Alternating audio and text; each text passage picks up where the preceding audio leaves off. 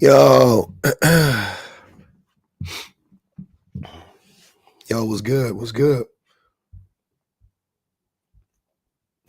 First,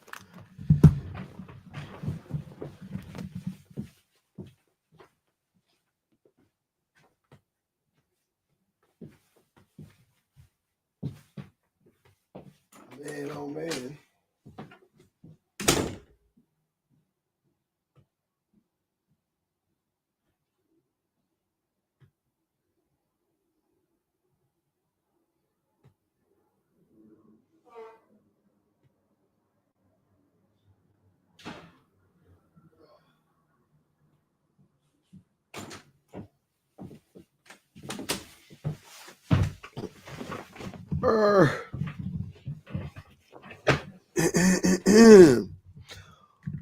Welcome to the Thunderdome. What's happening, man?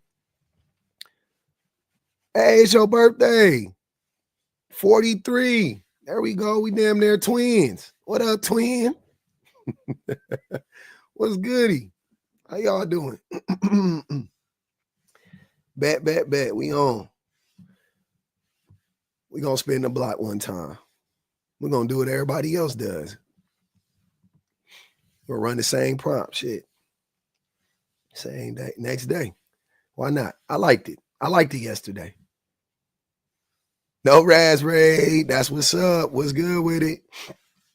Shout out to No Raz, man. Y'all know that's my peoples. Y'all know they're my folks.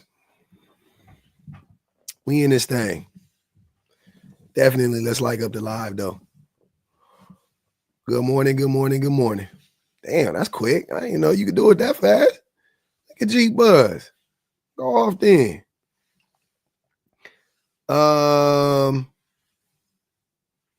Yeah, we just getting warmed up. A man's best investment is a woman. A woman's worst investment is a man. We bike, baby. Part 2. All right.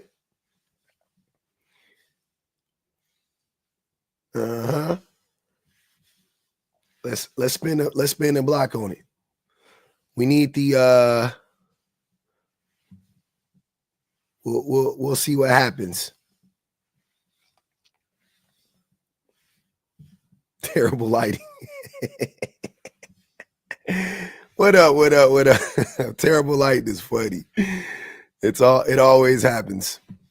If no Rads is involved, the lighting is gonna get mentioned.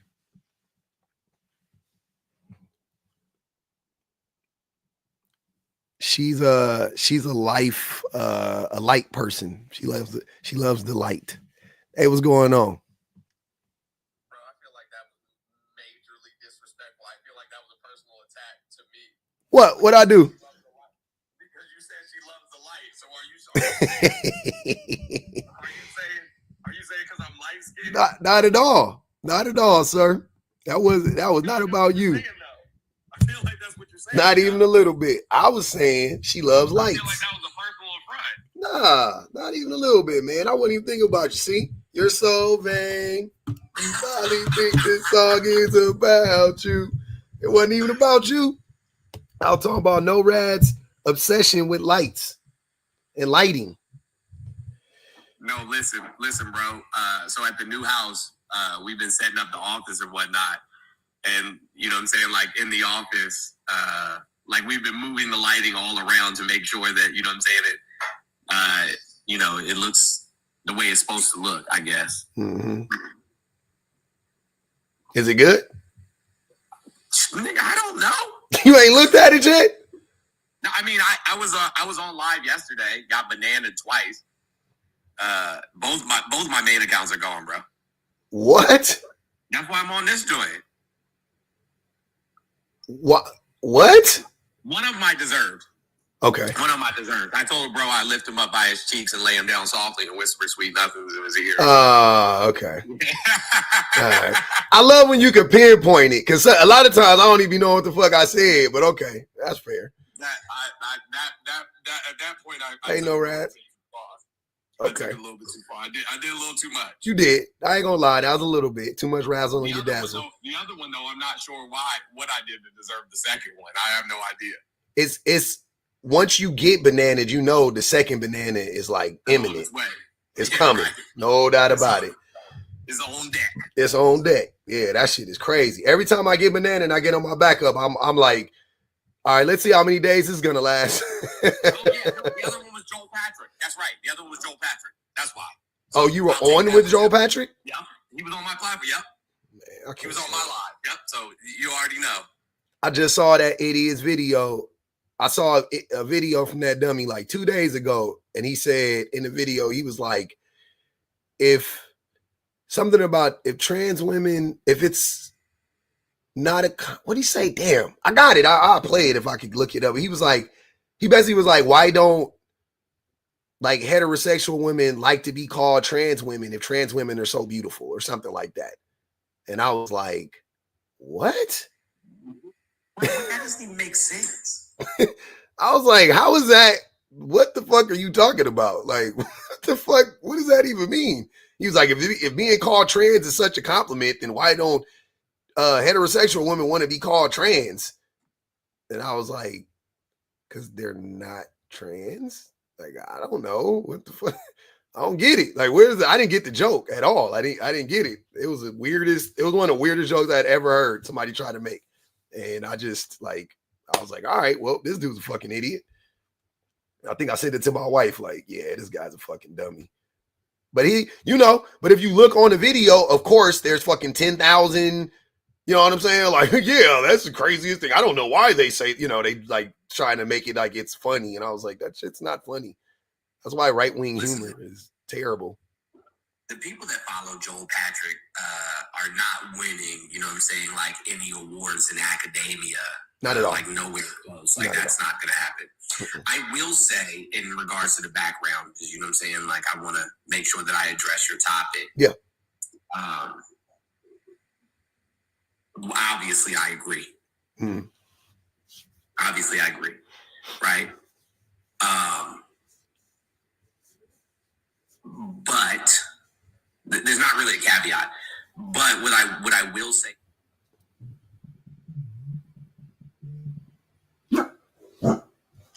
Hello? Hello?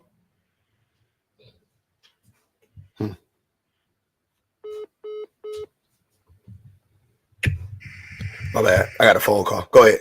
I said, why you make that face? Somebody had called me. I don't know. It was a weird call, a weird number. Yeah, somebody said, no, I was really joking. I said, not all men.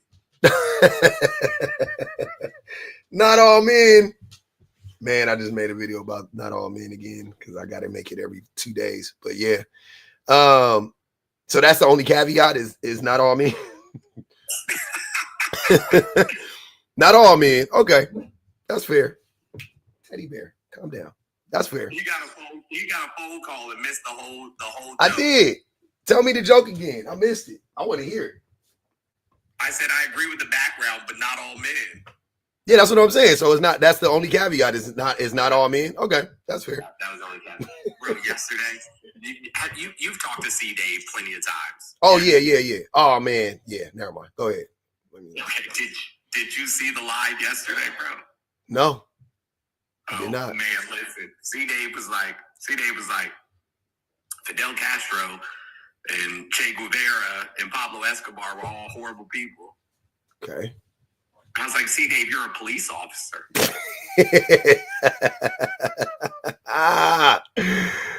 Oh my God. What did Che Guevara do? I don't know. Fought to free Afro-Cubans from slavery? I don't like what? What? I don't know. That's crazy. Okay. That's what Che did. I know. I'm trying to say from his perspective, like, what did Che do that was so bad? Okay. Oh, they unalived a bunch of rich plantation owners, and he thinks that that's a G-side. No. Yeah, I said that's not how a G-side works, bro. Like a G-side is when you unalive a specific demographic of people. Based on their ethnicity or race or gender. Exactly or, that. yeah. If you're being rich is a choice, by the way. Yeah. And then he started talking about Pablo Escobar, and I was like, "Yo, Pablo Escobar like took his money back to Colombia and built whole communities." And he was like, "Yeah, but he was pushing, you know what I'm saying, derails. Oh, Pablo was terrible. Pablo was terrible. He was evil. But yeah. Sure, but the vast majority of his weight was sold to whom? Oh, America. Yeah. But whom specifically? Oh, the American government. Yeah. Contra. Okay, yeah. And then what did he do with the money? He spent a lot of it in Colombia. Yep. Built communities in Colombia. Yep. So, like, am I supposed to be mad at that? He funded various politicians. He ran for office. Yeah, he did a lot of stuff. But he also blew up like children and shit. Like, that was crazy. He fucked up. He went a little too far. He got a little too crazy towards the end. That's all I'm gonna say about Pop. He got a little too crazy towards the end. I just wanted to tell you that I made Joel Patrick crash out twice yesterday, and it was fucking hilarious. What did that? What did that? Where is that at? Is that on? Can I watch that? Is that on YouTube? I want to watch that shit. No, and I recorded it, but because I was on live while I was screen recording, it didn't record anything that I was saying. Yeah, it never. Yep. Else. I know. No, I told him he was 5'2", and he got so fucking pissed. Is he that short? No, he's not. But it really hurt. She said he was short, bro. When she said he was short, bro lost his mind. Lost it. Bro was upset a rose. Why? I called him because I don't know. He's very fragile. He's very insecure. And then I told him he was a pick-me, and he's like, millions of people follow me. I said, bro, being tokenized and being picked are not the same thing, friend. I asked him where he was on the list of pick-me's, and did he think his turn was coming up soon? He got so mad. Why would he think that would be the comeback? Like, I got a bunch of people that follow me. Like, what? No, bro, a lot of his followers are paid for, though, bro. Like, you know, there's analyzers. Mm-hmm. You know there's analyzers, and we can just go run it through the algorithm, and it tells us that you're 42%. Mm-hmm. Yeah, your followers are paid for. Yeah. Like, my following is organic as fuck. Mm-hmm. Like, you paid for yours, bro. Damn. I wouldn't put it past him. Well, he didn't pay for it then. That means somebody paid for it, because he did, you know what I mean? Like, so somebody paid for it. Right? It's Bobby funded. And then he said, me and No Rads live in poverty, which clearly that's not the case. Yeah. Like, I was like, yo, this is nuts, bro. He just be saying stuff. I don't listen to him. Man, that dude's a fucking nut, man. Him and that other goofy ass black Osa. Nah, Osa's crazy. Mead, what's his name? Jeffrey Mead or oh my God! Oh God, yeah. Listen. The way that Jeff Mead kicked me, and then ended his live when I was dragging his ass, bro. When was that? That was recent.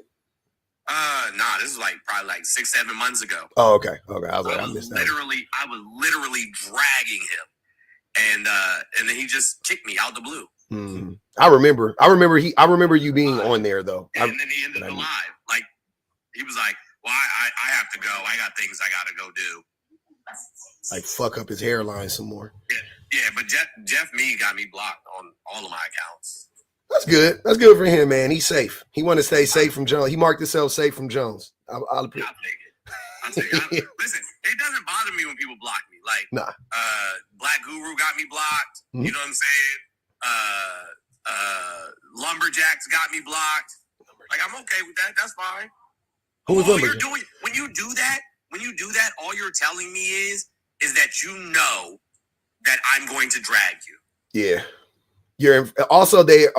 They're afraid of you engaging with their content. They're afraid that they're gonna post something, you're gonna see it, and then you're gonna respond to it. That's the thing that they really fear too. Like, a lot of those people, they don't want you to, like, you know what I mean, like, see a video or whatever and then stitch it. So they just want to live in their echo chamber. They want people who are going to continue to fluff them up instead of having opposing viewpoints. They don't want to hear they're wrong. Never. I offered them all. I'm not joking. I offered them all money, mm-hmm. and it still stands. I literally will pay each and every one of them. Black Guru, Lumberjack, Jeff Mead, Joel Patrick. I'll pay all of them mm-hmm. to debate me. You know what I'm saying? On a YouTube live. It don't even gotta be TikTok. I'll give them like link-ins where they can join the conversation, mm-hmm. and I can't kick them. Yeah, I know. I would. Yeah, I'll show up. I'll do it in public.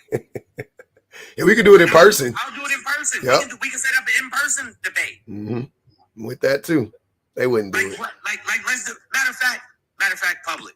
This is what I need you to do, bro. I need you to make a video calling them, all of them out. Oh, and then I'll look, bro. You already know me. I'll book the studio. I'll get the producers in there, and we film the joint. It'll be me, you, No Rads, and Quentin. Okay. And Baby Jones. Okay. Versus however many people they want to bring. But they won't come, dog. Okay, I'll make the video, but they're not gonna come, and they're not gonna see. They might if I'm there, because they're gonna salivate at the mouth to have a chance to be misogynist to my face. Okay. You see how they react to me. I think that would honestly get them to come more than anything else. Like, yes, I get to be a misogynist. Let's do this. Maybe. Because Joel Patrick really don't fucking like me. I can see that. To talk about your background, yes, ma'am. I completely agree. I absolutely completely agree. Because when we see not people all men, though, right? Like, no, not all men. No. If you don't shut up. Not like if we just look at society as a whole, when we look at people's relationships, more often than not, when people get married, women tend to give up their entire identity for the sake of boosting their family. Women are consistently doing things to uplift their partners, to take care of their children, should they have children. And men, even on a political level, don't do the things necessary to invest in women for women to be successful. It's always in some kind of way to remove a woman's identity or ability to make choices. Always to stop a woman, never to prop a woman up or help her. Yep. Yep. That's crazy. Yeah. There are exceptions to the rule. Of course. Yeah. You don't have to say that here. We know. It's never all, right? It's always most. It's never all, but it's always most. I won't do that. No, right. Because we can never tell the difference between who is who at face value. You know, we have to deep dive into people's lives and the dynamics of how they function within their relationships and within society to really know who is not the all, but it is most. Yeah, definitely. I'm not gonna lie. Pub. Me and you have had, you know what I'm saying, some very open and honest conversations where I told you specifically about, you know what I'm saying, like my hang-ups, like, you know, the things that make me, you know, toxic. Yeah. Or what have you. Right?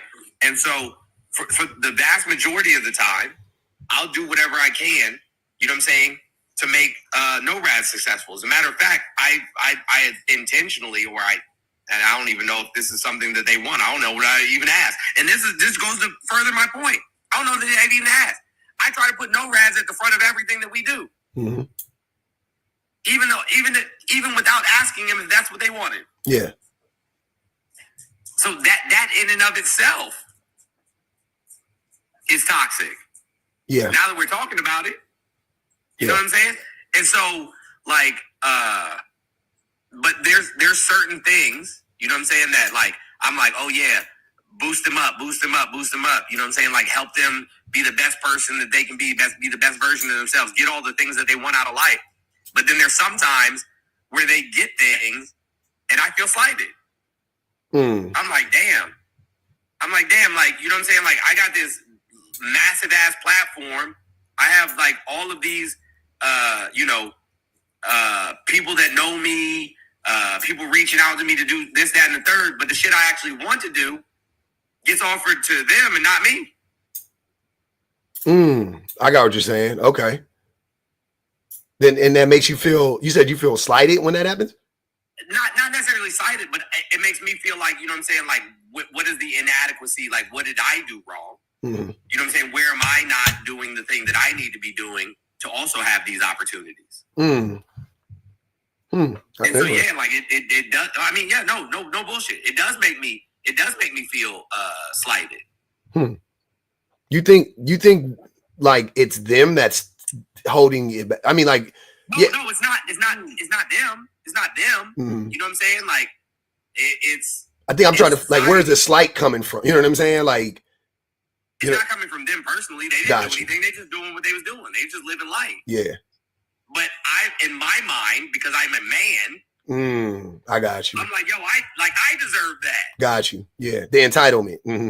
Correct. Got you. But also, to be fair, like, even though Jones does, you know, put me in the front and does help me and involve me in things like that, And I think that's why we do, even though we fight and we have issues like any other relationship, like any normal relationship. Of course. When I'm brought into a project, I always say like, hey, if you guys are looking for someone else, this is the type of voice that Jones will bring and blah, blah, blah. And I always bring him into every project that I do. But I mean, we also have to look at the fact that I am a white woman. So there's also that aspect to it. Yep. Depending on the space. Yep. That will come into play. That's fair. What up, Remy? What it do, man? How's everybody? I think we're good. Everybody's good up here. We just chopping it up. What's up? What up, man? Go ahead, Remy. Hold on, brother. Why y'all? Hold on, brother. Yo, they can't even respect each other. It's crazy. Golly, this man was up here. I brought him up here first. I invited him up here, actually, and I wanted Remy to go. Go ahead, Remy. Oh yeah, no, I didn't think he was interrupting me. I thought you were. Nah, it was interrupting you because I wanted you to go. Oh, okay. Yeah, no. I mean, this is kind of the same thing, you know. Like I was saying in the comments, you guys were talking about echo chambers. Obviously, there's echo chambers of all types. There's red pill, right? Red pill echo chambers, and then you have misandrist echo chambers where people are pushing a narrative that fits one gender or the other, right? May I ask a really quick question just for clarification purposes, if you don't mind? Yeah, go ahead, man. What is misandry? What is that? You want me to Google the definition for you, or you want me to? Just tell me what your word. Yeah, you used the word already, so you would need to know the definition of it before you. So I was just clarifying because I didn't know if you wanted the official version. Or No. I just want to know what. A misandrist is a woman hater. That's what it is. No, it's woman not. hater. Got it. Okay, got it. A man hater. Oh, there you go. Hold on. Is reverse racism real? Reverse racism, where? In America? In the world. I don't care where. In the world, no matter. Well, if you go by the definition of racism, which means that you have the ability. How do dictionaries work? I feel like we have to keep unpacking shit. How do dictionaries work? Are they descriptive or prescriptive? So now you want to talk about dictionaries, man? Well, no, because you said if you use the definition. So what? Yeah. Damn. You don't even let somebody finish. You want? No, I did. You said if you want to use the definition. I said, are they descriptive or prescriptive? So, one, you asked me God. what misandry is. Then you're asking me to tell you if somebody can be reverse racist, right? I'm trying to explain it to you. You're asking me about how dictionaries work. Like, pick a struggle, brother. Okay. Let me finish one thing, and then you go to the next thing. Don't be so excited. Okay, all right, go ahead, brother. We don't. Go. Okay, finish. see, like I'm listening. We listening. Go ahead. So, for example, if I'm in a country in Africa where people control the government, where BLK people control the government, you can implement racism. You can be racist. In this country, in America, Black people are the minority. So you cannot be racist, but you can be prejudiced. Wrong. Sure, if you say so. Also, what does the numbers have to do with anything? Because they were the South Africans were the minority in South Africa. The white South Africans were the minority in South Africa, and they are and were extremely racist. You don't have to be the majority to be racist. That's not what racism says.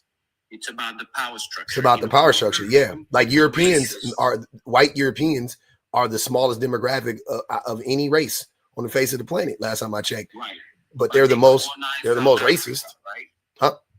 But they colonized South Africa, and for a long time they controlled it, right? They don't control it anymore. Yes, still there. They own 85% of the wealth. They own 85% of the wealth and 75% of the land. How is that not control? Yeah, they still control it, brother. Don't confuse financial control and political control. They're the same thing.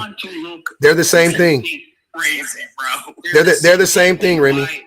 If they're the same thing, if you control all the money and all the land, and you control the politics of the country, you're not making sense. That's not how it works. That's literally how it works. Literally, that's how it works. If I know how anything else works, if I don't know how anything else works in the world, I know that that's how politics work. 1,000%. And that's you, right? Everybody has a different understanding according to their IQ. My IQ tells me this. What's your IQ? I can have a lot of money. What's your IQ? A lot of money. What's the last time you tested it? What was it? Don't worry about it. Okay. All I'm saying is you can interpret how you want it, but I'm telling you, when it comes to political power, people can have political power. Remy, what is I'm going to give you an example. Hey, Remy, South Africa.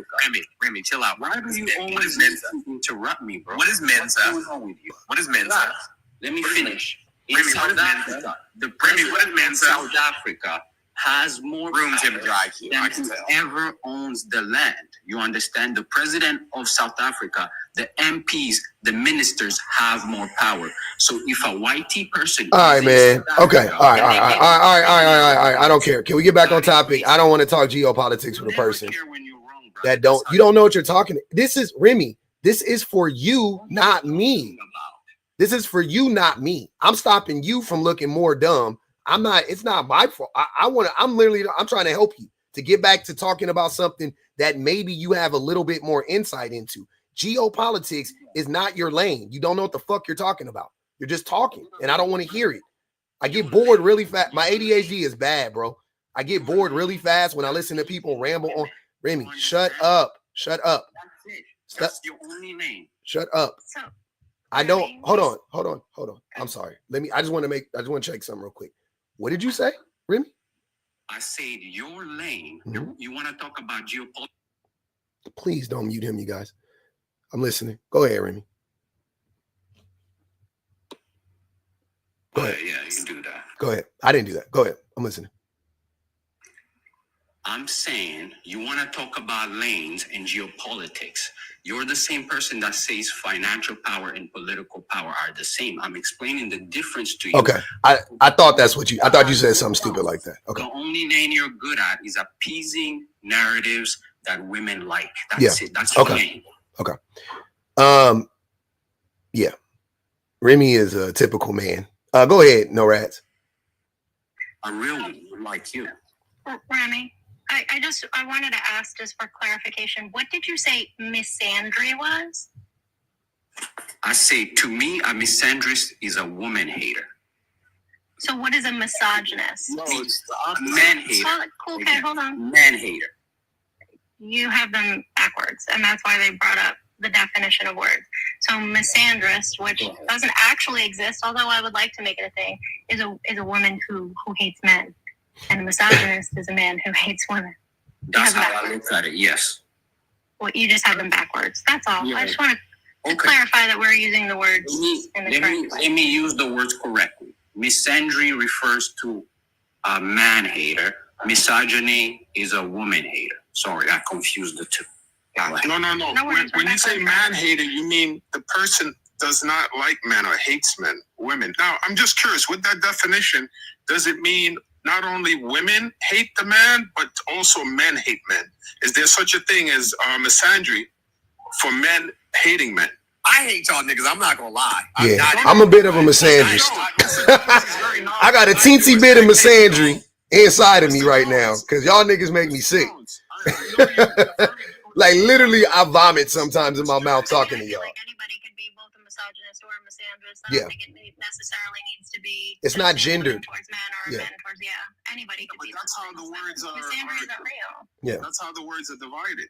That's why they say misandry and misogynist is the difference. A woman could be a woman could be a misogynist, but what people would say is she has internalized misogyny, right? Because she also suffers from she suffers at the hands of misogynists, right? Like men who actually have the power. So they would say she has internalized misogyny. The same way a black person, you wouldn't say a black person is racist against other black people. You would say because they belong to that group, you would say that they have internalized racism, right? Oh, that's how they define it. Yeah, that's why they make that distinction. But it's not gendered though. Just to be clear, misogyny or nor misandry are gendered terms. So you could technically be a man that is a misandrist, and you can be a woman that is a misogynist, right? Exactly. That's what I was saying. Yeah. But I'm curious, Jones. We're not gonna harp on it. I just heard from what did I tell you the other day? What did I tell you the other day, bro? Which part? They will not say anything to me on my platform, but let me be on your platform or anywhere else, and all of a sudden they request up and they want to talk to me specifically. Bro, find somebody else to talk to. Talk to your therapist. No, seriously. I just want to ask you one quick thing. And I don't think I follow you. I'm not sure because I follow a lot of people. But the fact is, I rarely go to your live, if anything. But it's not a situation of fearing anything because I really don't care what anyone thinks. I'm just trying to understand something. Do you have a particular faith that you follow? Because he says no. Spiritual things. No. We're not talking about God, Cool K. We did this last night. I'm burnt out. No more Jesus for at least 72 hours for me. I can't mention Jesus again. I can't. I'll be honest. I don't want to hear nothing about spiritualism.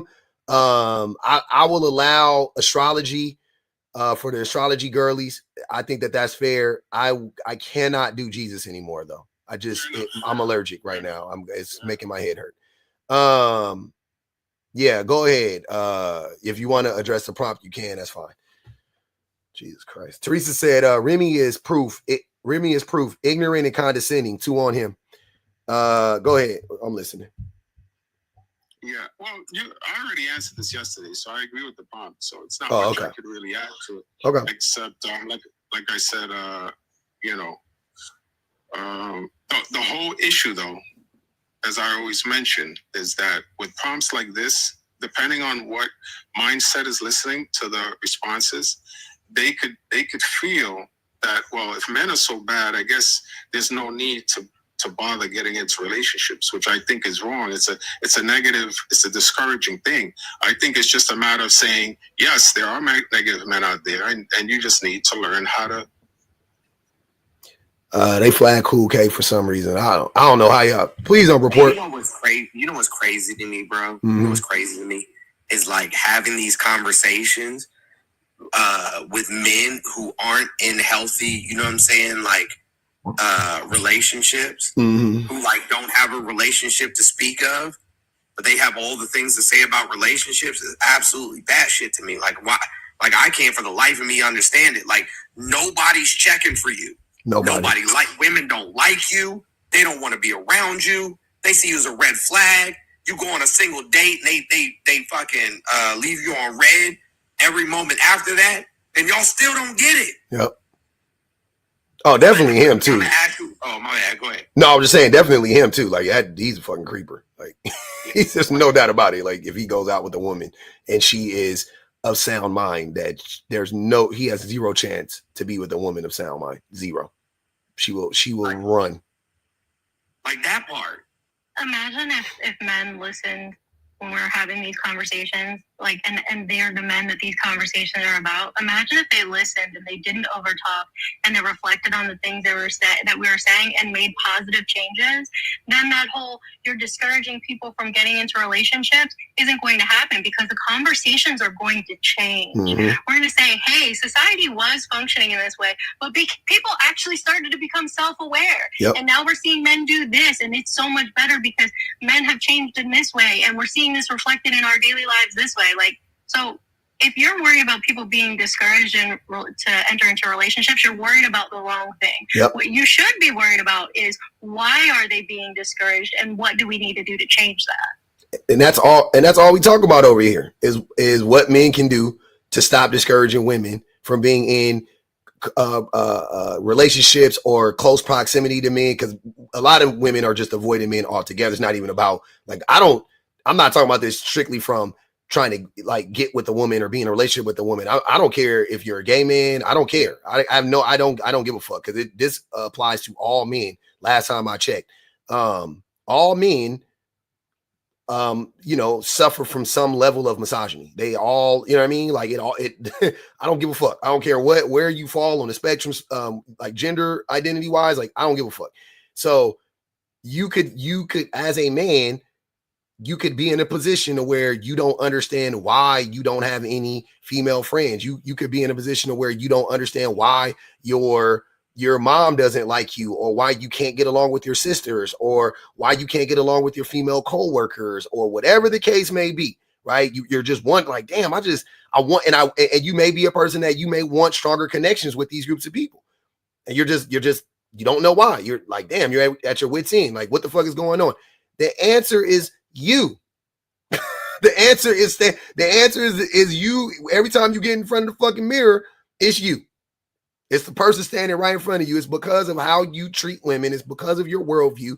It's because of all the weird, problematic shit you say online, right? That you think nobody cares about because you think online is fake and real life is real and all of this weird shit, right? Whatever excuse you make to be problematic online, that's why they don't like you. And you think that you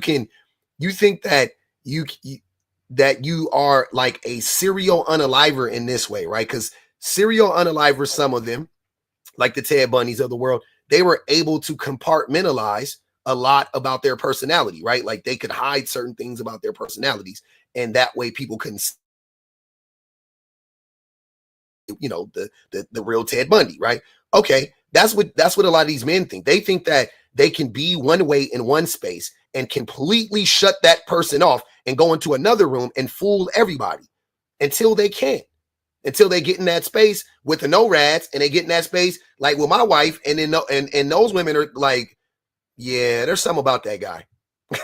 Like within 5 sentences, they're like, there's, yeah, I could tell by his word track. Like I've talked to my wife about 1 million people that we've come in contact with, and she's like, and my wife's not a judgmental person, but I'm talking like in 5 minutes, she's like, yeah, that dude's off. And I'm like, why? And you know, and as a man, I'm not that perceptive. And I start talking to her. I'm trying to get into her brain and like, what are you seeing that I'm not seeing?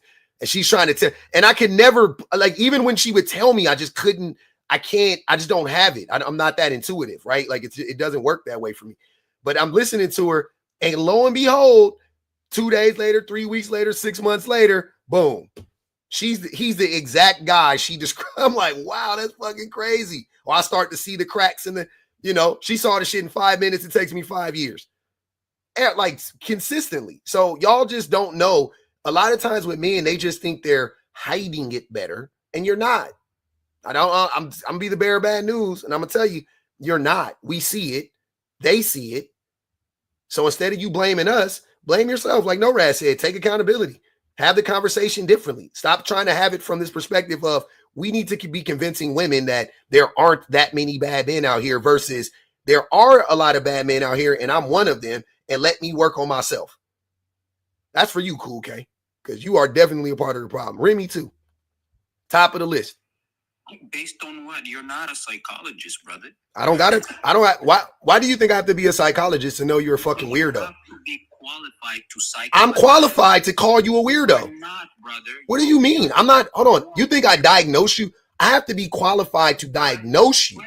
I don't have to be qualified to say that you are problematic. I don't have to be qualified to say that you're a fucking dummy. What are you talking about? That has nothing to do with being a psychologist. I can tell by our conversations you don't know what the fuck you're talking about. I got to be qualified. I have to be a psychologist to tell you you don't know what the fuck you're talking about. It's my show.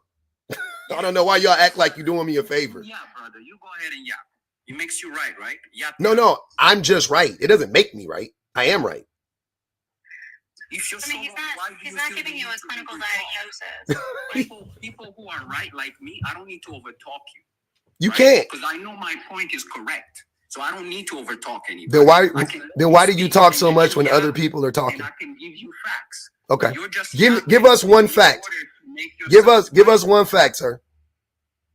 You are not, and you are the last person to be qualified to make any judgments on men, especially when your platform is based on spinning narratives that fit into what women believe. And what do women, hold on, you just said a whole lot of nothing. Hold on, Remy, hold on. This is, Remy, I want you to answer. I just don't want you have to stop projecting. You don't know what yapping is. When you just talk with no point in sight, that's yapping. That's not me. I actually come to a point. So I want to help you come to a point. What I'm asking you is, what exactly do women want to believe that isn't true, that I'm telling them? You have to be specific. That's the thing. I was just explaining that. You don't even do any research. Sir, get to the fucking point. See, I asked you a direct question that would help you clarify. Hold on. So you say you want to make a point. You say I'm going to spit a fact, and I say, okay, give me the fact, and then you make this assertion, which isn't a fact. Then I go, okay, and I'm trying to help you find the fact that you're looking for. And I say, hey, brother, look, all I'm asking you to do is tell us directly. Say, this is what women want to believe that I think isn't true, and that you tell them. That's very easy. It should be easy for you to do. You stop yapping it up so I can. Yeah. So now tell me what that thing is, Remy. Example number 1, right? Mm-hmm. I get the big screen for a second while he's talking. Go ahead. Tell me what that thing is. Example number 1. When you have a prompt saying that hypergamy is almost impossible. That's bullshit. Okay. Example number 2. Nope. Stop. We're gonna do it one by one. I don't want you to ramble. We're gonna go one by one. Okay. So only 3. No, I only want one at a time. I'm gonna let you do all 3, but I want one at a time. So you say that you have a problem with me saying that hypergamy is almost 100% not real, right? From women to men. I think men are hypergamous as fuck. But hold on. I think men are hypergamous as fuck. But I don't think women, it's hard for women to be hypergamous, considering the fact that almost every single time, if a woman is in a relationship with a man, she is going to give more to that man than she is going to receive from that man. So that, to me, that does not equate to hypergamy. Hypergamy isn't typically, if you think about it, it is an unequal exchange in a relationship. So she's looking for a man who makes way more money than her, and he brings all of these things to the table, right? Because it's not just about money. But let's say in that instance, that means she brings far less money to the table, right? There's not a fair exchange going on there, right? When as it pertains to money. But then, okay, cool. So he makes more money, but she's gonna have babies. She's gonna take care of the babies. She's gonna cook. She's gonna clean. She's gonna listen to him. She's gonna be his fucking shoulder to cry on. She's gonna be his sex slave. She's gonna do all these things for him. In exchange for that, all she's getting is what? Money? So you're telling me that in your mind, that's hypergamy. Again, that's the difference between you and me, brother. I don't spin narrative, and I don't have. Sir, shut the fuck up and answer the question. I don't care about y'all little attacks. Get to the point. Like, all you got to do is address what I'm saying. That's it. You don't have to say anything about me personally. This is how men act. If somebody wanna yap it bro, up, Remy, Remy, I promise you. I promise you, with no equivocations, no doubts about it.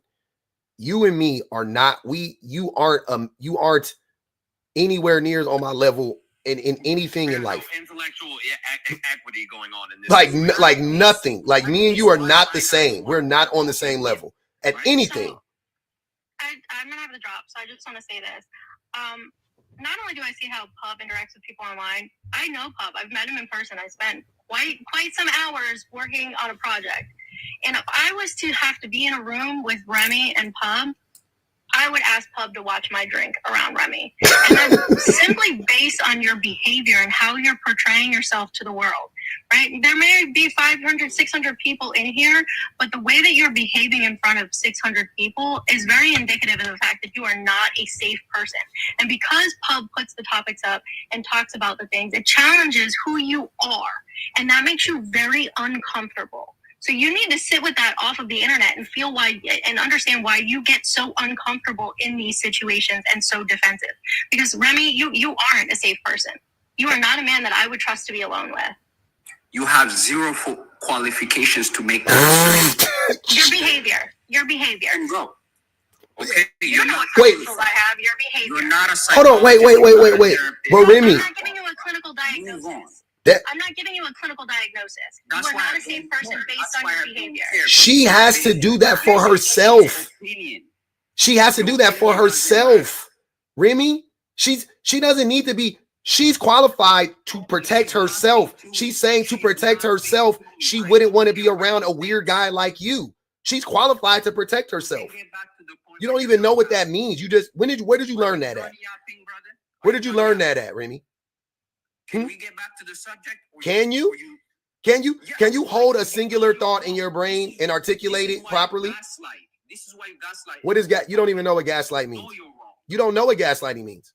Why do you keep changing the subject? I'm not changing the subject. So let's go back to hypergamy so I can prove to you you're using definitions that aren't even correct in the first place. Go ahead. And that's your problem. Yep. You Sir, shut up. When you want to say something about the topic, you start to address the topic, then you start talking about me. Okay, you're projecting. Talk about the topic. You run your mouth every 2 seconds when I speak. Talk about the topic. Tara said, live contribution from be quiet. Thank you. I would love to do that. Go ahead. Again, hypergamy, the way you define it, you're trying to include marriage and all that stuff. Hypergamy refers to a woman's psychology when she's choosing a man. Most women, including the women in here, admit that they choose men based on financial security. No, they don't. That's hypergamy. Don't add all this other No, they stuff don't. You're lying. so you can fit your narrative. You're lying. Let's ask them then. Ask them. Run a poll. Who wants to date a broker man? That's not the question. That's not the Remy. That's not how you frame that question, dummy. See, that is called gaslighting. That's not how you frame the question. Go ahead, please. Is financial security and being having more money than your partner the same? Can I be financially secure and not make as much money as my partner? Yes. Oh, okay. Okay, what? It doesn't. Then it disproves your point. No, it doesn't. It does, because you just tried to say that women, basically, you're trying to make this assertion that the number one thing on a woman's mind is how much money a man makes, and that am I not right? Is that not what you were saying before I keep going? Yes. Okay. It's a priority in women's mind. No, not a priority. You said it's the number one priority. That's what a priority is, brother. That's not what you can have multiple priorities. You can have 7 priorities. Sure. Yes, you can have multiple priorities, but we're referring to one priority. Yes, right so now. you think this is the number one priority on their mind is how much money a man makes. Now, when you say that, so because I don't want to you accuse somebody of gaslighting, I'm not going to do that. So I'm asking you this. Are you, Remy, shut up, stop yapping. I'm asking you, are you Remy, shut up. I'm giving you the opportunity to explain it to me. So I'm doing the opposite of what you're saying. Are you trying to say that women either want a man who makes a lot of money, relatively speaking, like that's their number one priority, is finding a man who makes a quote unquote lot of money? Or are you saying that women are looking for men who make enough money? Let me clarify. Just answer that question, men please. Are prioritizing financial security, whether that's dating a man with what does money, hold on? The question I asked you is more clarifying than the one you just said. That's what I'm saying. If you answer what I'm saying, it would help me understand better. So because yours is still vague. So what I'm saying, because what is financial security? What does that look like? So what I'm asking you is, are they looking for a man who makes significantly more than them, or are they looking for a man who is economically viable? That's what I'm asking you. And I'm trying to explain. Just answer that question. You don't need to explain it any further. The question is good enough. There's a reason, because you're not understanding and you refuse to hear anything that is not framed in your narrative. Okay? I don't know what you want. If you want to be educated, you have to listen. If you want to yap it up, I'll listen to you. Which one you want to do? I want you to answer the question that I asked you directly. And if you would listen, you wouldn't even have a question in the Hey, Remy, what's your degree in? Hey, Remy, what's your degree in? Brother, I don't get on. I'm not your brother. Don't call me that. I call everybody brother and sister. Well, don't call me that. I'm not your brother. Don't call me that. What is your degree in? I don't care, brother. What is your degree in? Let me finish what I'm saying. What is your degree in? Then I'll answer you. What is your degree in? Men who can't even control themselves. Hold on. You mean the person that's been over talking the host the entire time? I am over talking. What is your degree in? You guys don't even have any self. You're not qualified to have sociological conversations, sir, because you have no education. You just interrupted me to show how stupid you are, talking about I don't have qualities to have conversation when you're interrupting. All right. Can you answer? All right. Can you answer my question now? Remy, can you answer my question? Again, I'm trying to. But okay. All you gotta do is answer the question. I don't need to hear anything, but okay. Let me clarify this so you no longer have any questions. Okay. Please don't interrupt me for 2 seconds. Okay. When a woman chooses a man for financial security, it could be either she's looking at him making more money or just making a lot of money. It depends on the woman, but either case is hypergamous because she's choosing the man based on what he can do for her financially. So if that's the case, because that wouldn't be hypergamy. If she's also making a lot of money, then that's not hypergamy, right? It is hypergamy if he makes more money. Why are you dancing around? I know what hypergamy is. You just said that either way it's hypergamous, but it's not. And that's why I was saying your statement was already vague. It didn't make sense. If you answer my question, which you still haven't answered, if you answer my question, it would actually give us some semblance of clarity. But you refuse to do it because you don't understand it. That's what I'm saying. Just say I don't understand what you're asking me then. This shit is not even that hard. Like, relax. If I didn't understand the concept of hypergamy, I would be the one trying to apply to what happens in a marriage. You do that. What? I don't. What? What are you saying? What are you saying? Wait. What does that statement even mean?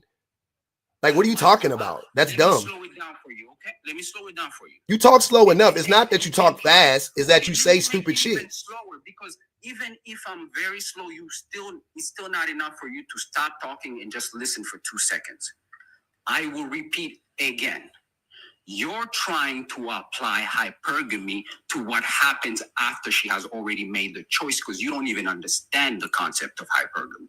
It has to do with her choice, the psychology between her and the way she chooses her partner before the relationship, not what happens after she has already chosen him. That has nothing to do with Okay, if that's the case, Remy, then why do men talk about the concept of monkey branching? Because red pillars are just as dumb as misandrists. That's why. So hypergamy can't exist during the relationship. It only exists before the relationship. So if a woman, so hear me out. This is to the red pillar's point, because it can happen, just so you know, but you don't know that because you're stupid.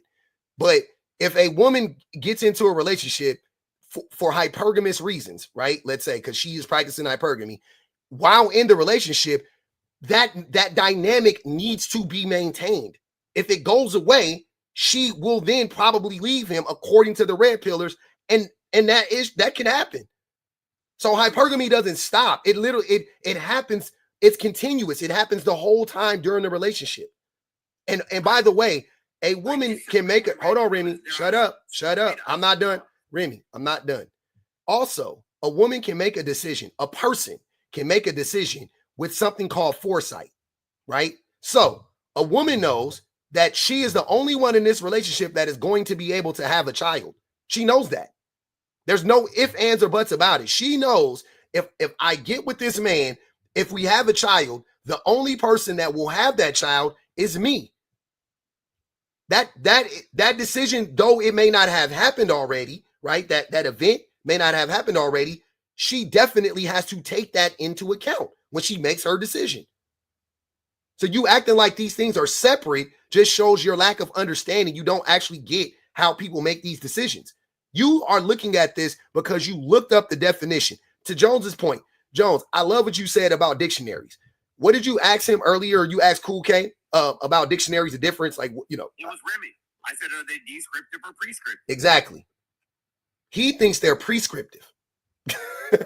He thinks it's written. He thinks like,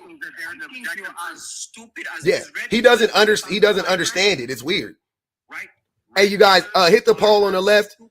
Hey, you guys, hit the poll on the left.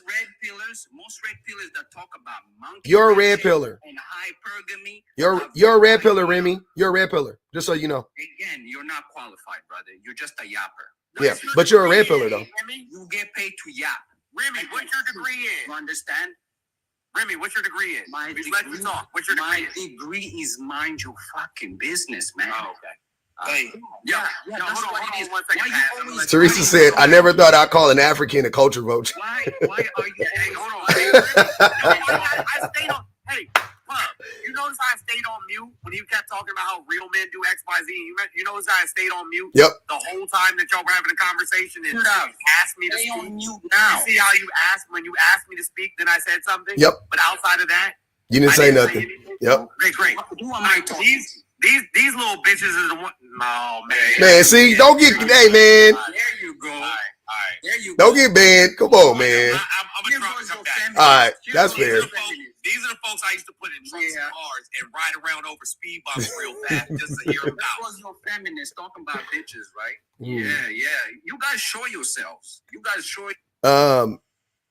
Cash Me Outside said $5 on Remy for his 5'5" little man behavior. He do got a little man complex. Bum Mistress said 5 on Remy. If you don't make people feel safe, you are not a safe person. That is subjective. Now we know the phrases he has been practicing. I didn't say it was subjective. I say none of you guys are qualified. Yeah, we know you didn't say it because, bro, you don't know what the fuck you talking about. This is scary. Go ahead, pass or pause. Go ahead, brother. Let somebody else yap. Let somebody else yap, brother, besides you. I'll be out of here in a second. I know Remy likes to talk, so I'll be out of here in a second. Much respect, Club. Thank you. Just found you from NORAD stuff. Yeah. Jones, what's up, brother? I just wanted to say, he keeps saying, like, qualified. I have an MSW, currently getting my LCSW. So I just want to diagnose this nigga as a weirdo. Officially a weirdo. That's your official finding? From somebody who can diagnose you. You're a weirdo. There you go. I'm gonna diagnose you too. You need some shots. You're not qualified. He's not either. He is. He barely knows me. Oh, now I thought it was the. Oh man, I fucking hit the damn thing. When did I ever consult with him? When did I have an appointment with him? You don't need to. You guys are qualified. Yo, hey, listen, I feel y'all in the chat. Like, the fact that Remy has 943 coins is crazy. He got them all from Cool K. I'm a real man, unlike you, Tough. He got them all from Cool K. Hey, Remy, the rooms that I speak in, nobody in those eating soy. Stop eating soy. Stop eating soy. You hear me? Stop eating soy.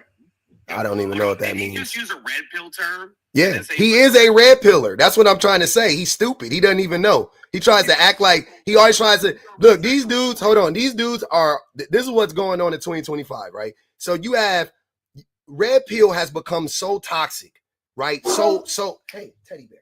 Red pill has become so blatantly toxic that even hold on, Remy, shut up. Even blatantly weird, problematic men like Remy can. Even blatant Remy, shut up, Remy. I promise you, this ain't gonna work out, brother. Even the blatantly weird, toxic dudes like Remy are like, I have to distance myself from the term red pill, not the ideology.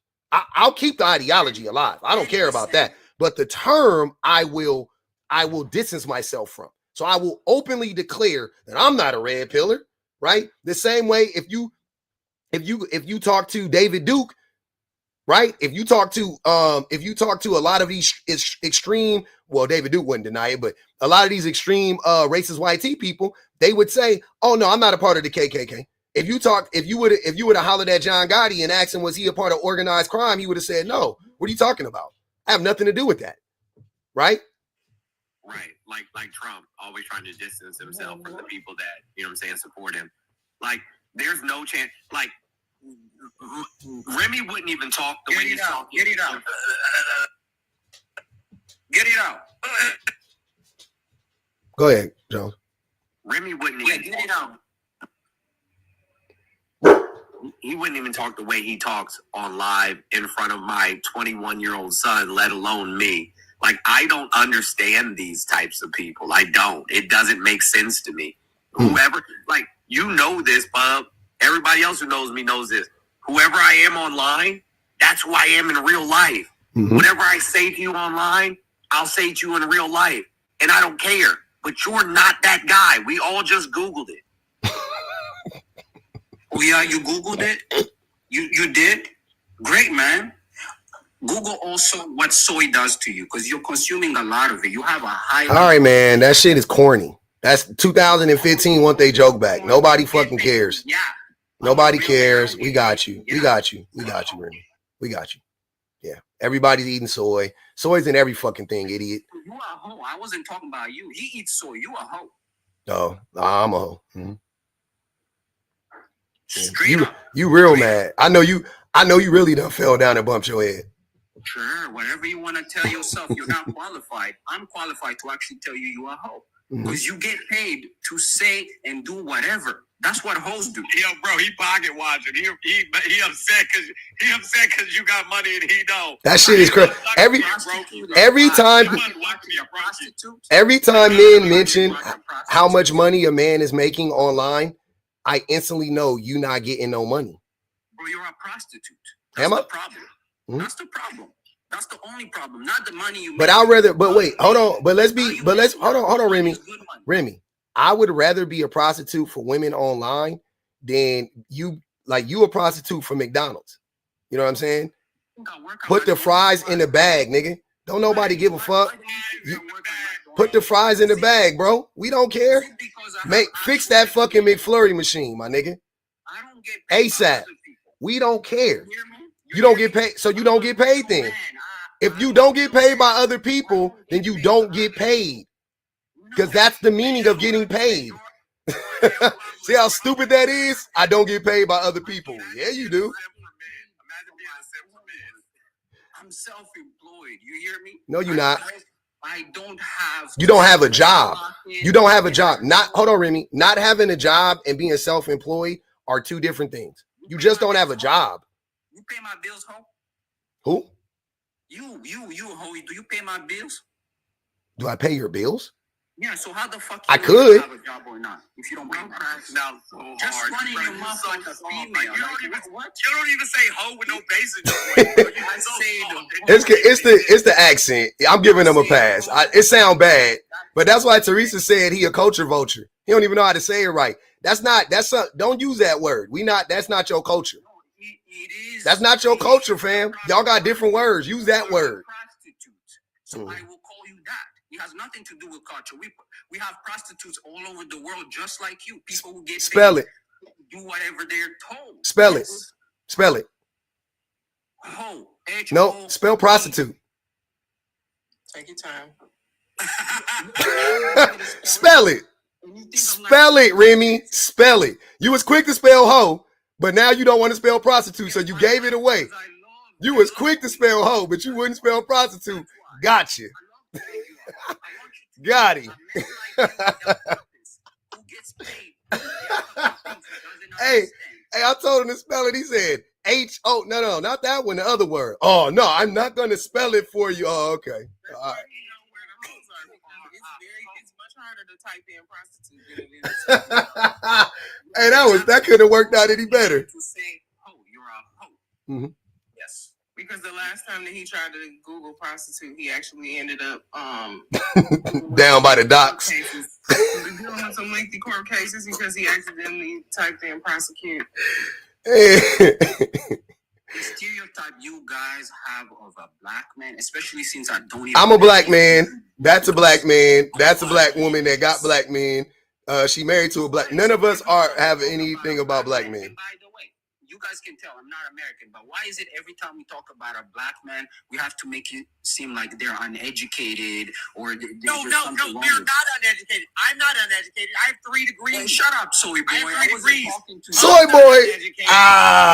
It's just you. Red pill ideology. We got it. It doesn't bother me. You calling me a soy boy doesn't bother me. I'll take it. Soy boy. Soy boy. You know what I'm saying? Like all of us, I'm cool with it. Shut up, soy boy. I wasn't talking to you. It doesn't bother me. Like, listen. Show me yours. Show me yours. What? Pause. Show me yours. No Diddy. Get out of here. Show me yours. No Diddy. Get out of here. Pause. Hold on, man. Hold on, man. Hold on. Show me yours. Get out of here, bro. What's wrong? Like I'm not a little dude. Oh. You're 5'2". How you make a son? How you make a son when you're gay? I have multiple. Oh shit. Yeah. How you made a son with another man? Hey, hold on. Somebody said. How you do that? Hey, somebody said, hey. Him for instructions on how to make a child. Yeah, how you do that? IVF? Who got pregnant? You or your partner? Both. Hey, 504 Empress said Remy was made with pre-cum. I ain't never heard that shit in my life. At least I want to be a prostitute online. How about that? That's still not no. Hey yo, can you spell prostitute for us now? And then tell us how dictionaries work. It feels very sizzling sausages in a saucepan coat. Right. 7 sizzling sausages. You really got me on that one. I'm not interested in. We know we got you. Say it, spell it. We know we got you. Oh, you do? I knew you couldn't spell that word. I'm helping you get paid, ho. I mean, why didn't you just spell the word so we can move on? Because he don't know how to spell it. Because I really don't. Because you can put it in your phone, type it in the comments, and predictive text will spell it out for you. There's a bunch of ways for you to figure it out. Why would I do that? To prove what? You wanted to spell hoe. To prove what? To hold on, wait. But Remy, hold on, Prove it to me. Wait, Remy. Remy, hold on. You're not gonna win this one. You type it up in I got you. Hold on, Remy. I don't need to type it up in the comments. I can just spell it because I have a grasp of this. Go ahead, spell it, ho. Spell it for me, ho. Sure. PROSTI. That's what I like, ho. That's what I like. Yeah. And you know what though? Hey, this nigga mad. That's what I know. Big upset. And guess what? Guess what? He's so mad. This shit is crazy. There's no denying. There's no denying. There's like this is not a mystery or anything like that. I have a shit ton of kids, bro. I am in fact a hoe. Now my whole this was deleted, man. Y'all got that shit. Hey man, I washed myself off in the waters of Lake Minnetonka 17 years ago. I am reborn again. I am not a hoe, okay? But I got you. Yeah, I got you. You got it. Go ahead, BPG. Can somebody else talk? Wait, can I read these real quick? Bun Mishra said 2 on Remy. That's 17 on Remy. They said he's a qualified 304. It seemed like it. He got qualifications when it comes to 304s.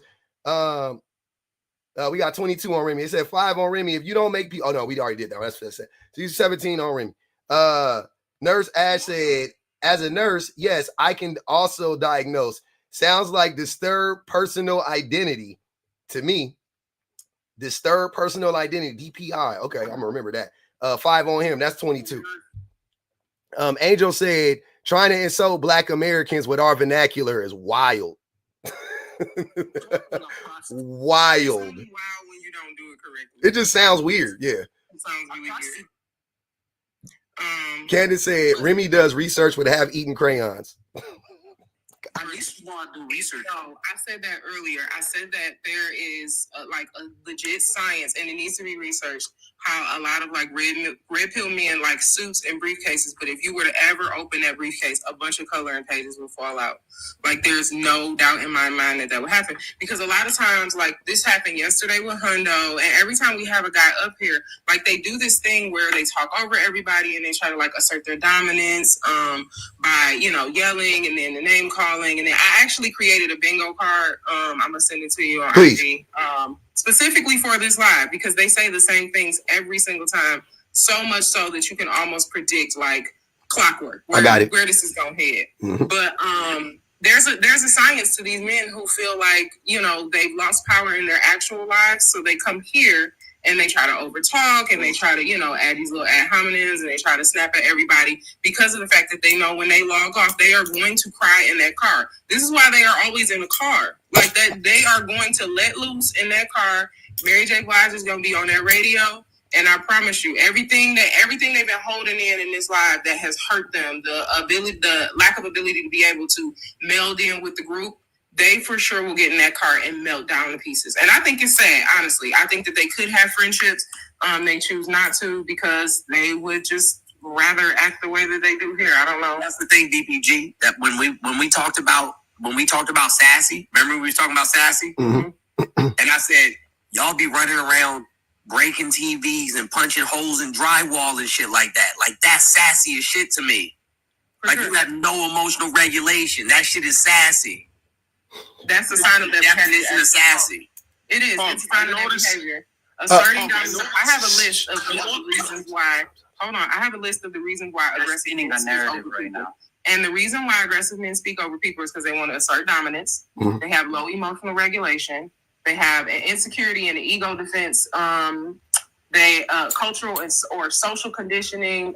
So they feel like some cultures or environments reward assertive behavior, which is directly correlated to the red pill, because in the red pill community, it's very cool if you're a man who like talks over women or talks down to men or, call women out of their names. Power dynamics, entitlement and lack of empathy, and conflict avoidance through overpowering. So like I said earlier, the reason why they have to do that is because if you don't feel power in your actual life, you have to figure out some way to assert dominance, because you can't do it at your job, because you don't have a relationship, you can't do it there. You have to do it somewhere. And what's the perfect place to project on some other men who actually like women, who actually have women as friends and in relationships with them? Why not project that onto them? And you're just further making my point. You know what I'm saying? Like making the BBG, you're just further making the point that I was making earlier. Like bro keeps saying, "Oh, you're not qualified. You're not this. You're not that." Bro has no educational basis. We can tell that just by listening to him. He has no sociological understandings. He certainly doesn't understand intersectionality. And you can tell he's a little bro. You can tell he's a little bro. Like there's no way.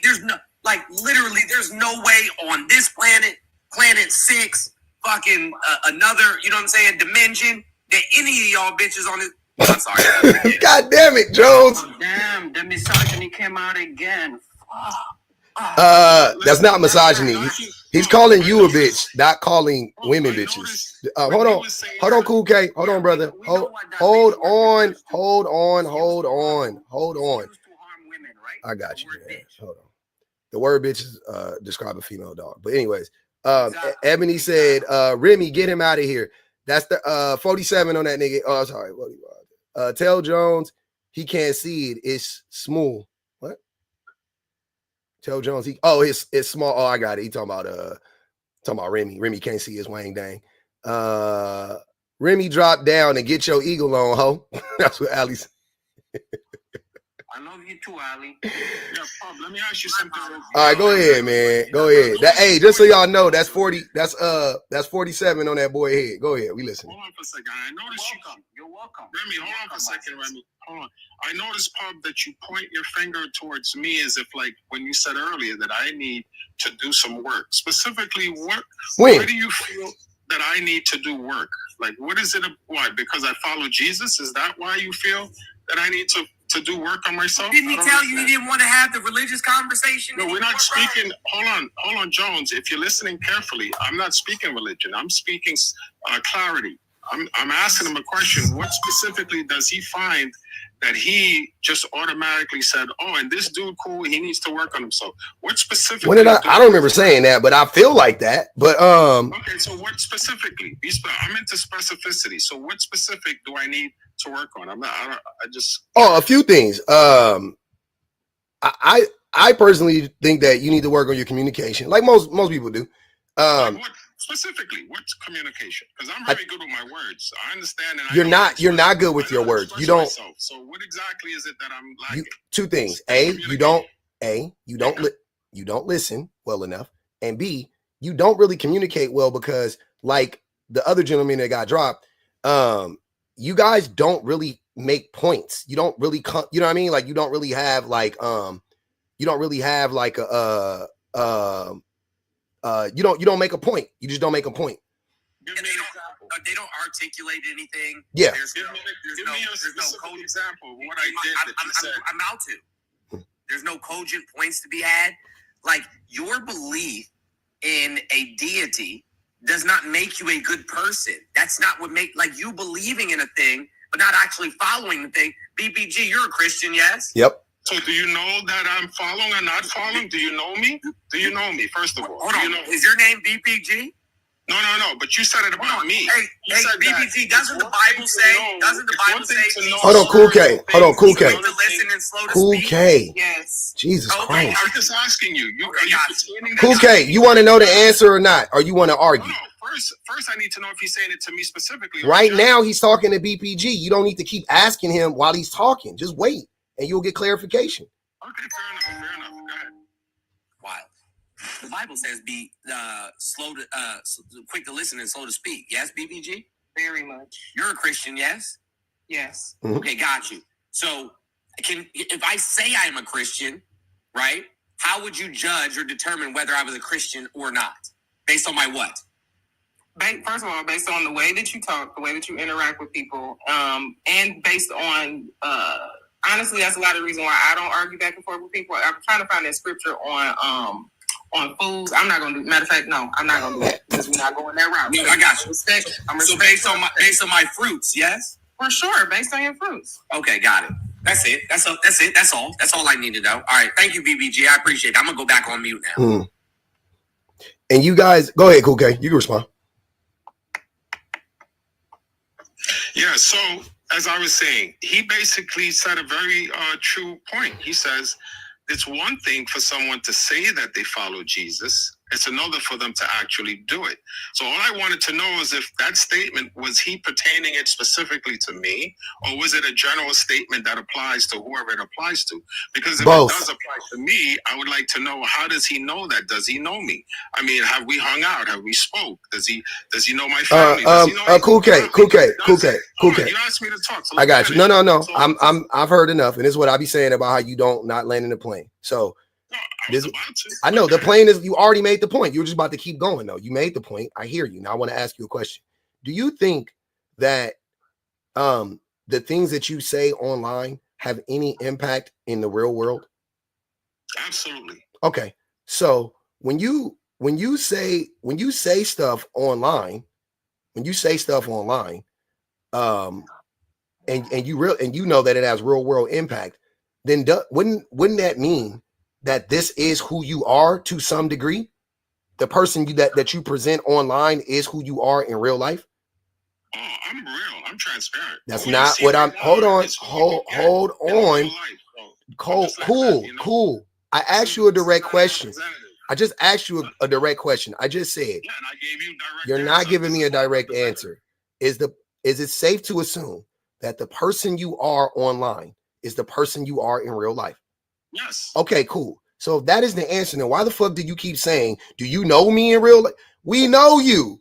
No, that's you're about to contradict yourself right now. Don't you just hold on, let me respond. This is a good point you made. But you see, the problem with that statement is it's incredibly truncated and curtailed. That means you cut it, actually more than half, you cut it off. And what you should say is, what we see right now, this is Cool's personality. He's a focused individual, but you don't know the entire personality. Meaning, there's certain aspects that I don't need to know your entire personality if I know hold on, y'all. Cool K. I just don't like when y'all get long-winded because you lose the plot. Give me 20 seconds. No, I'm not giving you 20 seconds. I'm not. All right, I can't. I'm not about to negotiate with you. Cool K. What I'm saying is we don't need to know everything about you if the part that we know is problematic. Why do I need to know everything about you to know that the part that we know about you is problematic? What's the part that's problematic? Watch this, Can I ask you a question? Go ahead, sir. Okay. Can you ask Cool K who he supported in this last election? He didn't vote. Oh, he said Trump. There it is. All we need to know. End of story. And please explain what my political inclinations or bent is, and in order to describe who I am. Y'all have the same personality traits. And what is that? Be specific. I'm into specificity. Be specific. You said be specific, and you're not giving me a chance to answer the question.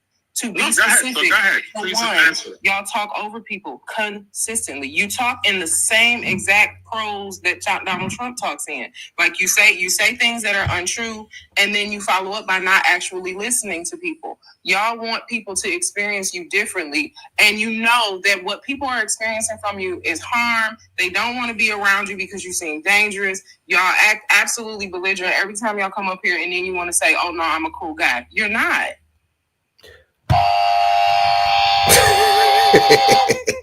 Shout out to Therese, man. She couldn't take it no more. She got that boy up out of here. Yeah, Cool K. You can pay 100 and come back. Yeah. No, he got dropped. Reese Scott said, see how Remy is treating Pub? Ho is only an insult towards women. As soon as you go against the patriarchy, you get treated like a woman. Drop Remy. He gone, y'all. He just dipped. 504 said, I bet Remy ate lead paint chips. Remy, what flavor is Blue Windex? God damn it. Shan said, night, Remy. Teresa said, I have an EDS. Remy has 8th grade comprehension. There's a lot of qualified people giving a lot of qualified diagnosis right now about y'all, man. I want to hear these responses, but sadly, y'all not around. Mello, I brought you up. You had something slick to say per the usual. So you said that you heard me call people names for 2 years on this app. What was the relevancy of that? The relevancy of me saying that was for the simple fact, it's like, I think anybody calling people names is just pure ignorance. Just for the simple fact, you got a lot more stuff that you can say about somebody. You sit up there online, you call people bees, you call people weirdos, because anybody that doesn't share the exact same ideology as you. Gaslighting. I'm going to call you a gaslighter because that's not why. I don't give a fuck if you disagree with me or not.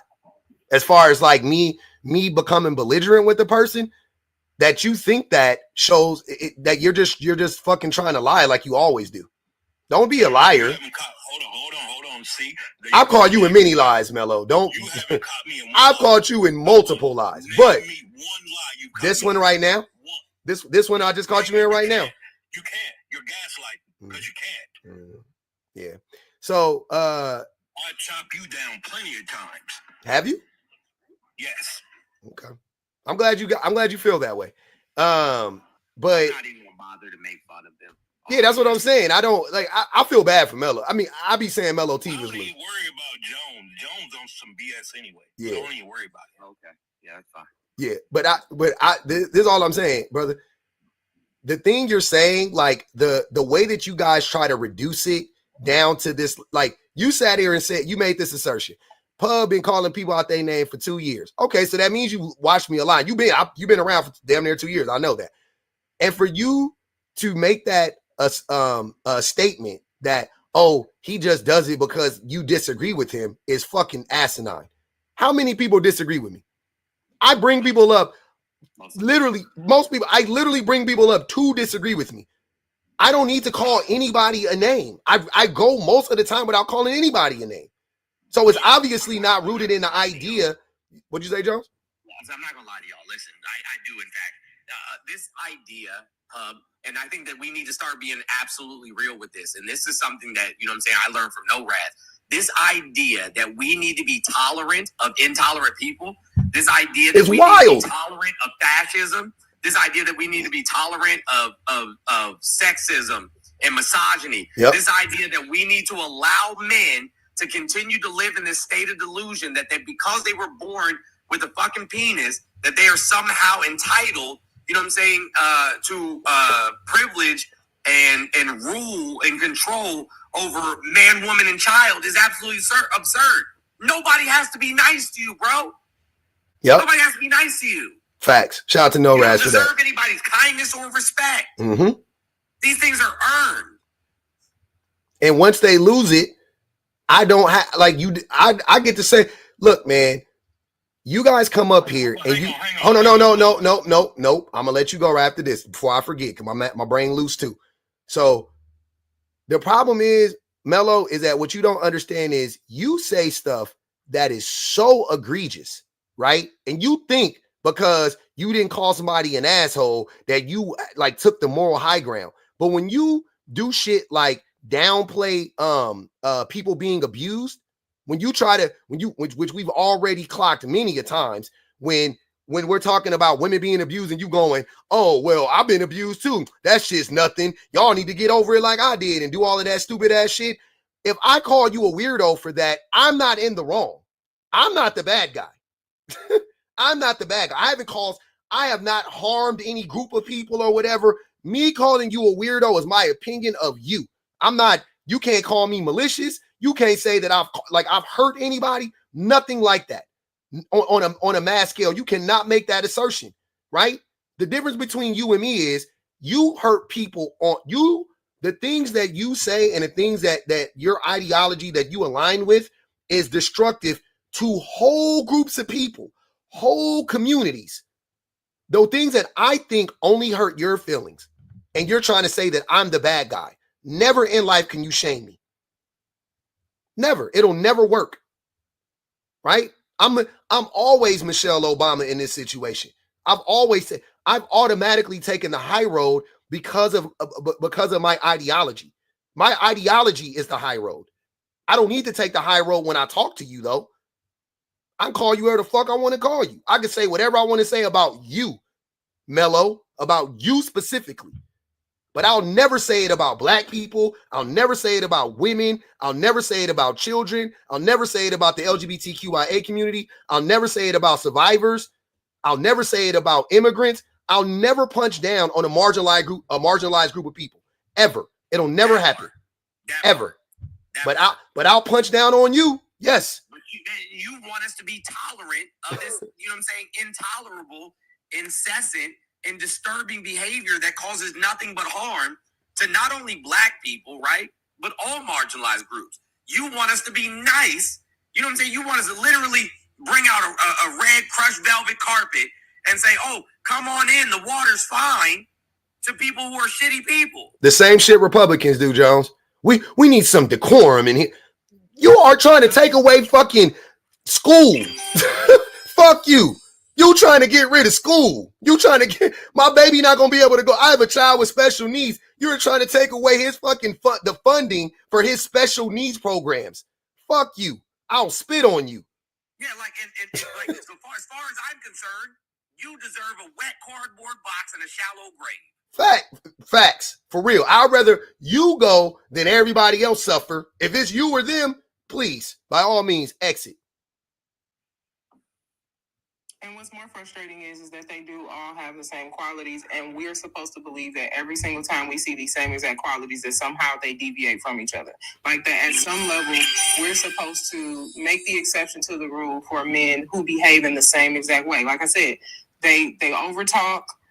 They're Trump supporters. They usually believe in all of those same like traditionalist, conservative ideas, and it genuinely causes harm because you can see how it reflects in the behaviors. Like we've seen Mello say problematic stuff in the comments. We've seen him say problematic stuff in other lives. Like we've seen these things occur, and it's the same thing with the other guy, Remy, that was up here. It's the same thing with Hundo. It's the same. Like there is a specific type of man who ascribes to red pill ideas, who thinks that Kevin Samuels is a genius. They treat people the same exact way, and then they tell the rest of us that, oh, what you're experiencing is a dream. That, oh, you just don't like it because it's a difference of opinion. I don't care about a difference of opinion. A difference of opinion at most points is actually refreshing. I like it. I like a difference of opinion. Can I ask you a really quick question? I don't want to cut you off. I just want to ask a really quick question. Mm-hmm. We can disagree about whether a peanut butter and jelly sandwich or, you know what I'm saying, Kobe or Jordan. Kobe or Jordan. We can disagree over Kobe. We can disagree about that. Human rights? Nope. No, we can't disagree about that. Nope. We can't. Victim blaming? BBG, victim blaming? Victim blaming? Immediately no. Grape apologists? Nope. Immediately no. Nope. That's an easy way to get blocked. Mm-hmm. Because to me, it's more reflective of your nature as a person, and nobody can run the risk of being in these spaces with these kinds of men, because if you know, and I'm so glad that No Raz said that, if you were in a space with the majority of these men, for sure, you forget having somebody watch your drink. You done with the drink or it's staying on the table. Like you're not. There's no way that you're touching that drink after it's been left around some of these guys, because of the fact that they get online and almost certainly say what they would do to women. They talk about how women are less than, how women are less intelligent, how men are stronger and bigger, and how if you just do this or if you just don't do that, then you can avoid being raped or assaulted. Or if you just behave this way, then you can find the right man in this manner. What were you wearing? Were you flirting? You know what I'm saying? And then, like, did you drink too much? They'll tell us things like you should vet men properly so that you avoid these kind of men. And then when you come up with the list of how you vet and say, you know what? Hey, I think that nigga Mello and Remy is unsafe. They go, oh, no, wait a minute. Not. Do you know me? BBG, do you know me in real life? Do you like know me or do you know me. Yeah, I know and you, like, nigga. I don't need to know you. I know based on a pattern of recognition. And I know that based on that pattern of recognition, that you would probably do certain things. Now, of course, I can't accuse you of those things if I haven't seen it and if ain't no paper trail for it. But that does not mean that I would have to ever put myself in harm's way or agree to the idea that I think that you are a safe person. That's just not gonna happen. And either way, even if you are, because once again, we got a discussion with somebody's wife yesterday. Apparently the man is a great man in real life, but it don't matter. You're unsafe online. You're dangerous online. And like even Cool K said, online affects real life. So you're unsafe you end up being not safe in real life too, because the shit y'all say online happens it manifests itself in real life often. Whether you see it or not is irrelevant. Look, man, look at this shit like this. Every time you download an app or you get on TikTok or whatever, people are making money off of you, right? You don't see it. You don't see it. You don't feel it. You know what I mean? A lot of us know it, but you don't feel it. You don't see it, but it's happening right now. Right now, they're making money off of us right now without anybody gifting or anything like that. Just our data, just you engaging with the content. Like you don't know it. It doesn't mean it's not happening though. It doesn't mean that it's not happening in real life, that there are real world ramifications or reactions or whatever to everything you do. Everything you do, something is happening because of that somewhere else that you don't see. There is unintended consequences happening all around you. Some of these consequences are intended for a lot of y'all, and some of these consequences are due to negligence for a lot of y'all. But no matter what, the thing is still happening. So it's not our fault that we are just clocking that and going, yeah, this is a fucking problem, that you get online and you say all this weird problematic shit. And y'all want to go ahead. Hold on. I want Mello. Go ahead, Jones. I'm sorry. Imagine that, you know what I'm saying? Like all of these cabinet members, and I know you don't. I know that this. No, it's fine. It's all the same shit. No, but it is though. Yeah. Because when we're looking at this background, it says a man's best investment is a woman. That's why we see the political animus that we see.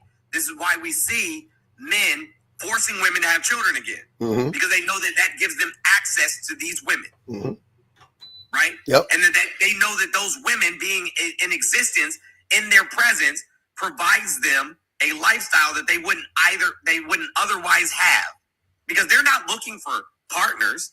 They're looking for moms. Wife slaves. What is BBG say? Cellmates, not soulmates.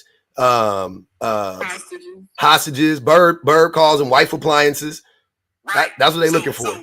So when we look at this political atmosphere, right, we see that they're looking to regain control of women for their own benefit, to extend or benefit their own personal lives. But in addition to that, right, they believe that their children somehow are what makes a legacy. Your legacy is how people remember you. What you guys are actually talking about is a lineage. And these things are not the same. Not at all. And then the fact that you create a lineage that you have no intentions of rearing or taking care of, you plan on laying it in the laps of the women who you are imprisoning. Yep. And then say that the women are not on your level, and they it's the wild, like. And then when they get tired of being enslaved, now they're 304s. Now they're 304s. They're the problem. They're bad people. Wow. When they get tired of being disenfranchised and diminished by you. And then you vote for people who want to lower the age of consent, lower the age to get married. And we're supposed to think that you're good and safe individuals and be kind to you? Nah. Fuck out of here, bro. I wish these conversations could happen more in real life. Box, shallow grave, you are the damage. I really do wish that we could have these conversations more in real life, because I don't think people understand how turned up I really be. Like, I really will spit in y'all face. Like, I'm really that nigga. Like, I will spit in your fucking face. I don't give a fuck. Like, y'all think I be online controlled because it's online. I'll be honest with you. Mello, you think me calling somebody a name is bad? Okay. Bet. I'll take that. I will literally spit in somebody. I already said, yeah. Like I be talking to y'all like the trash you are, and I don't feel bad about it. At all. Like on some real shit. I really, really don't give a fuck. Like I have to restrain myself online. So excuse me if I call somebody a weirdo. Pardon me if I'm dealing with a person that's saying that women deserve less than and don't give a fuck about children and talking bad about our trans brothers and sisters and talking bad about people who identify as gay and dehumanizing them left and right, calling women females and saying that you a part of the LMNOP community and doing stupid shit like that. Excuse me if I call him a fucking idiot. My fault. I'm the bad guy, huh, Mello? That's me. I shouldn't have done that. I'm not sorry. Like y'all with this fucking fake tone police bullshit. Go talk to them other niggas about that shit. Please. I'm fucking sick of it. So the real spit is it's you who think less of anybody who doesn't agree with you. Yep. We attempt to educate the people. You just say, oh, y'all is dumb, y'all is this, y'all is betas, soy boys, this, that, and the third. Mm-hmm.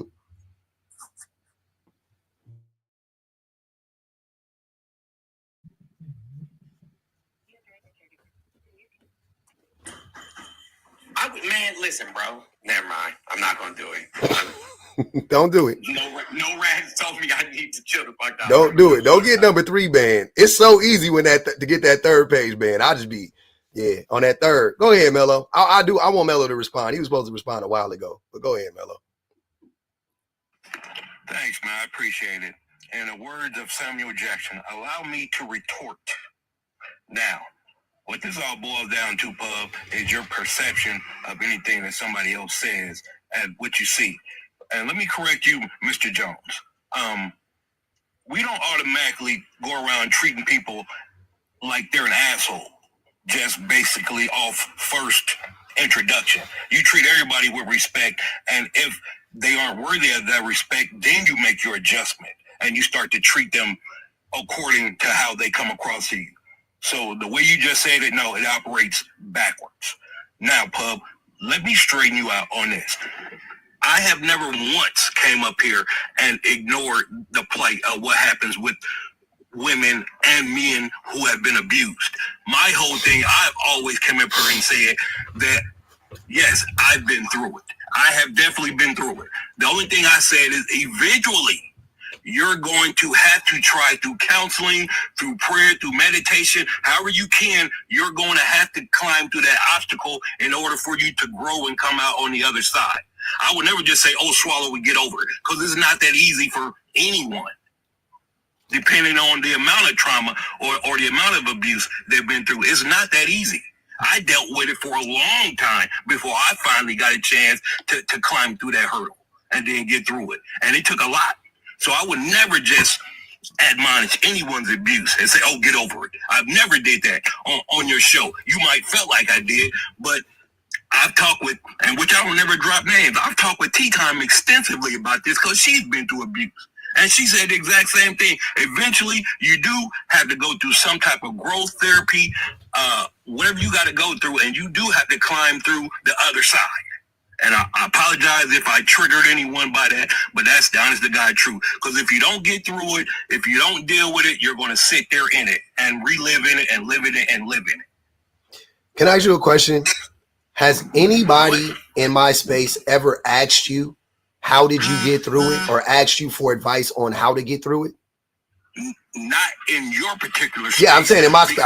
I can only ask about my space because I don't know what you say on other people's platforms. So in my space, when you say, because you just said that that's what you told people on my platform. So I'm asking you, has anybody ever asked you for that information? Well, yeah. People up there, when I've been up here, people have asked me as far as what happened. And remember, I told you I had to go through therapy. I went through therapy. So the answer, hold on, wait. Hold on, Mello. I just want you to answer the question because you were about to say no. And I think that was the right answer. So the answer is no, right? Nobody has ever asked Mello. Yes, Pub. I have been up there in this box, and somebody had asked me, "Hey, why does it sound like you're still angry? Have you ever?" And I say, "Yes, I've been through." That's not what I'm asking you. No. See, this is what I'm saying. This is why I know that y'all aren't. Never mind. You know exactly what I'm asking you. Nobody, even based on what you're saying, and this is what I'm saying about how you lie so much. Nobody has ever asked you explicitly or indirectly, how did you get through it? Nobody is at, hey, Mello, I've been struggling with it. I'm wondering, how did you get through it? I need some. Nobody has ever asked you for, on my platform, nobody has ever asked you for advice. Ever. I know that for a fact. Your old platforms, they've asked me, have I ever been to counseling? That's not the same thing as you telling people that you need to go to counseling so that you can get through it. You see what I'm saying? Those are two different discussions. Can I just address one thing really quickly? Like, counseling is not something that you just go through and then it ends, because life keeps happening. And so clearly, right, the counseling hasn't been working, or you haven't been participating in an effective manner, because had you, right, you still wouldn't hold these toxic ideologies or be supporting and voting for the things that you support and vote for. Mr. Jones, first of all, give me a toxic ideology, because if you know what I stand for, the only difference between what Pub stands for and maybe what you stand for is I came from a background of toxic women who showed me the evils that women do. Oh that's the only difference. Hold on. That is the difference. Watch this, y'all. Watch this. Do women need to be held accountable, bro? Who? Do toxic women need to be held accountable? Toxic men and toxic women need to be held accountable. Toxic women need to be held accountable. Toxic women need to be held accountable. Yes. Okay, for what? First of all, for the mindset that they instill. That's circular argumentation. Tell me specifically. No, it's not. I'm telling you this from. Okay, well then, you know what? I'm not going to answer the way you want me to, because I'm telling you based off of my experience, what I've seen, and what I've experienced. I've had people instill negative ideology in me coming from women that I knew could have damaged me a lot worse. Give me specifically what you want women to be held accountable for. For the way they're shaping the minds of today's youth that they are raising. Okay, what is that specifically? That's another vague answer. Oh, here we go. You know what? You're impossible. Because you're looking for a specific... asking something crazy? No, he's running into his own point, and it's frustrating because you want other people to look at the characteristics of the women in your life that nobody's ever met, that nobody knows. We have no idea if what you're saying about these women is true. And if we were to assume that, you would think that was unfair because of the fact that we don't know them. But we are supposed to hold all women accountable for the ideas of the very specific women in your life. But somehow, even with data, even with information, even with research, we are not supposed to feel the same way about men. We have insurmountable amounts of research that shows that men are harmful in general. But somehow we are supposed to hold all women accountable based on the bad women in your life. BPG, look up the amount of data that says the amount of emotional damage women do to their children. Why do you? There's lots of data. There's lots of data on that. Lots of it. You know, you've seen me enough in lives to know that I probably have. I shouldn't, at this point, I shouldn't even have to give you that information. Because for one, y'all don't ever look at it. Y'all never look at it. For me to tell you that, I've already looked at it. If I gave you the information that I had, if I talked about how I have a book that I just bought called Policing the Womb that talks about not only reproductive rights, but it talks about why women are more likely to harm their children, you wouldn't read it. If I talked about women in socialism, another book that I bought by August Bebical, who talks about why women were abusing their children and why it is they were harming their children in the early 1900s, you wouldn't read it. Every single time I give y'all information on these things and why they occur, you never want to listen to them because there's even a reason why the women in your life behaved the way that they did. But you are so dead set on believing because of the misogyny in you. Sorry. You are so adamant on believing that these women just behaved the way that they did for absolutely no reason. nobody will be able to get through to you. And that's okay. I just want you to stop wasting our time and leading us to believe that the reason is because you have a difference of opinion. That ain't why. That's definitely not why. Me, Jones, and Public absolutely never agree on religion. We don't discuss it, but we do not agree on religious practices. I've never had an issue out of any of them. Neither. Nobody. And I love BBG like a sister. Like I literally will put, you know what I'm saying, like my body life and, you know what I'm saying, on the line for them. So I just want to point out, from the second you came up here, Mello, and this is why you said the toxic women in your life, it's going to feed all into the same thing, right?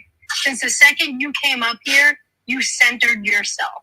The conversation that's being posted on this platform today by Pub is written on the background behind him. But you came up here and you made it about your feelings about the words that he was saying to someone else. Went on this 30, 40-minute conversation about your feelings.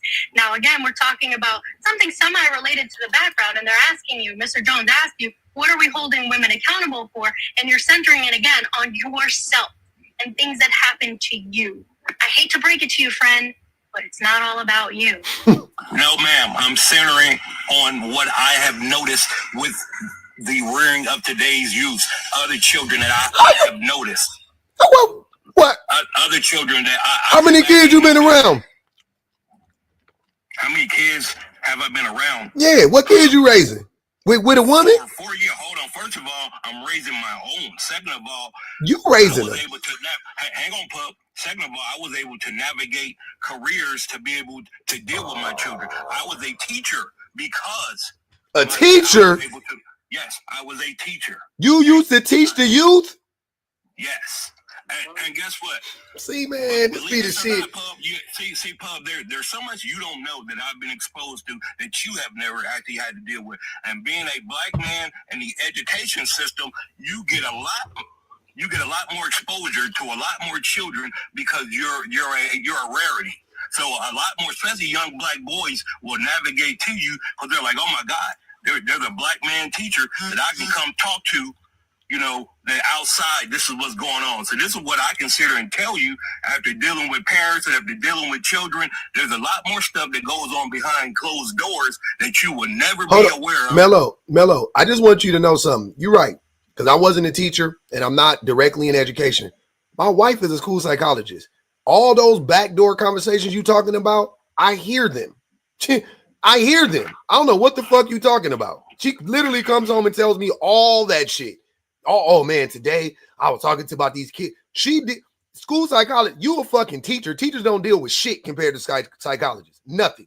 You don't deal with shit that they deal with. My wife is the person that the kids go to and divulge. Like she has to know it. She has to. Like it's her fucking job to know what's going on. The kids go in the back and they be like, oh, sorry. But what you're saying is accurate, and the funny part is my husband is a teacher, and he has come home and told me some of these stories. And the next point of contact for sure is the school psychologist. But I will say the difference with that is with what Mello is saying and what I've heard my husband say is I'm very terrified of teachers who talk like this online, because what exactly were these kids experiencing? Like every time I hear people talk about what they do privately, and especially if it's something that's intimate, like being a teacher, a psychologist, whatever, it is absolutely terrifying that y'all would be in the vicinity of kids. Because if you can't be empathetic online to different groups of people, how the heck do you do that in a school? How does that even work? That is absolutely just, oh my God, I can't even imagine. Now, BBG, there's two parts to everything you just said. First of all, whatever literature you have, as far as what you don't think I would read, send it to me. I would definitely and read it, because I'm the type that I'll go sit in a feminist live for a few hours just to hear, points of view and ideologies and things that comments the entire time. Oh, no, I know. I mean, dead silent. I'm not talking about. I'm talking about. Well, I'm telling you, dead silence, where I haven't said nothing. I'm just a fly on the wall. Just sit there and listen. On some people. Who? There's plenty of times. Hang on. Because in public, tell you, especially as of late, I really haven't been here saying too much. I've been in here. Brought you up here when he first brought you up here. He said that you were saying something kind of crazy in the comments. No, I only told him. I said you also name call. You be saying shit, Mello. When you be in here, we know you in here. You say shit almost all the time. I said for almost 2 years I have. You called me names. I've never called you. Can't you be lying to me? All right, Mello. Hold on. This is what I'm saying, my nigga. Oh, my guy, on some real shit. You can say whatever you want to say about me, but I know this without a doubt. You have never, ever, ever actually caught me lying to you. I don't lie to you, right? But you and I can say that wholeheartedly. You never caught me lying to you, and I never lied to you, right? I'm telling you that in all of the conversations from the very first time I spoke to you, I remember our very first conversation. I don't know if you do, but you told us a story about how something happened with your fucking niece. You started talking about your niece. You started talking shit about your goddamn niece. That was my introduction to you. No, but I didn't talk mess about her. You did. I talk mess? You told that little girl story online. That's not talking mess about my her. Nigga. Oh my God. You told that girl story online. I had to shut you up. I said, bro, we don't know that girl. Why are you telling us her story? Mello, you've been listening what? to Pub for a few years. Let me ask you, please, if I may. Since you've been listening to Pub for years, and have heard women speak about things that impact them. You've seen men's behavior towards women. Being in this space for years, what have you learned? I've learned really nothing new. Just out of the fact. Hang on. Okay. Hang on. Listen. No, sorry, I don't need a further explanation. You answered my question. So why would you have the audacity to ask BPG to do work for you when you are not interested in learning? Well, no, you're asking a woman to do labor on your behalf when you are clearly not interested in learning. Sir, you are part of the problem. I didn't ask her to do any labor. She volunteered.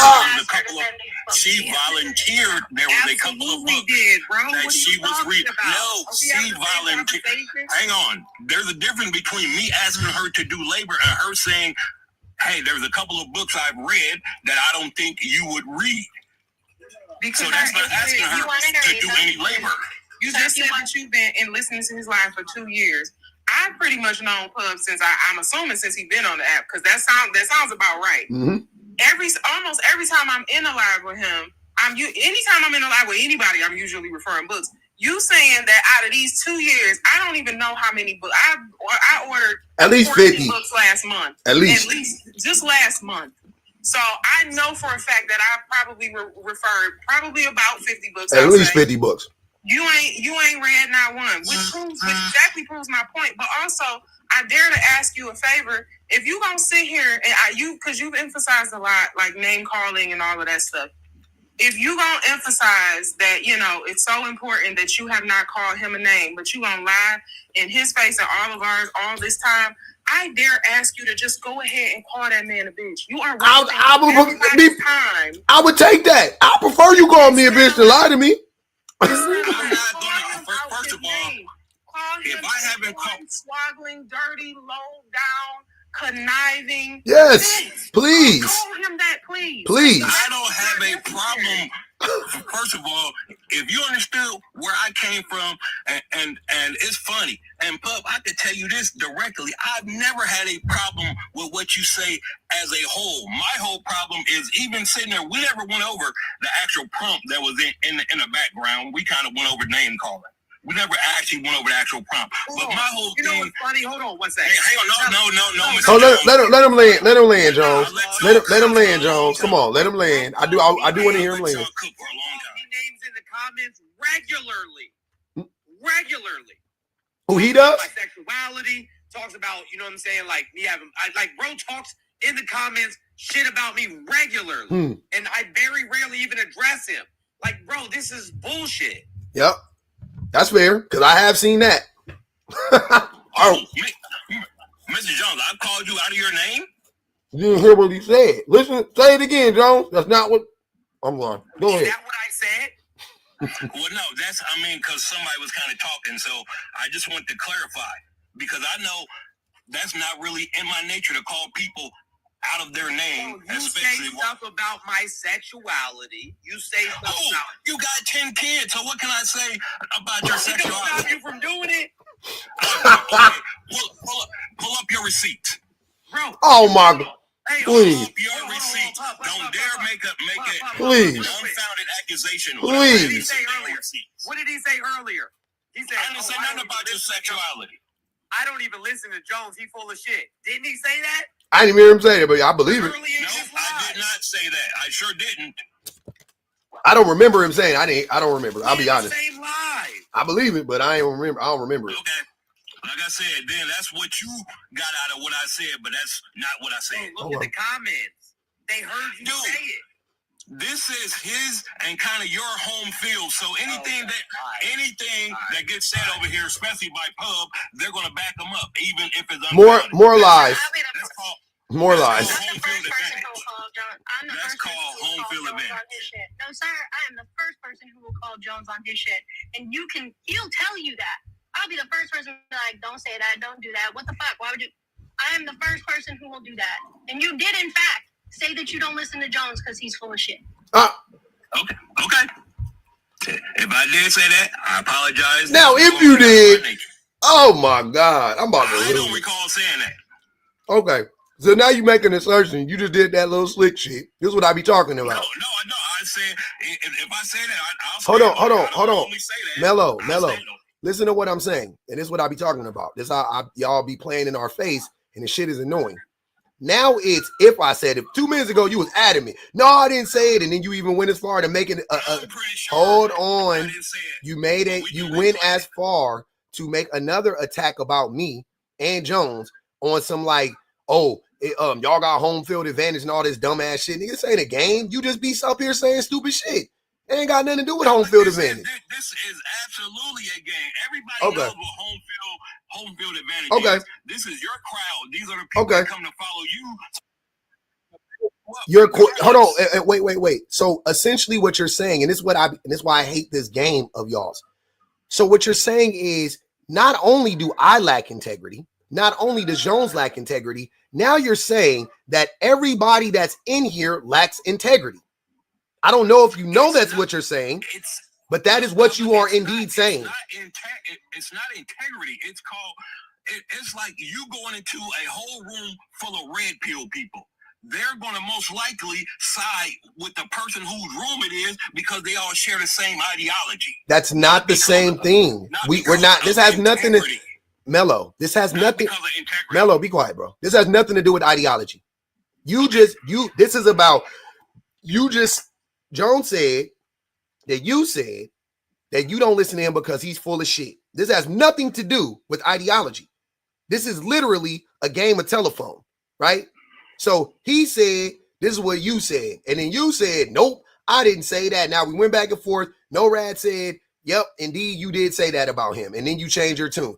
But before that, you made Mello, before that, you made the assertion that when everybody in the comments agreed with Jones and backed him up, you essentially were saying they're just lying because it is y'all home field advantage. That's what I'm saying. Don't play stupid. That shit is dumb, bro. Don't do that. That's exactly what you were saying. I still believe that. Okay, cool. So now, they are going to back you up. So now this is what we're going to do. Play it back. I'm going to play it back. And when you actually did say the thing you said, then what is it going to be? Who is going to be is it them that's lacking integrity, or is it Mello per the usual? That's the person that's lacking integrity. It's not per the usual, but you know what? I'll stand on what I said or what I didn't say. So therefore, it doesn't make me none. But my whole point, my whole thing, Pub, with you and your following is this. Everything you put out is pertinent. It'll make me better. The only backlash I've ever had towards you is public. Don't forget, there's a whole slew of others out here outside of men that do a whole bunch of horrible shit and that have damaged people also. So Nah, and that further goes to prove my point. Hang on, Miss No Rat. That's my whole premise on ever coming up here, Pub. I'm like, dude, does he realize the amount of damage that's also done to men or outside of men? Because yes, men are horrible. By who? The only damage that is done to Mello, stop. The only damage that is done. Yes. You're getting it now. Y'all got to stop playing. Hey, man, Mello, I know you beg to differ because you are a liar. Liars always lie. You ain't seen shit. You a fucking liar. You've been lying this whole time. You have no integrity. You are a liar. You don't agree with me. You are a liar. You don't even agree with me. You're placating me. I'm not stupid. Emotionally damaged men, they do everything right, and all men are just inherently evil. Nope, that's not what I'm saying. That is gaslighting. More lies. That's not what I'm saying. Everybody's perfect. Can you please answer my question? No rats. Can you ask him the question again? What does he want women to be held accountable for? Oh, yeah, he's not going to answer. So it's back to centering it on Mello. That's the thing. Like, that's why I asked him, of all the years you've been here, what have you learned? And the response was nothing. Not really anything. I've learned that men are responsible for everything. Shut up, please. That I will not allow you to tell me to shut up because I don't tell you to shut up. Why are you talking over her? You're being disrespectful. Stop. Damn. I wasn't done. She come. Go ahead, No Rat. So anyway, if you had listened, BPG asked for the big thing. If you had listened to anything that Pub was saying in his lives, I have actively engaged in the conversation with him in person, but he talks about it on his platform, how society does things that actively harm men. And women perpetuate that at times, especially when we're talking about emotional intelligence. But who are the ones who set that standard? Men. Mm-hmm. So you are not listening. You are not here in earnest. You are here to actively agitate and argue. And obfuscate. That's what No Rads. His sole purpose is to obfuscate. That's all they wanted. They want to muddy the waters every chance they fucking get with this. Oh, but I'm here to be the one to stand up for the men that's been harmed by women. Sir, here's the thing that I want men to understand. Even an abused man, I guarantee you, has been abusive to women. Even Mello, if I believe you, Mello, you are a victim of abuse from a woman, I believe you. But I promise you, I guarantee you without a doubt, you have abused plenty of women in your life. Plenty. That's what I'm saying. Like, you cannot even claim to be like without sin in this way. Whereas my wife, whereas maybe No Rads, whereas BPG, they will be able to say without a doubt, I haven't abused anybody. I haven't abused no man. I haven't laid my hands on no man. I haven't emotionally abused a man. I haven't manipulated a man. I haven't taken from a man and not given any, women there. Most women can say that. Most men cannot. So even in the instances where a man has been abused, they are also an abuser. How the fuck do you want me to call out you don't even, that shit is dumb. And then when the society is set up in such a way that it benefits women to protect the status quo, the same way it benefits men to protect the status quo, right? It benefits women less, and it doesn't benefit either party long term, but it does give them some short-term benefit to protect the status quo. So it's not mind-boggling, mind-blowing to see or have a group of women protect the status quo. That's not crazy. But the status quo in this instance would still be the problem. That would be the actual issue. If there wasn't a status quo to protect, women wouldn't be protecting it. And who made the status quo? Men. So no matter what, you guys just don't like hearing that. You don't want to hear that ultimately there's no way out of this. There's no way out of this cage that we're in, right? You just want to hear that there's this secret trap door for you to pull this lever, and the lever is, oh, but women do it too. And then you jump out the trap. You can't get out of the trap, bro. Both ways, exactly. It is men. It is men. I concede. You know what? You're going to have your ideology, but I can go how everything you just said, you basically just said men are the evil behind everything that goes wrong. Okay, that's how you view it. But okay, can you name to Joe? Hold on, wait. Can you name? Hold on. There's tons of data. I don't want to even. You already know me. I swear to God, you guys will never again. I will never Google.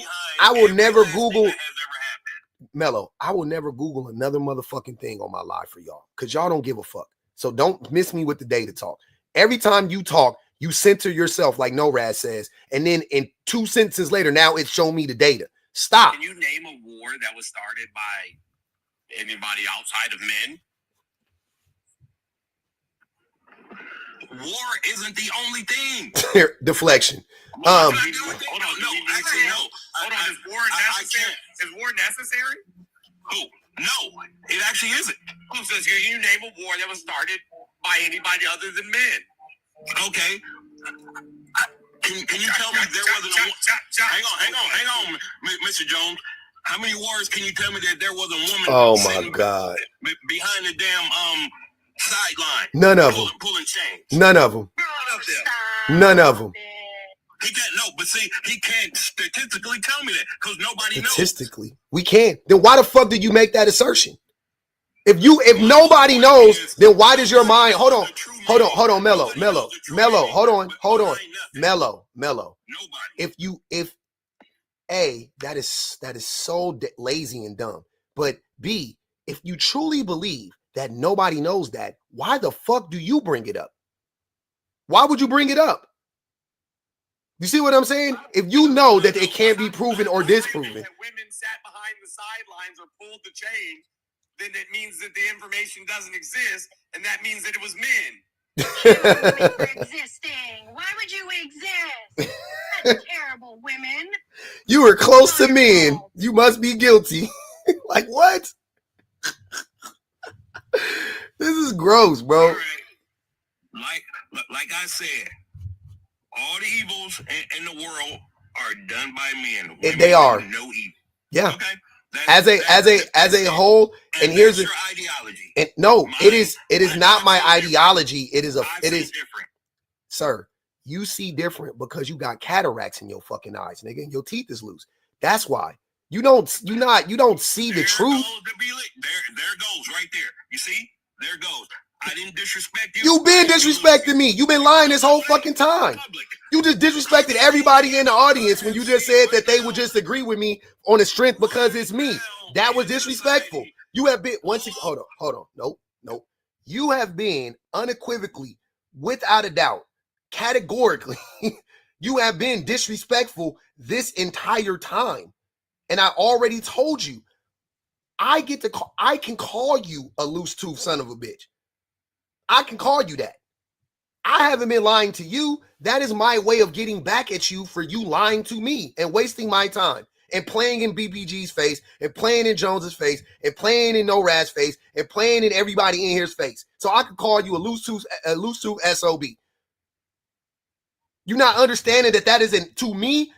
And back to what BBG said, I would rather you though didn't lie and just made fun of me. Jones comes up here and makes fun of me all the time, but he don't lie to me. You see what I'm saying? Like, I'll take the joke. The joke is fine. I don't give a fuck about that.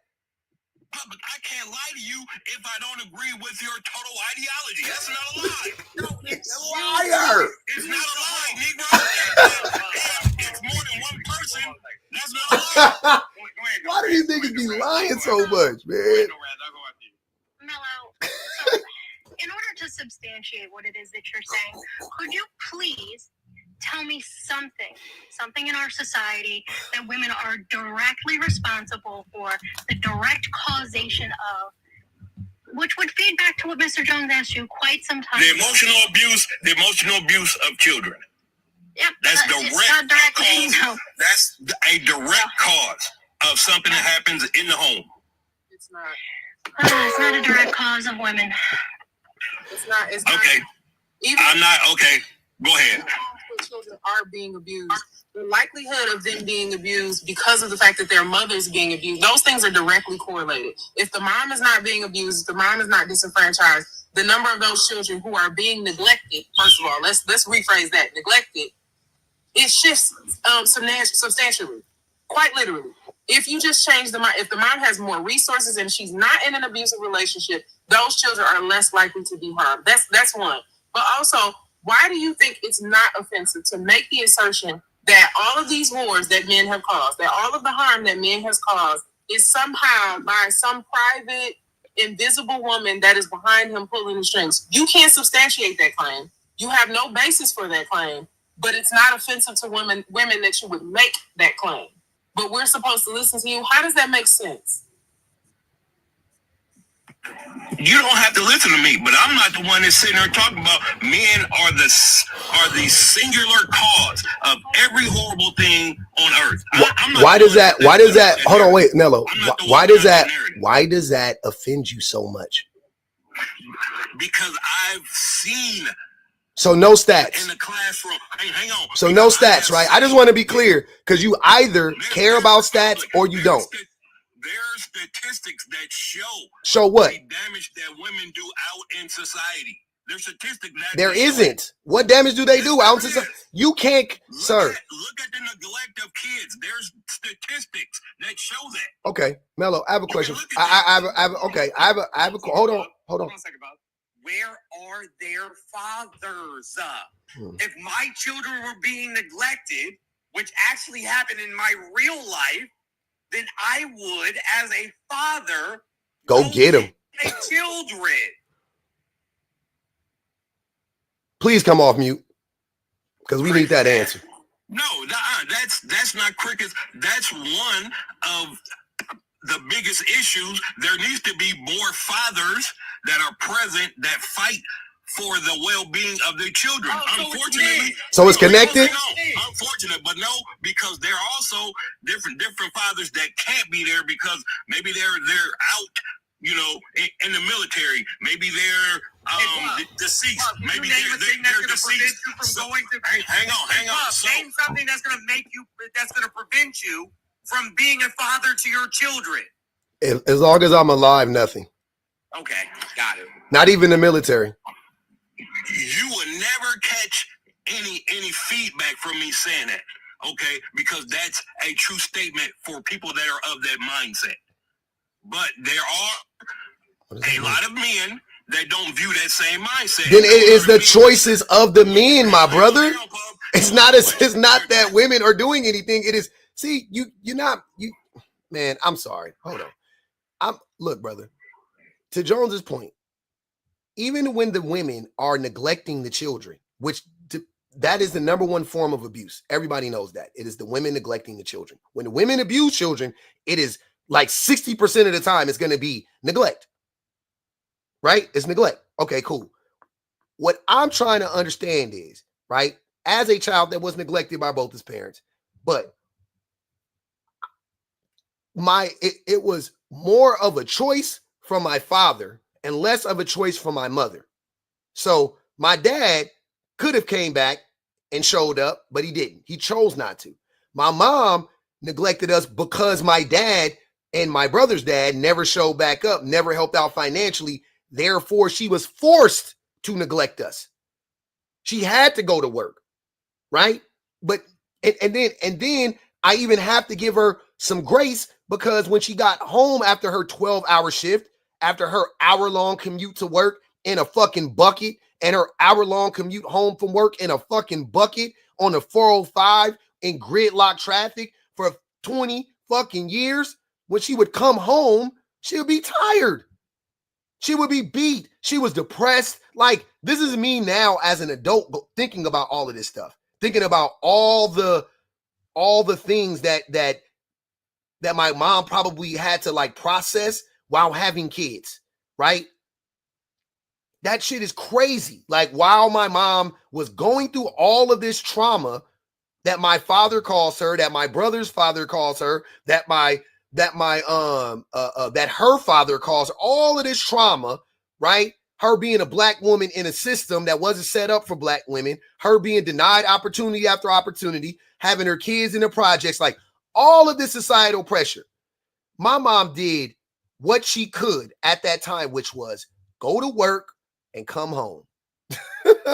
Like, when I really think about it through that lens, I give my mom way more credit, way more props than I ever did in my life, because I'm an adult. The things that the men told me about when I get older, I'm going to see, and they thought I was going to agree with they fucking mangy asses. No, the grace that got extended went to my mother and not them. Because I got older and I was like, damn, this would be fucking crazy if I had to raise my kids on my own. And there's a motherfucker that I know, like, they're just out there. Like, it ain't like they can't be here. They're not in jail. They're not in the military. None of that dumb shit you talking about. Like, the motherfucker just literally was like, I'm not going to pay child support. I'm not going to show up. I'm not going to pick my kid up. I'm not going to help. Like, the nigga did nothing. Never nothing. And this same scenario that I'm telling you, statistically, most black boys experience, most black girls experience, but an inordinate amount of American children go through. So when you play this dumbass game of like, oh, but the women, yeah, bro, cool, because they the ones who stayed. So if you want to blame them for every fucking thing that's going on with the kids, fine. But if you do that, essentially what you're saying is the men had no culpability. They had no responsibility, right? And here's why I always call you a top flight bullshitter, because you as a man who loves to tout how you went and got your kids, here you are making excuses for all the men who never got theirs. The same way you do with abuse, with people who were abused. You do the same bullshit. You do the exact same bullshit. Yep, I was abused, and you try to weaponize that shit when we talk about women being abused. When we talk about children being abandoned by their fathers, you go, nah, that's really the mama's fault, and then turn around and be like, I went and got my kids, so I understand. Do you, Mello? Did you get your kids? Hold on. First of all, I never had to go get my kids because I never left. Yeah, whatever. You got your kids legally. Whatever you did, you went and got your kids legally. I stayed there every second and endured what I had to. So why are you? I stayed there, so I understand what you. So why are you making excuses for the men that? Hold on, Mello. So why are you stop with that? Stop with that. Stop with that fake passionate shit. If you that, it's fake. If you, it's fake. It's fake. How are you this upset right now, right? You're bolstering, you're posturing, you're acting like, oh, I care. Oh man, you don't know what I had to go through. Okay, cool. Hold on. You're talking to me as if I understand. Like I said, I told you this from jump. There's some fucked up, irresponsible men out there that create kids and don't step up and do what they're supposed to do. I understand that. I've never surrounded my circle with those men, but if I ever hear about it or see about it, I will let them know flat out. Take care of your responsibilities as a man. Do you think in most of these scenarios where women are so bad to their children, what do you think the fathers are like in those scenarios, Mello? Are they like the men you're describing, or are they like men like you? Do they have men like you? That's all I'm asking you. That's all I want to know, sir. Are they like? I'm saying they're like men. I look at them like men that are deceased. That's not. You don't got to go to no extreme. I'm asking you. Are they? No. That's not what I'm asking you. That's not what I'm asking you. I'm asking you. Are these men showing up for their kids, or are they not? That's what I want to know. No, absolutely not. Okay, so why are you acting like that? It's 100% on the women. That's what I'm saying. Like, that's what No Rads was saying. That's what we're all trying to help you understand. And you just keep saying the same stupid thing because hold on, Mello. Because somebody has to be a parent, right? Here's your game. Somebody has to be a parent. The women end up taking up that mantle, right? Because women actually give a fuck about kids. So they end up being the parents. And before you, we don't know if they absolutely, without a doubt, women care about children. Men do not. Period, point fucking blank. Because even when the man is there, they don't show up for the kids most of the fucking time. So women care about their babies. We know that. So you expect me to believe that the same group of people who... No, we don't. Because I've seen too many examples. You haven't, Mello. Stop lying. Stop lying. It won't work. You ain't seen shit, nigga. You a fucking liar. You ain't seen shit. You don't deal with kids. I do deal with kids. I have kids. On your level. On my level or what? And also you talking about that dumb shit. Like I've told you a million times, I grew up as this kid, and in my neighborhood. If you want to talk about what I've seen, since you've never seen it, since you try to make it seem like me and you grew up in the hood and all of that shit. Okay, so if you grew up in the hood, then you saw the same shit I saw. So why the fuck is you lying about it? The men wasn't there, Mello. The daddies were not around, Mello. Your daddy wasn't around, just like my fucking daddy wasn't around. Or was your daddy around? Did you grow up in a different hood than me? Or is it not the hood? And we know the hood ain't a monolith. We know on one block there could be more daddies on that block. But you know good and goddamn well that the proverbial hood, the daddies aren't there. If they were, why the fuck would the kids still be in the hood, Mello? The fucking hood the hood ain't filled with 40-year-old men fucking taking care of their babies. That's not what the hood is filled with. It's filled with 40-year-old women taking care of their babies. And a bunch of YNs running around doing YN shit. That's what the hood is filled with. My daddy didn't live in the hood. My daddy didn't live in the hood. My daddy lived in Marin County. My daddy lived in the same apartments that Tupac lived in when I was in 1992. When Brenda's Got a Baby came out. My daddy lived in the same projects as fucking Tupac. I mean, the same apartments as Tupac. You walked out there, my daddy apartments. It was fucking, you saw Oakland and you saw San Francisco right there. That's where my daddy was living. And then I got to visit him, and then I had to go back home to the fucking projects with my mama. That's how the men was living versus that's how the women with the children were living. So what the fuck are you talking about? You seen it. You ain't seen shit. You either seen it and you lying about it now, or you never seen it. Which one? But you ain't about to sit here and fucking lie in my face no more. Stop that shit. You ain't seen it. Stop saying, I've seen too many cases. You have not. Stop lying. You ain't seen none of that shit. You know my fucking life. I do know your life. I do know your life, Mello. I do know. You tell us about it. You don't tell us about your life, Mello? Okay. Yes. And you hold on. And what did and Mello? And what did you and what have you told us, Mello? And that's why you crashing out, because you know I'm fucking frying you, dummy. You yelling because you know you getting fried. You told me what you've been exposed to, Mello. I only told you a partial point, but public. Where did you live? Where did you live? Where did you live, Mello? Mello, where did you grow up, Mello? Mello, where did you grow up? Southside Chi-Town. You grew up in the south side of Chicago. What year? Yes. What years? What decades? 70s, 80s? 70s, 80s. 70s, 80s. Okay. Back when, well, I ain't going on all that shit. Yeah, 70s, 80s, south side of Chicago. Okay, cool. So, Mello, 70s, 80s, the south side of Chicago, the middle of the fucking crack era, right? You're telling me that in your neighborhood, the majority of the kids in your neighborhood had both their mother and their father together in the home, right? Public, I'm telling Answer the fucking question, Mello. Answer the question.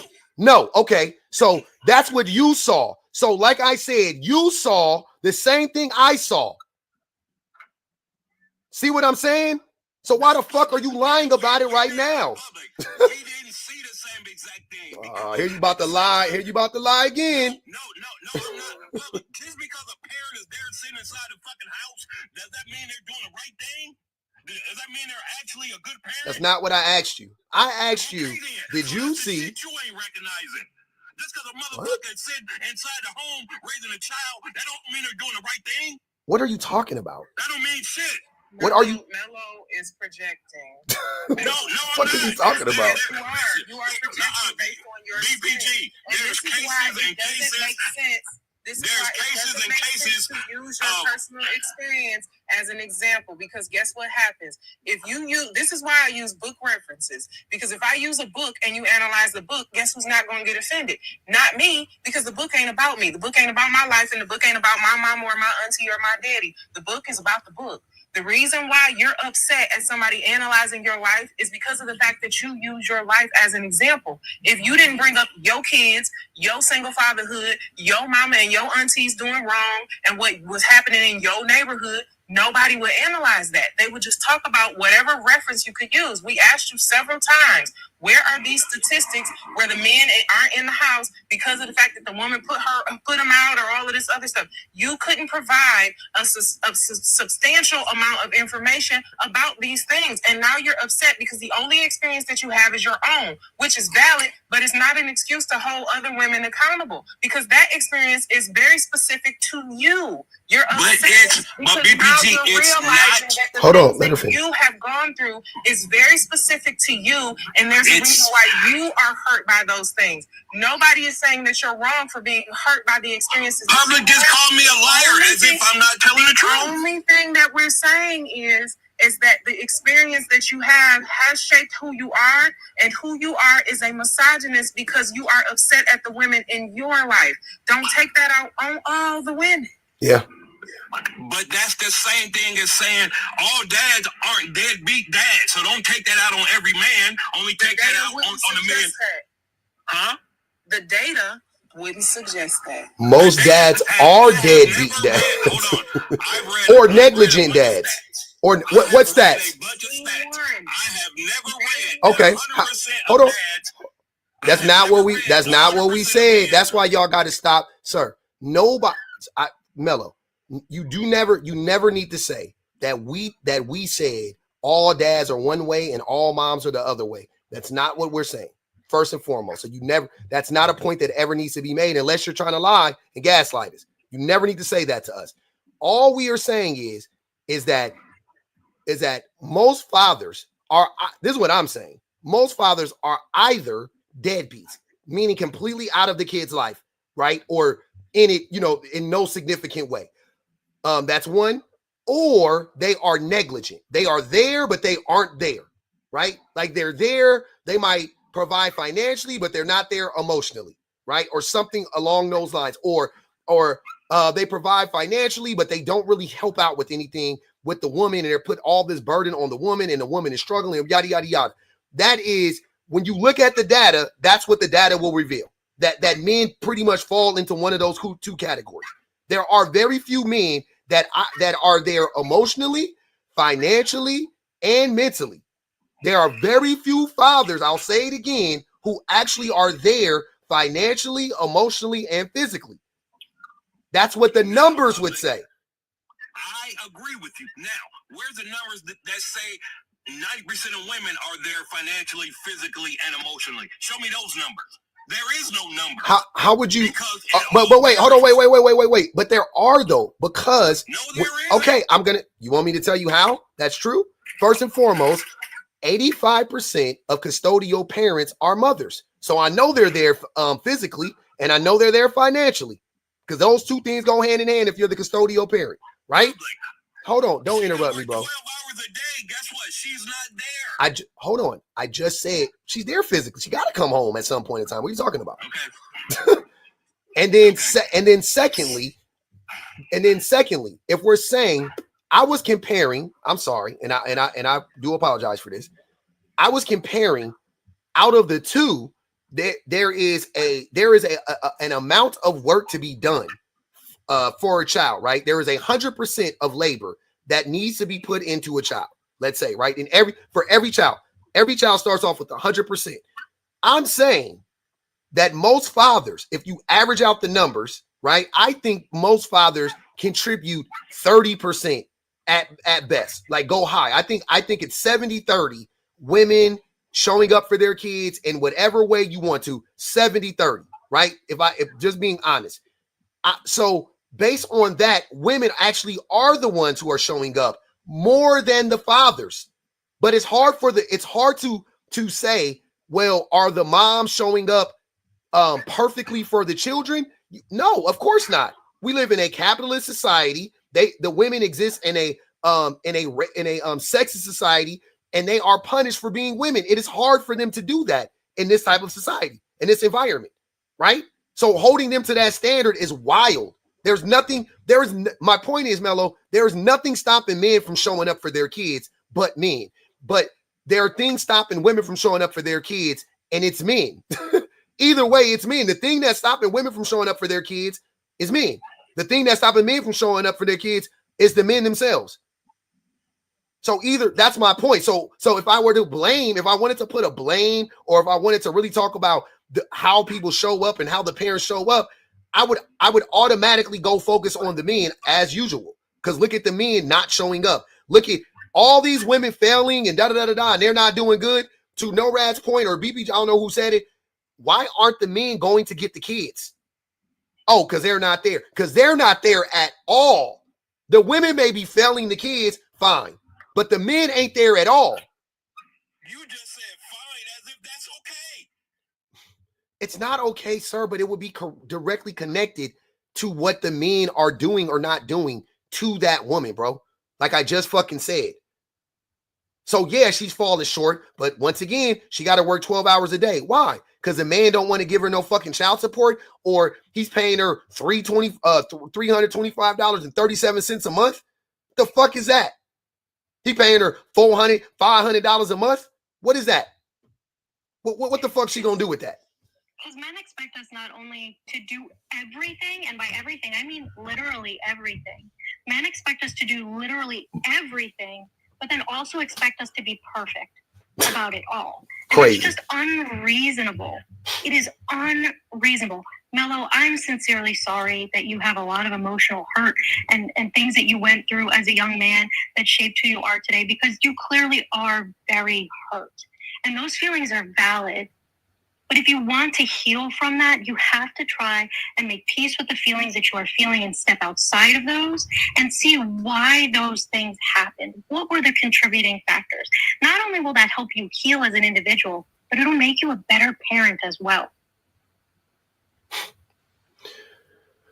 All I'm going to say is this, and this is how I feel about it. I don't budge on this. A deadbeat dad, he gets no grace from me, regardless of his circumstances. Whether it's prison, a pipeline, whether it's the military, whether it's just his own selfishness or ignorance. He gets no grace from me. A mother that's there that's still a deadbeat, she gets no grace from me. You're giving the man grace. Circumstances, regardless. That gives the man grace, Mello. No excuse for being a bad parent. There is an excuse. There is an excuse. Public, you just said 30% of men are there, but still not basically being an active parent. No, that's not what I said. That's not what I said. I said I think. Not what he said at all, bro. You ain't been listening to the conversation. He said that's not what I said. He said 70%, and then he kind of said 30%, or maybe the men that are present, they still aren't really there. You know, they're there financially, but they're not there emotionally, or they're really not there being an active father. He said that. Sir, you're not listening. He said that. And you also completely ignored what I said to you. What I said is that society expects. Let her finish. But you ignored me. Yeah, just let her finish. I'm going to completely ignore you because I don't know you. What? Hey, you don't know her. So I don't care about her read Jones because he's full of shit of my life. I don't care about her reading. I was being empathetic. Sir, I was being empathetic. I don't need your empathy. It ain't helping me none. Okay, that's fine. And she was the only one being empathetic. While you I don't need her empathy. Ain't got me hey, and that's why I be like, fuck these niggas. And she was the only one being empathetic. And this is exactly what we said earlier, because you play this game of, in the beginning, you like to do these like very leading questions, and you like to do like these soft comments, and then after a while you turn into Mello the big brown bear. We know that that's exactly what happens. And the only thing that happens when this part comes around is you go, well, no, I'm not listening anymore, because you wasn't never listening. The only thing that you heard was the red pill dog whistle, which was 70%. Every time y'all hear 70, 80, 90%, you think whatever it is that's being said has to pertain to women doing something wrong, and then you wake up, but then you find out, oh no, it's men who are doing wrong, and then you go right back to sleep. You weren't listening to any of this stuff anyway. I don't know why you wasting our time. Call that man that B word that you want to. So my point was about extending empathy. It was for a reason. It was for a reason, right? So I was nice to Mello, empathize with his feeling, validated his feeling, said that he had the right to feel the way that he wanted to feel. And I also made the point that women are expected to do everything and do everything perfectly. He completely ignored that. He proved my point. And I'll say it, Mello, you're acting like a bitch. Oh, man. But this just goes back to what I said earlier. What do you want women to be held accountable for? Because all you've shown us is that you, in fact, are the fucking problem. On steroids, Jones. He's the problem on steroids. With big teeth. With big ass loose teeth. I literally don't care. I know you don't care, no Raz. I don't know why you was being fake nice to him. It was to prove a point that I had a valid reason to say that society expects these things of women, but also, here you go, sir. I'm so sorry for you. And he just said, I don't give a fuck about what you're saying. He proved my point. In real time. He does not care about women. Yep. He doesn't care. He Damn. just wants to be right, and he wants it to be about him. He has no interest in the things that have led society to function in the way it does, why single mothers and why mothers in general have the shortcomings that they have. And guess what, Bob? You're right. It's because of men. Because men are the ones who control the legislation. By and large, men are the ones who control the corporations. Like, it is all men who do these things and want to complain about women. Yep. We're just doing the best we can with the shit sandwich you guys gave us. Giving women scraps. And it's like, look, it's like blaming black people, like right at like during. It would be like blaming slaves for having hypertension and high blood pressure when all you giving us is fucking pork knuckles and goddamn everything on a damn pig from the rooter to the tutor except for the good parts. We eating goddamn chicken eyeballs and shit like that. We just eating what we can eat. We making the best out of the shit. And motherfuckers you gave me mayonnaise, raisins. You know what I'm saying? 1/2 rotten potato. And we done made a meal out of it. They like fucking ingredients that don't go together. Like, you want me to make a meal? They like, oh, this don't taste like the French cuisine. You probably, bitch, what did you give me? You gave me nothing. That be the shit that be pissing me off, because I'm sitting here looking at what women got to deal with. And here's the thing. Hey, man, take some of that trauma that you got, Mello. Take some of that trauma you got from these women and acknowledge all of that shit that they did for you, how they protected you, right? Maybe if you do that, then maybe you'll be able to empathize with them a little bit more. Because I don't know how a single daddy who stayed and did all of that shit, right? And you clearly ain't there mentally. I don't know how you can't understand what the fuck your mama went through or what your aunties went through.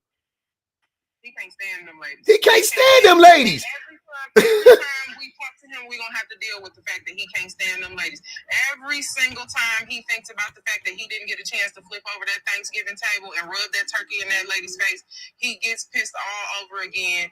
And instead of him relating to that, he always thinks about the many ways that she could have kept his daddy around. She could have just, sucked a little more wiener. She could have just been a little nicer. She could have dealt with a little more knocking her head through the washer and dryer. And then he would have been able to have a dad. And a lot of these dudes are doing that. Like, they are pouring out on the rest of us because of the fact that they mad that they can't smack their mama. That's just sick. I don't know what to tell you about that. Like, either do it and run real fast, or like, I don't know, do it and stand on it or whatever. But whatever you need to do to get back at her, go and do that.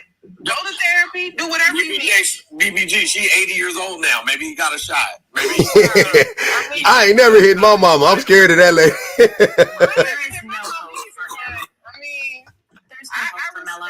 None. As I got older, I respected the stuff that my mom had to do in order to make. Now that I'm an adult with kids and I'm thinking about the age my mom was doing a lot of this stuff and that she was really figuring stuff out on her own and getting it out the mud, I respect her more now, because I don't know how the heck I would have been doing this by myself. That's what that's all I've been saying this whole time. Like, the older I got, the more I was like, damn, this shit is crazy. Imagine doing this shit on your own. And then I was like, damn, my mama did this shit.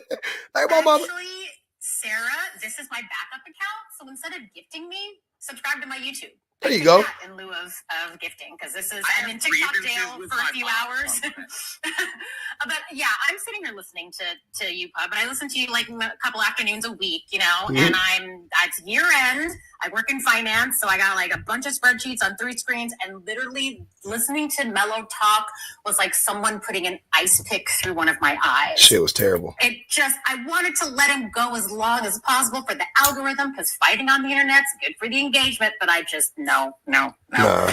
Everyone's blood pressure was getting... He had me, I ain't gonna even, hey, today, he had me tight, because that shit, because the lion, I don't know, it just, sometimes it fuck with me. Hey, Elizabeth, man, I appreciate you. Just so y'all know, that was Elizabeth that dropped Mello. She said he can refuse to listen and learn another day. Bright Brit said, because I paid at the same time. We must have both paid. oh yeah, I guess so. That's yours. Yep, that shit popped up. The same thing. Hers popped up at this. That's why when you said that, I was like, wait, I saw yours earlier. I didn't see hers. Mello said, I'm sorry. Angelia said, Mello, shut the fuck up, you mush mouth bitch. God. Hey, when y'all just be coming out and be just guns a blazing, that shit be funny. Bright said, hold up, it's a new year and you started by lying, Mello, like we don't know you. 10 on him, boy, bye. Shanika said, he said the way women are shaping the youth. You mean the ones they raising by themselves? Exactly. Gigi said 10 on Mello for triggering me when he said discussing things about abuse and essay in Pub's life, for not understanding how trauma works, for lying and for gaslighting and for having loose teeth. Nia X said he sounds like he's not allowed within 500 feet of children and schools. I don't know how he dropping his kids off, unless maybe he don't got them. Teresa said tell him to watch yesterday's live for data. 2 on him.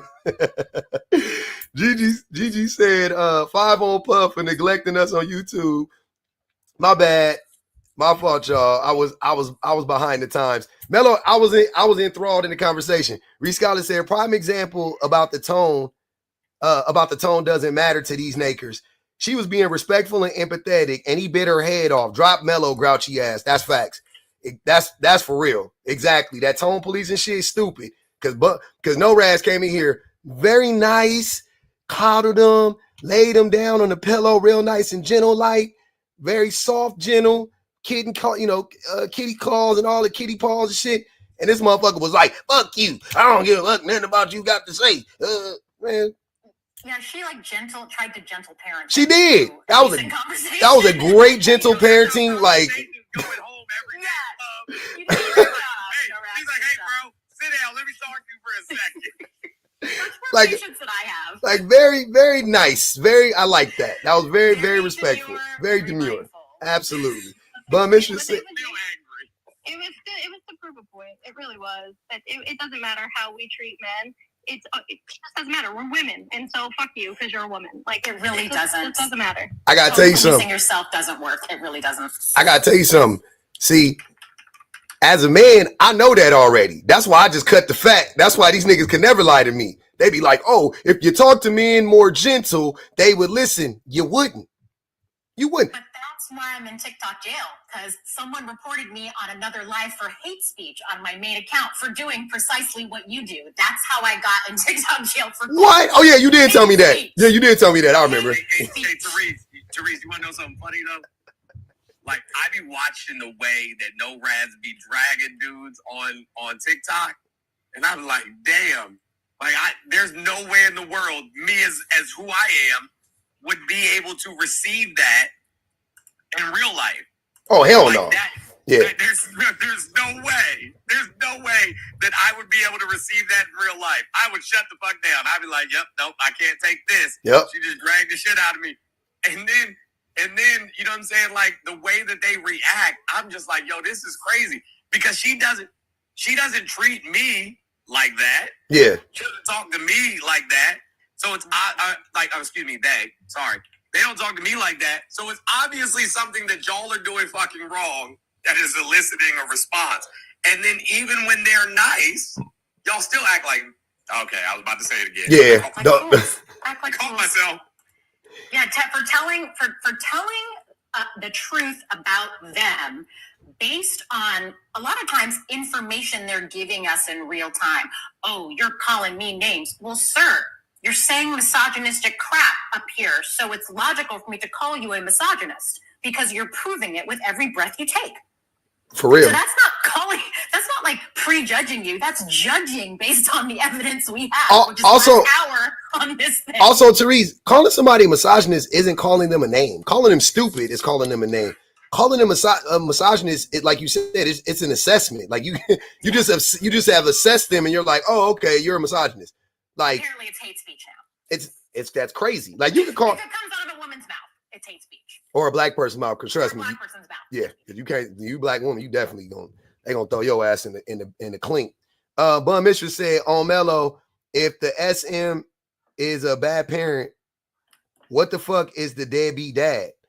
Sir, I don't believe you were an active father. An active father would agree. That's what I be saying. Like, that's what I be saying, y'all. That's the shit that be blowing my mind. I'm like, so you mean to tell me you in the house with your kids every day in the trenches with these little niggas, and you still got the audacity to get on the internet and be like, nah, these women got to be held accountable for struggling and neglecting their kids. Like, nigga, what? You wouldn't. But thanks for letting me up. I am as scarily searchable online, so I'm very easy to find, which I know someday I might regret. So finding my YouTube is very easy. Y'all go hit Therese YouTube, man, and follow her, please.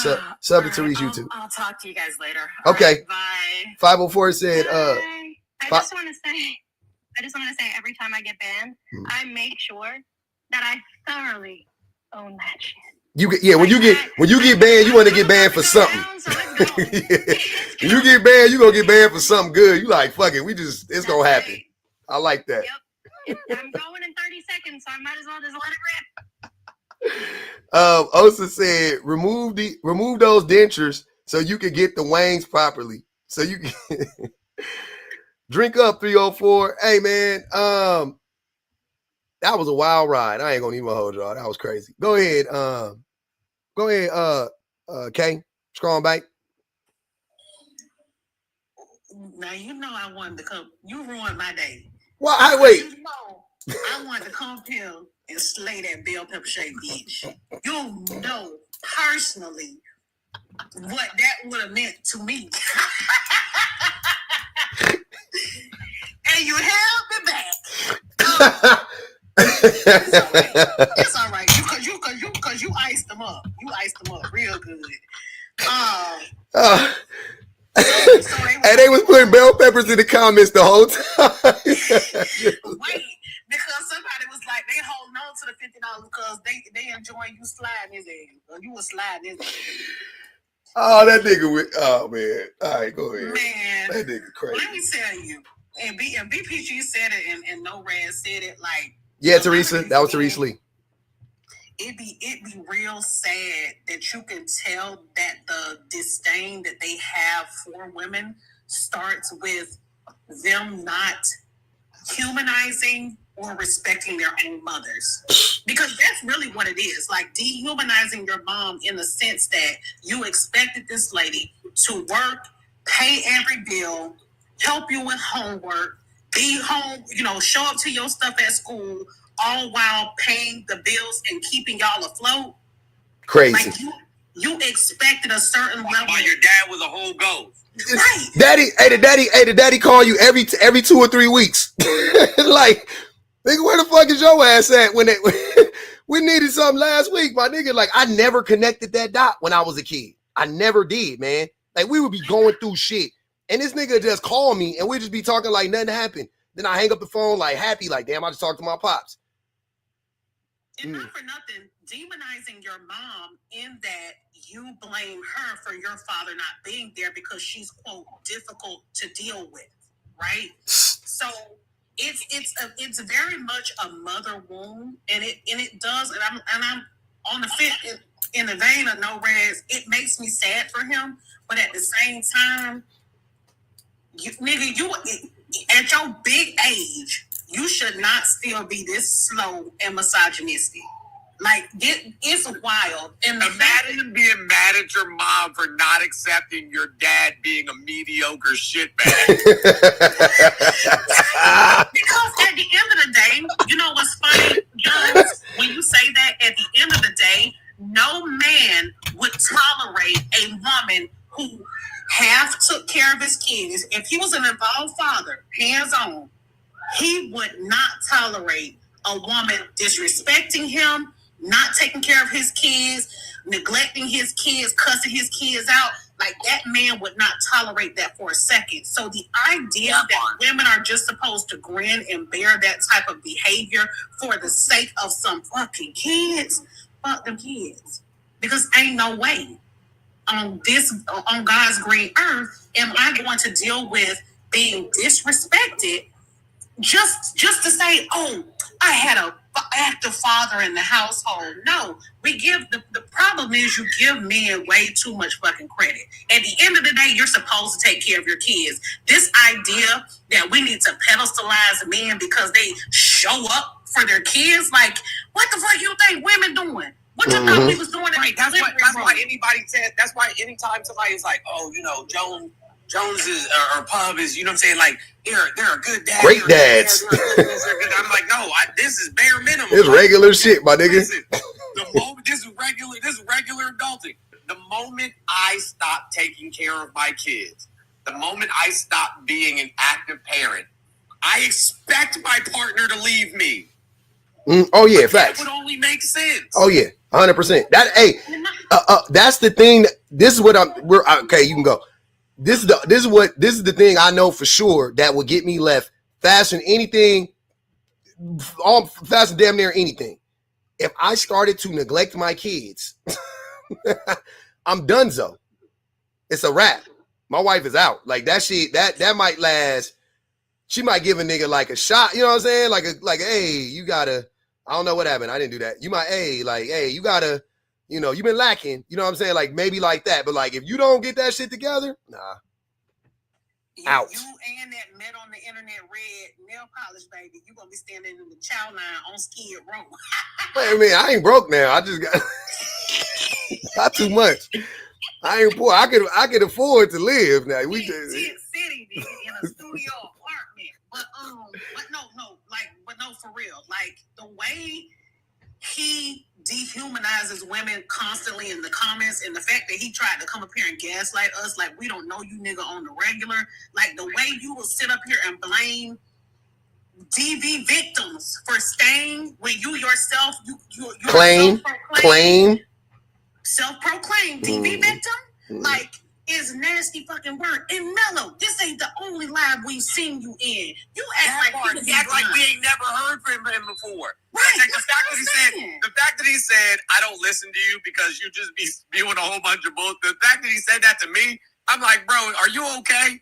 Yes, Mello, you blame women for staying. You blame women for staying. And when public told you the most dangerous time for a woman is when she's getting ready to leave a man, because you yourself said how big and strong men are and how men can overpower women. So why would it be safe for a woman to leave a man? Matter of fact, it's a lady on this app. She posted about divorce advice and tips. She said her ex-husband was being really nice. amicable. Yes, about the divorce, everything, like she wanted support, tips, blah, blah, blah. 18 days later, that motherfucker unalived her. Mm-hmm. He was being amicable and biding his time in a murder-suicide. She said it too. She actually said that he was being nice. Like, she vouched for him. She said he was being excellent. Like his attitude. Taking it well. Like, he's taking it well, everything. So do you think, and there was another one too, it was a black lady. Do you think these men are just going to let a woman leave them? Can I ask you a question? Here's the thing, here's what I hate about this shit. So, is that a sign?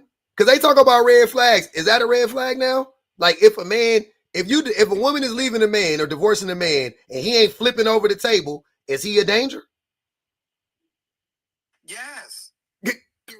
So it's every man is a danger there, right? Because if he flipping over the table, that's dangerous, right? If he quiet and he ain't saying nothing, then he does. So what the fuck? Like, that's what, man, this shit is crazy. I just be trying to figure out how can we get to a place to where their logic actually makes sense. You know what I'm saying? Like, I just want one time the thing that they say just to be consistent, because they will sit here and vilify women all day long for leaving, right? Then at the same time say that she should have chose better. But Pop, we had this conversation. Like, bro, I'm self-aware as shit. But don't ask me, and we talked about this when we did the project in LA. Mm-hmm. Don't ask me to start talking about my feelings. Like, oh yeah, I'm not good at that shit. I'm not good at that shit at all. But because, right? Because I can't adequately discuss how I'm feeling or what I'm going through or what I'm thinking, makes me a danger. Oh yeah, that makes sense. Mm-hmm. Mm-hmm. Yeah. But yeah, my long story that's short, this nigga Mello, you do a lot of fucking victim blaming on this app, and it's not just about DV. It's about women who are in situations, again, with deadbeat fathers, because then you want to throw in, like Norad said, you center yourself and say how you're an active, involved father and you're a full-time, hands-on father. We're not talking about you. So why can't you, for once, acknowledge the hundreds of thousands of women who are going through the same fucking thing? Because it's not a one-off. It's not an isolated thing. That's all we be saying. And you will sit up here and unalive on that hill with your big bell pepper brisket back shake and women. But stay right there though.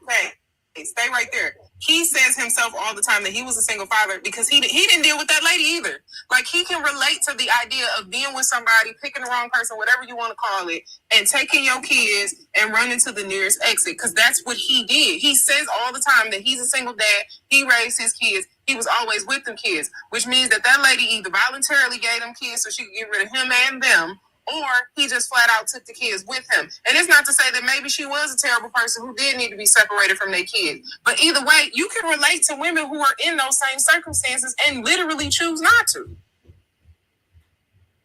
He gonna say, tell that to your husband. You better keep my husband out your mouth, because baby, he been looking for your ass. So you better keep the bell pepper comments in the chat. I'm gonna drop. I'm gonna make room for somebody else. There's no rats. You're wonderful. I appreciate you. All the lovely ladies on the panel, and to the men. Whatevs to the men. We got it. Oh man. The whole point is right. Is like you stepping up, which you think that's what you're doing. So I use that term very loosely. That's air quotes. You being under the impression that you're stepping up as a father by being a single dad is weird in and of itself. Like, that shit is dead on his face. Mm-hmm. Like, you're doing what you're supposed to do. If one of the parents, and I stayed in my marriage, you know what I'm saying, for quite some time, that was toxic, you know what I'm saying, not good for the children, so on and so forth, because I thought I was doing the right thing by the children, until I realized that my children were being harmed by me staying. Yeah. And so that I did what any reasonable adult should do. And I said, hey, look, we got to go. Like, do what you do. But myself, not fuck myself, my children aren't going to endure this any further. Mm-hmm. And so, like, that's just the responsible thing to do. And so, like, when you are mad, right, that a parent, you know what I'm saying, who has to raise children, one or multiples, by themselves, especially when we know in today's America, the cost of daycare outpaces the cost of, like, rent and mortgages. Yep. Right? What are we saying neglect is? What are we saying, you know, is there a roof over their head? Can I be present in every moment? Nah, probably not. I probably don't have the capacity to do that. Does that make me a bad person? No. There's only but X amount of hours in a day. You know what's terrible? He's in the comments saying, I don't give no grace to deadbeat dads, so I don't give no grace to deadbeat mothers. I tried to tell him this. Mello, when you blame deadbeat mothers and not acknowledge that they are almost always affected by deadbeat fathers, you are indeed giving grace to deadbeat fathers, dummy. That's what I'm trying to tell you. You have to, you cannot say, I'm not giving grace to deadbeat fathers, and then turn around and then we're talking about mothers, right, who are neglectful to their children, but have their children, right? Or mothers who have maybe even abandoned their children. And then when if you were to examine, well, why did she leave? Why has she completely avoided her kids and yada, yada, yada. And then come to find out this motherfucker was abusive.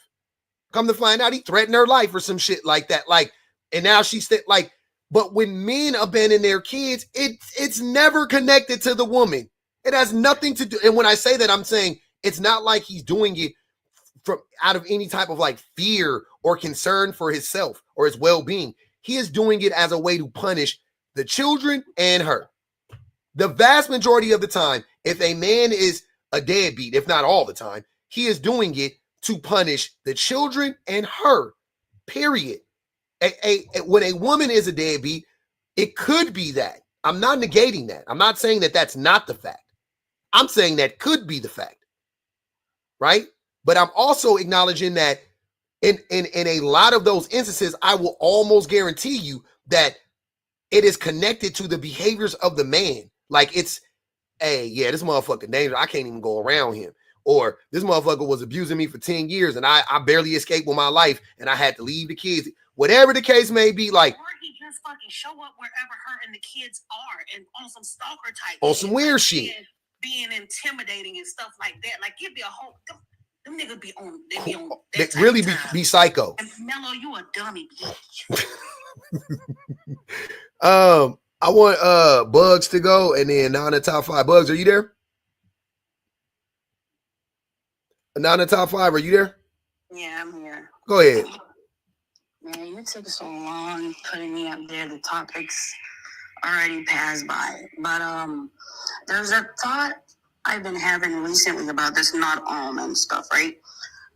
I noticed in nature, whatever preconceived notions we humans have about whether it be like dangerous wild animals like cobras, lions, tigers, whatever wild animals, we did not have to wait to meet literally every cobra to come to the conclusion that cobras as a collective are dangerous animals, or lions or tigers or whatever, right? And yeah, one might say, well, those are animals and animals react to their instincts. Nevertheless, some of these wild animals have gone against their instincts. We've seen, I've watched certain National Geographic, where a lioness saw a baby antelope and she went against her instincts to eat it, and she was kind of conflicted, like, oh, it's a baby, at the same time it's my prey. Or we've seen people with pet alligators who everybody knows these reptiles, they are the least emotional animals in the world. Where someone has a pet python who has never attacked them, even though people are like, oh, you never know why they can attack. But there are people who successfully had relationships with these wild animals, or these wild animals have showcased in nature to go against their nature in a few circumstances. Nevertheless, it never changed our overall view of those wild animals, right? Mm-hmm. But when it comes to men, it's like the so-called few good men are supposed to be some kind of hope in humanity, or supposed to be some kind of evidence. And mind you, if we are to imagine from the beginning of time till now, men as a collective, whether through war, slavery, whatever, have killed more people than all the wild animals in the world combined together. Nevertheless, men are... There's this PR for men where it's like, regardless of what they have shown, that they're actually more dangerous than all the wild animals, all the lions and tigers and bears in the whole world combined together, we should still have some kind of hope or grace for someone or two men who showed us that they have gone against their instinct, yet we don't have that same grace for animals. That's something I wanted to... I'm not compare men to animals, but it's something I wanted to point out. It seems that men are the only group of people they are animals in society who are given above and beyond illogical grace that it makes absolutely no sense to me. But I just wanted to point that out. Whenever men come up and you're like, oh well, not all men, and you just mad because you ain't met that man who, and I get that a lot. Who you just ain't met that man who could love you. But I never hear anyone say, well, not all cobras, not all lions are gonna attack you. Just being mean because you ain't I think Muhammad Ali said it. I think Muhammad Ali said it best when he was talking about, you know what I'm saying, like 10,000 snakes coming to your trying to come to your door. Yeah. He was discussing like, you know what I'm saying, how do we determine who the good white people are? Mm-hmm. Like if I know there's a thousand of them that are good, and they're gonna create a barricade and block the other 10,000. You know what I'm saying? How do I know which one of the 1,000? They all snakes. Yep. I'm just gonna shut the door. Hold on, Jones. I ain't gonna hold you, sis. But we're gonna eat your ass up. Don't you ever get up on a panel and talk about somebody kept you waiting for a long time. You're not entitled to be up here. It's like ops only for the most part. He just let us up here for a little yang. But that's rude. Like you don't do shit like that. And Pug being nice, but yeah, don't do that. I ain't gonna say nothing. It's all good. Okay, and then the second thing I wanted to say, which was way earlier, when Remy was talking about how women are looking for men with hypergamy even before the kids come. Now, apart from human women, every other animal in nature, females do this.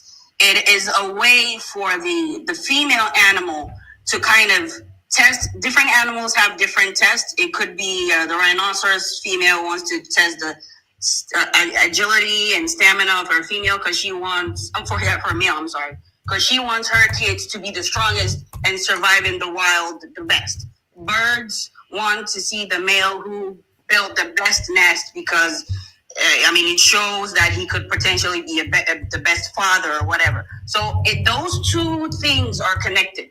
Human women are supposed to ahead of time make sure the man that she will mate with is going to be a man that come the time that the kids are produced, he's going to be able to be financially capable of taking care of her. So it's not like, oh, well, you don't have a reason to be a gold digger because the so-called gold digger, because the kids ain't here. Are you supposed to pick a bad guy? And then when the kids come, they're like, oh, well, I should have chose a guy who I knew could take care of the kids. And actually, funny enough, compared to all the other females in nature, human females do the most terrible job at this process, to be honest. We are the nicest. Animal females are not going to pick a guy because, oh, he was sweet. Oh, I feel so bad for him. And all the women have been mean to him. Or I pick him because he's a nerd and nobody wanted him. Animal females are strict to the rule. It's either you can provide what you're looking for or you cannot. Women female are the only ones who put emotions into it.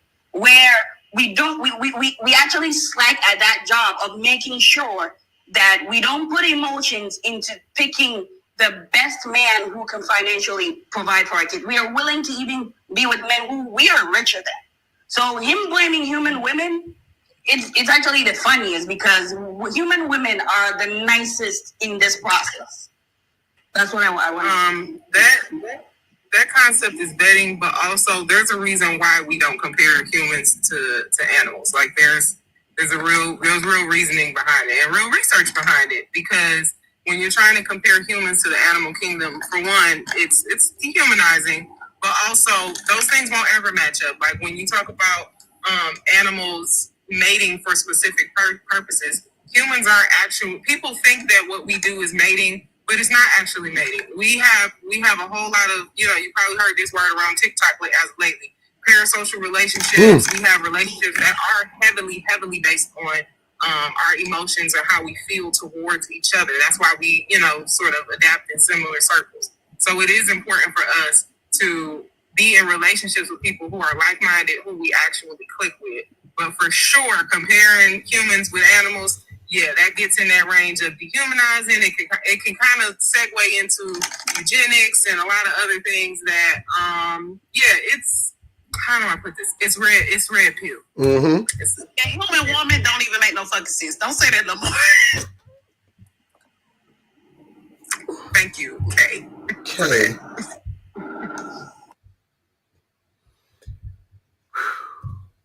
Y'all killing me. I ain't gonna even lie. To Nigel, are you there?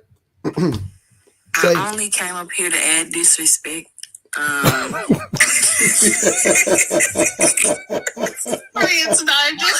son said add disrespect is great.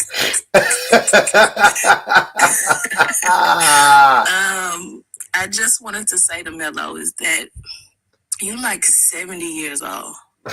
And I feel like every time you come up here, you lose a tooth because you just be lying. You said, I feel like, and correct me if I'm wrong, but I feel like earlier he was like, well, don't treat all men the same, but like you cannot let go. You don't have any grace for your mom. For his own, and his aunties. And your aunts. Mm-hmm. I would run away from home if I was related to you. At the drop of a dime. And that picture that you have as your profile pic is actually, it looks like you took that from the webcam of a computer with a booty on it. I really would like for you to stop coming up here. How long has it been? It's been months and you won't grow. And that's all I have to say. Hey, a computer with ass with a BBL is crazy. But when you said it, I knew exactly what kind of you was talking about. She said the computer had a BBL, man. Y'all, this shit getting outlandish, man. It's only crazy because it's true. And I think that's like John Amos or something in the picture, which makes it like really wild. I don't know if that's actually him or not, but I've looked at that picture like 12 million times, and I think that that's him with John Amos. And I don't know that I understand why he took it on It is him. He was fangirling. I like John Amos. That's my favorite Greek person on the planet, probably, is John Amos. But I would. His father figure. Exactly.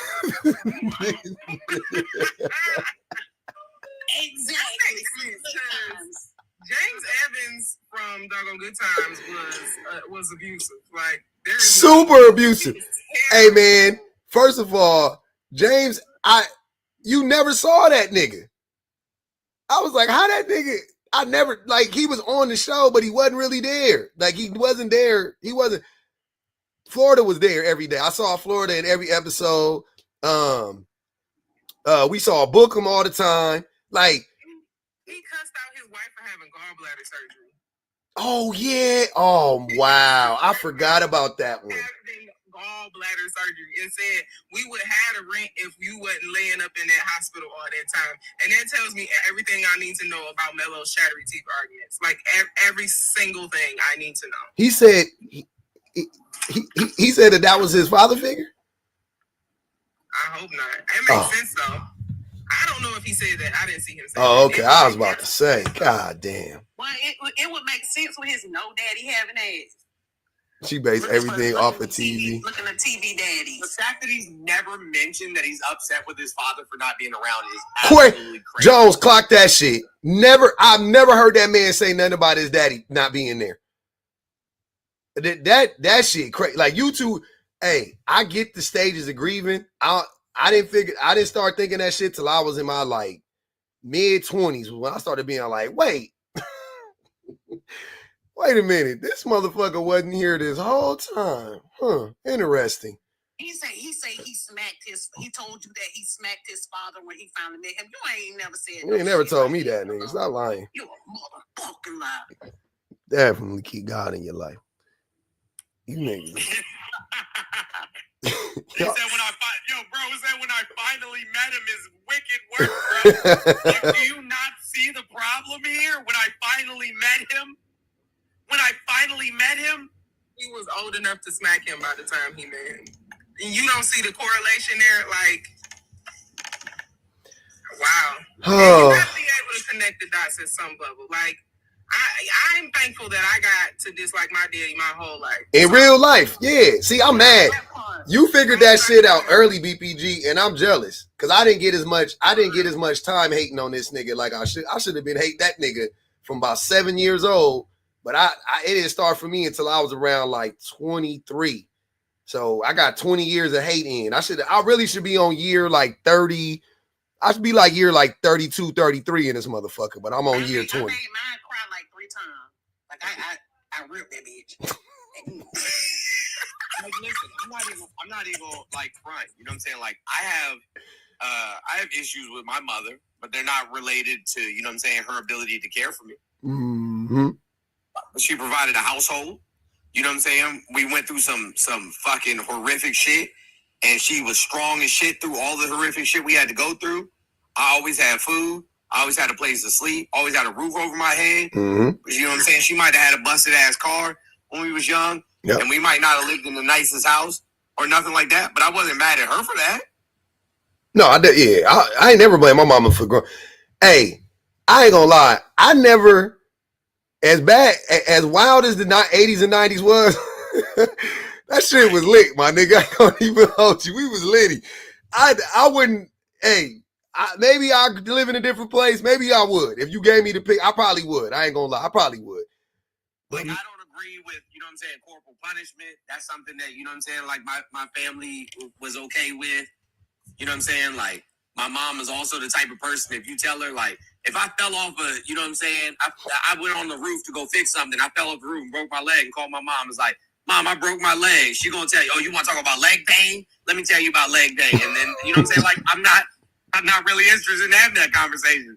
We was talking about what I'm going through right now. That's them boomer parents. Everything. Yeah. You be dying. They be talking about, oh, I remember when I was sick. I be like, nigga, right. I got 113 fever. If you don't take me to the fucking hospital, I don't give a fuck. My mama do that shit. She's a boomer, man.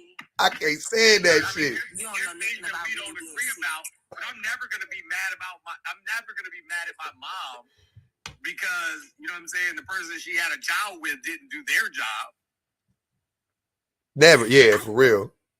I thought I was a daddy's girl for a while, but then I realized, wait, he let my aunties raise me. The only thing he did was like get me from my mama, but my aunties raised me. So the last thing I told him was to stop lying, and then he passed away. So. Oh, well. I mean, hey. At least you got that. Hey, at least you got that in.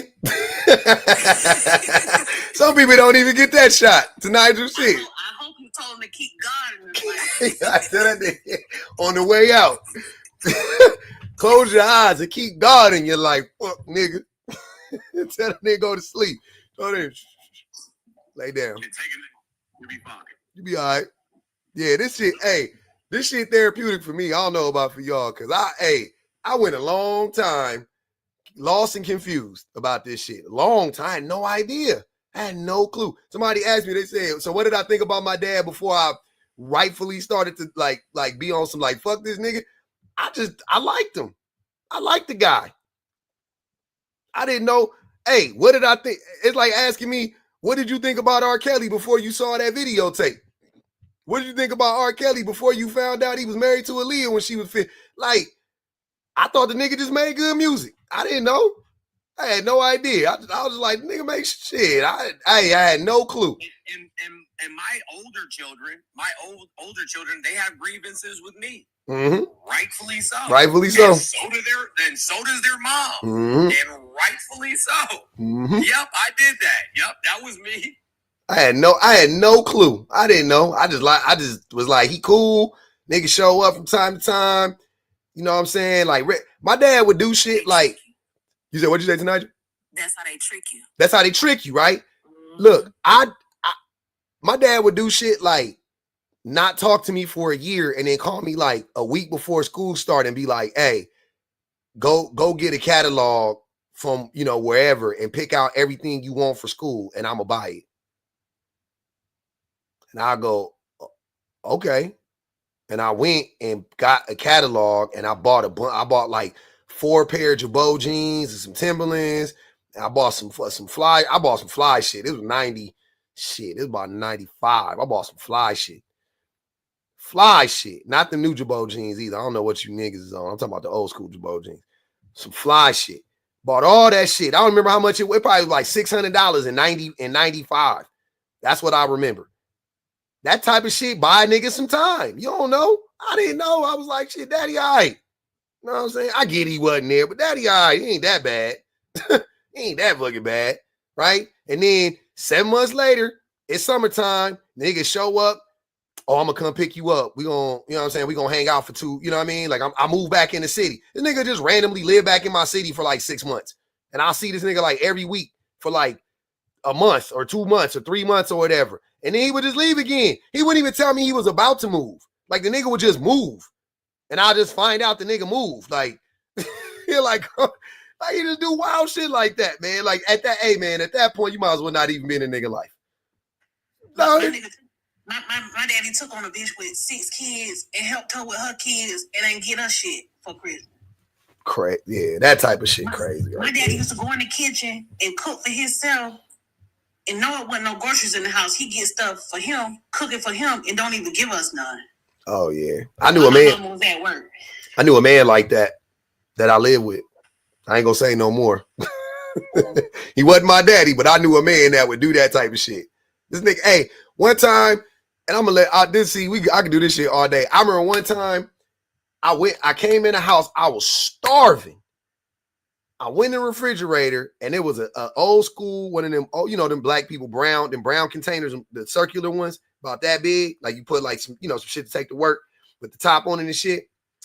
I cracked that. It was like the only thing in the refrigerator. I opened that shit up, and there was a salad in there. Now I'm a kid, and you know what I'm saying? So salads ain't really appealing to a kid, but I smelled it. I said, damn, that shit look good. Man, I ate that motherfucker. It was a hot summer day too. I ate a nice cold salad. I ain't never had a salad that good to this day. Swear to God. Ate that motherfucker down. It had egg in it, had some little chicken, some bacon bit, everything. It was perfect. Just the right amount of dressing. This nigga come in the house like, hey, he checked the refrigerator. Hey, who ate my salad? No, somebody asked like, did somebody eat? I said me. It was just me in the house. I was like, me, I ate it. He was like, why you eat my salad? Woo. I was like, nigga, because it was in the refrigerator. Like, what the fuck? I'm a kid, nigga, I'm a kid. You're an adult. There's nothing in the refrigerator. I eat the thing in the refrigerator in my house that it's my mama on a fucking lease, not you. This nigga walked in the house and got mad at me. I'm like 11 years old, 10 years. That's the type of shit that I be talking about. I don't give a fuck if my stomach was growling and I didn't have no money. If a kid ate the food, it went where it needed to go. Last time I wouldn't give a fuck. I wouldn't say nothing. I might ask like, hey, did you eat my salad? Or did you eat the salad? I wouldn't say my salad. Did you eat the salad? Yeah, I did. Oh, it was good, huh? Yeah, you like those? I'll make one for you next time. I'll go upstairs hungry as fuck. Eat some mints. Like, what is you niggas talking about? Y'all don't, and men don't like, y'all don't like babies for real. Because I don't think anybody's dad was better than mine. For one, he looked like Baby Meech, so you can imagine he wasted a whole lot of women's time. It was the 90s. He was light skinned, he had curly hair, Mm-hmm. So that type of vibe. But also I found out in high school that he was smoking trees in my car. And my mama would go in my car and see like all the little seeds all over the car and was like, what you been doing in this car? And I'm like, I ain't been doing nothing in my car. What are you talking about? And she was like, I went in your car and I saw all these seeds everywhere. And I'm like, I don't know why there would be seeds all over my car. It took like 3 months before I figured out that it was him. And then when I asked him about it, I was like, so have you been the one like smoking in my car? And he was like, he was smoking at the time. He was like, yeah, that was me. And I was like, but why? He was like, oh, I just wanted to see if you was gonna notice because I don't know if you be trying to, fuck around with them boys in your car. And I'm like, why would you smoke in my car, watch me consistently get caught, get in trouble for it, and just choose to say nothing? What does he mean he wanted to see? I'm not even lying. What does that even mean though, BBG? What is that? I don't get it. What does that mean? What was he trying to catch you doing? I don't understand. I still, to this day, I wish I could go up to my mama's cabinet and ask him what the heck he was trying to prove with that. Because it absolutely never made sense. And I mean, my car, like, the way my school was set up, it had like a big, huge fence around it. So it's not like you could come in and out, which was already ridiculous. But the way I would park my car, like I would park my car in the back. And when I would come back, my car might look like it was slightly moved. But for a while, I thought, okay, maybe I'm just paranoid. It looked like my car scooted up, but maybe I'm just, Wait, he would go to your school and take your... he would go to my school, take my car, ride around in my car. Because that was another thing. I kept trying to figure out why I was running through gas so quick. Because remember I told you the reason why I know how to change oil is because he taught me how to change my oil. I thought that the reason why that whole time that my car was running out of gas was because of the fact that I was, burning through the gas too much because because my oil wasn't changed. Yeah. But come to find out, the reason why was because he would take my car while I was in class and go run errands. Smoke in the car, and then put the car back before I left school. So when my mom would come and get in my car, she'd be like, "Why does your car smell like this? And why is the seeds all over the car?" Of course, I'm in high school. She's absolutely not gonna believe. That you wasn't doing it. Yeah, that I wasn't doing anything in the car. And she knew. Obviously, she knew what he did, so she knew it was some form of access, which is kind of weird. I ain't gonna go to that, but yeah, and then he finally actually admitted it and was like, "Yeah, that was me." Wow. And was like smoking while he was telling these me. These niggas are diabolical. All these niggas is the same. My dad did the same type of shit to me. Threw me under. I told y'all when that nigga made me take that ticket for him and didn't pay me and shit. Like niggas. Hey man, yeah. The men's is different. Go ahead, you. Hey, y'all, am I able to ask something? Go ahead, yeah, please. Hey y'all, hey public. Hey. I just wanted to say I appreciate your lives a lot. I'm gonna add a little bit onto the trauma train a little bit as well. So my father, we were from Detroit. My father is very wealthy. He's a very good businessman, and he did a list for the longest time. When I was a kid, I used to tell people that my biological father was dead. That's how unpresent he was. He really was not there. I wish I'd have did that shit. I had my sister's father. He's an amazing dad. And most recently, my last time talking to him is because this man faked his death. That is the last time that I have spoken to him. What? He has. When I say I'm literally about to cry thinking about it. He is the bottom of the barrel, one of the worst men I've ever met in my life. I told him the last. Why did he do it? Why did he do it? Why did he do it? He did it. He owes $60,000 in child support. Mind you, this man is a millionaire. He makes millions a year. He owes $60,000 in child support. And so I told him, I said, "Dad, I really want to have a relationship with you." He ran away from the relationship by faking his death. You know, this nigga's so stupid. He owned a dispensary downtown Detroit. My oldest brother, who mind you is only a day older than me, only a day. That show you how much of a hoe this nigga was. He went to the dispensary, and lo and behold, my dad was alive and well, standing at the dispensary. He should have beat that. He should have beat that nigga up in his own. I'd have beat that nigga up in his own. Oh man, I wish I'd have read it to my brother daddy at some point in time in my life. Oh man, I'd have beat the fuck out that. Oh my God, I'd have beat that nigga up so bad. I can't take him. He said that, and then the time before that, he had said, I asked him, I said, "Dad, why weren't you there?" And he said, "Well, the first time he told me because my mom kidnapped me and took me back to Arizona." So I was like, okay. So mind you, at 14, because at 14, I reached out to him myself. I've reached out to him ever since. Because the phone worked both ways. Yeah, and it's supposed to go, but it was only for me. I was the only person doing that at 14 years old. And so I asked him one more time. I said, "Dad, why weren't you there?" He said, "Your mother said that if I were to bother you, she would do something to you, which you already know what that is, and then blame it on me." Even if that was the case, go get them babies. Go get them babies. No, even if that's the case, go get the babies then. Exactly. I'm not leaving my. His mother has reached out to me every birthday since I was 15 years old. Every birthday. And you couldn't reach out to me that whole time? He's sorry. He's sorry as hell. Damn. He's sorry. Woo. Any investment in a man is a dead end. It's a dead.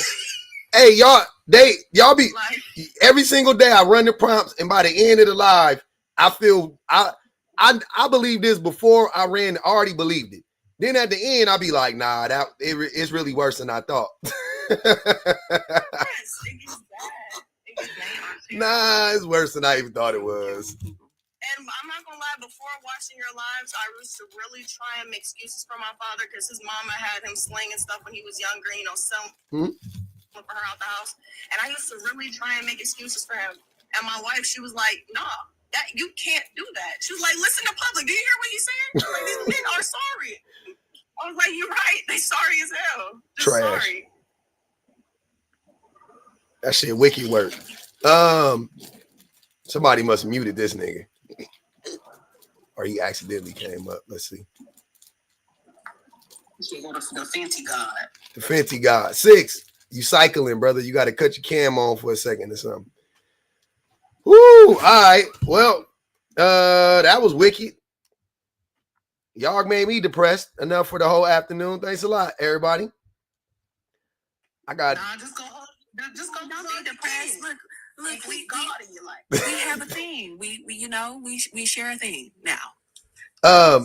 Teresa, Carlita asked Teresa, what's your YouTube again? Isn't it Teresa Lee? I think it's Teresa Lee, Carlita, but I'll ask her again to get confirmation. Sierra Frost said, professional perspective.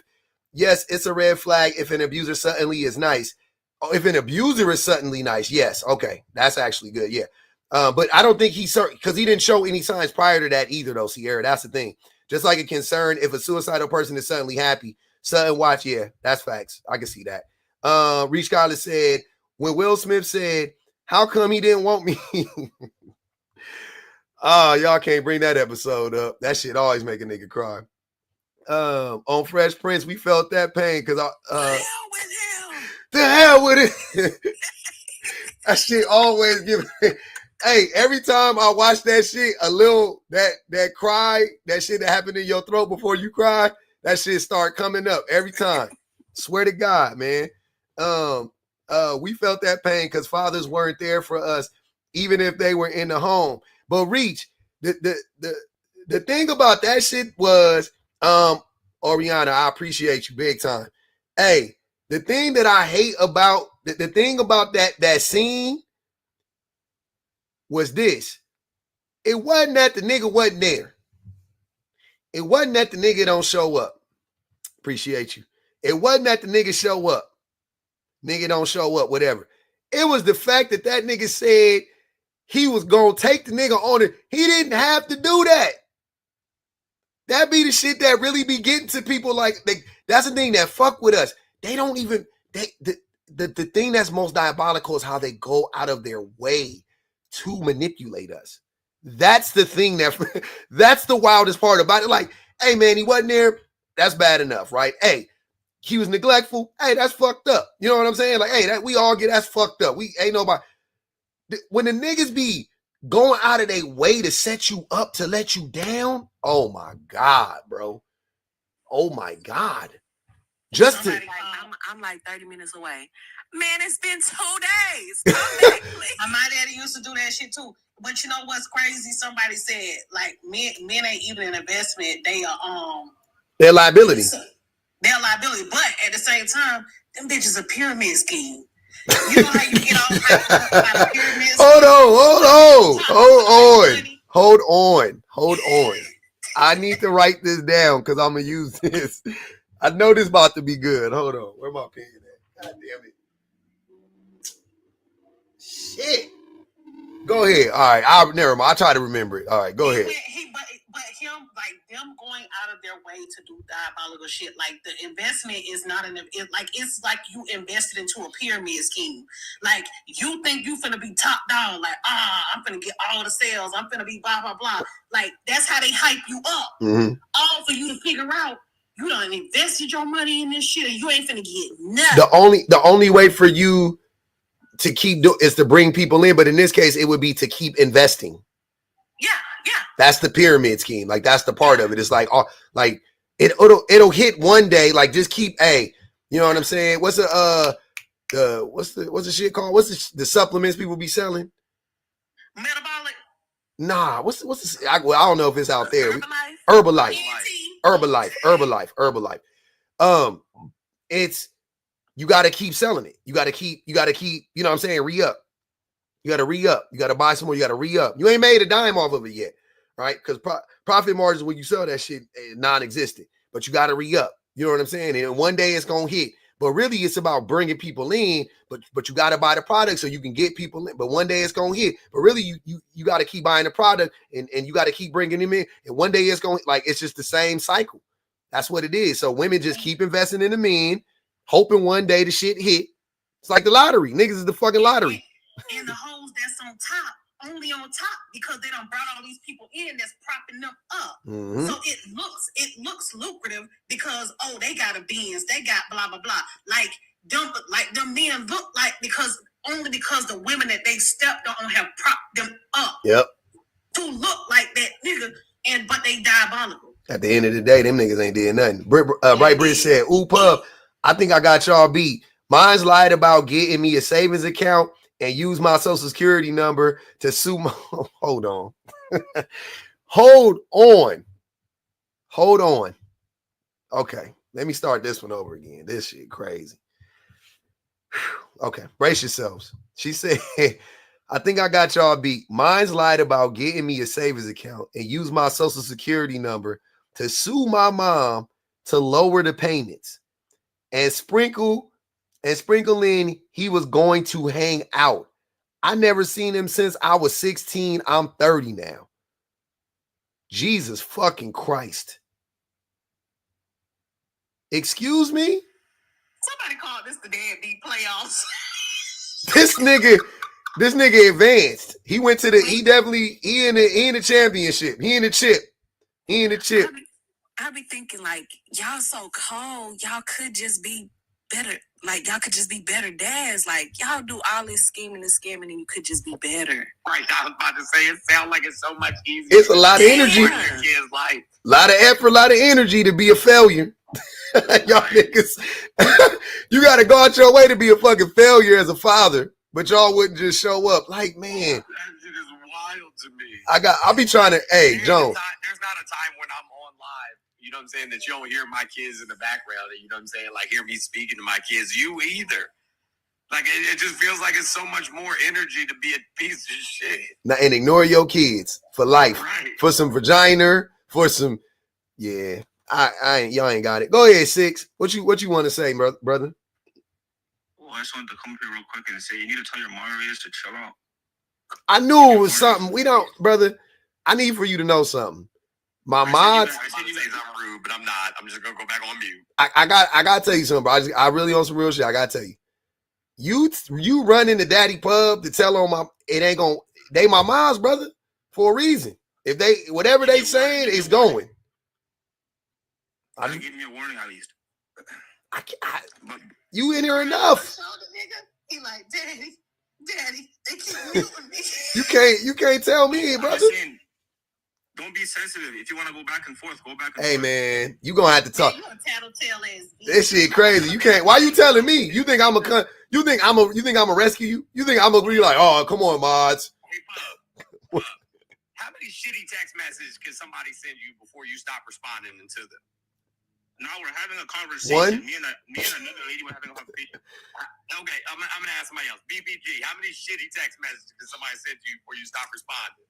First of all, they ain't getting the one through. That's what I'm saying. I got mine sifted So in the first place. one shitty comment. If you put one shitty comment, it's a wrap for you, buddy.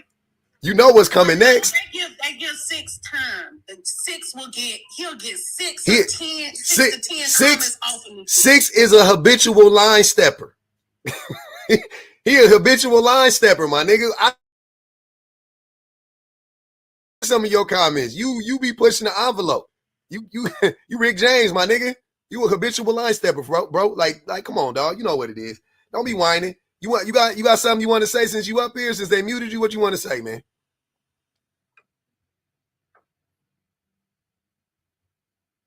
Yeah, but it's different when I'm fun. What you want to say, Six? Tell us. It's better when guys say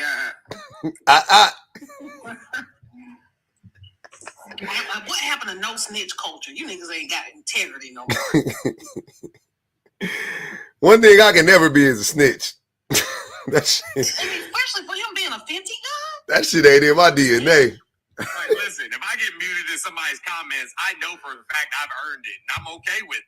Yeah, it be depending on the lie. Sometimes they be sensitive, Jones. They done muted me just because I was in that motherfucker. I done stepped in the live and they was like, hey, get him out of here, man. Jones in the comments. I said something wild to them in the past. Yeah, they know. They know what's coming. No Diddy. Go ahead, Six. You there? Or you got them red bars? You must be at your work, at your job site. You clocked in. None too crazy. Tell the Denny's manager he needs to unplug and replug in the router. It probably work better. Hey man, hey, Canada going through some things, man. I saw Justin Trudeau, that nigga, you know, he stepped down, man. Shout out to y'all, man. It's a dark time in Canada. Just to show support to Six, I done been blocked because I told a nigga he look easy to draw. Yo. I've been blocked when I told a nigga that he looked like he ain't been to the dentist since he went on the Medicaid van in elementary. I got blocked because I told a nigga he had a fake hairline. Like, I ain't never seen these people again. And I'm not on here crying about it. Hey, just move around. No, Brad says she gonna start saying, are they gonna start saying that? You look easy to draw. It's okay if I could say that. If I could use it. Can you say somebody is easy to draw? Yeah. Easy to draw? I'll be saying everybody easy to draw.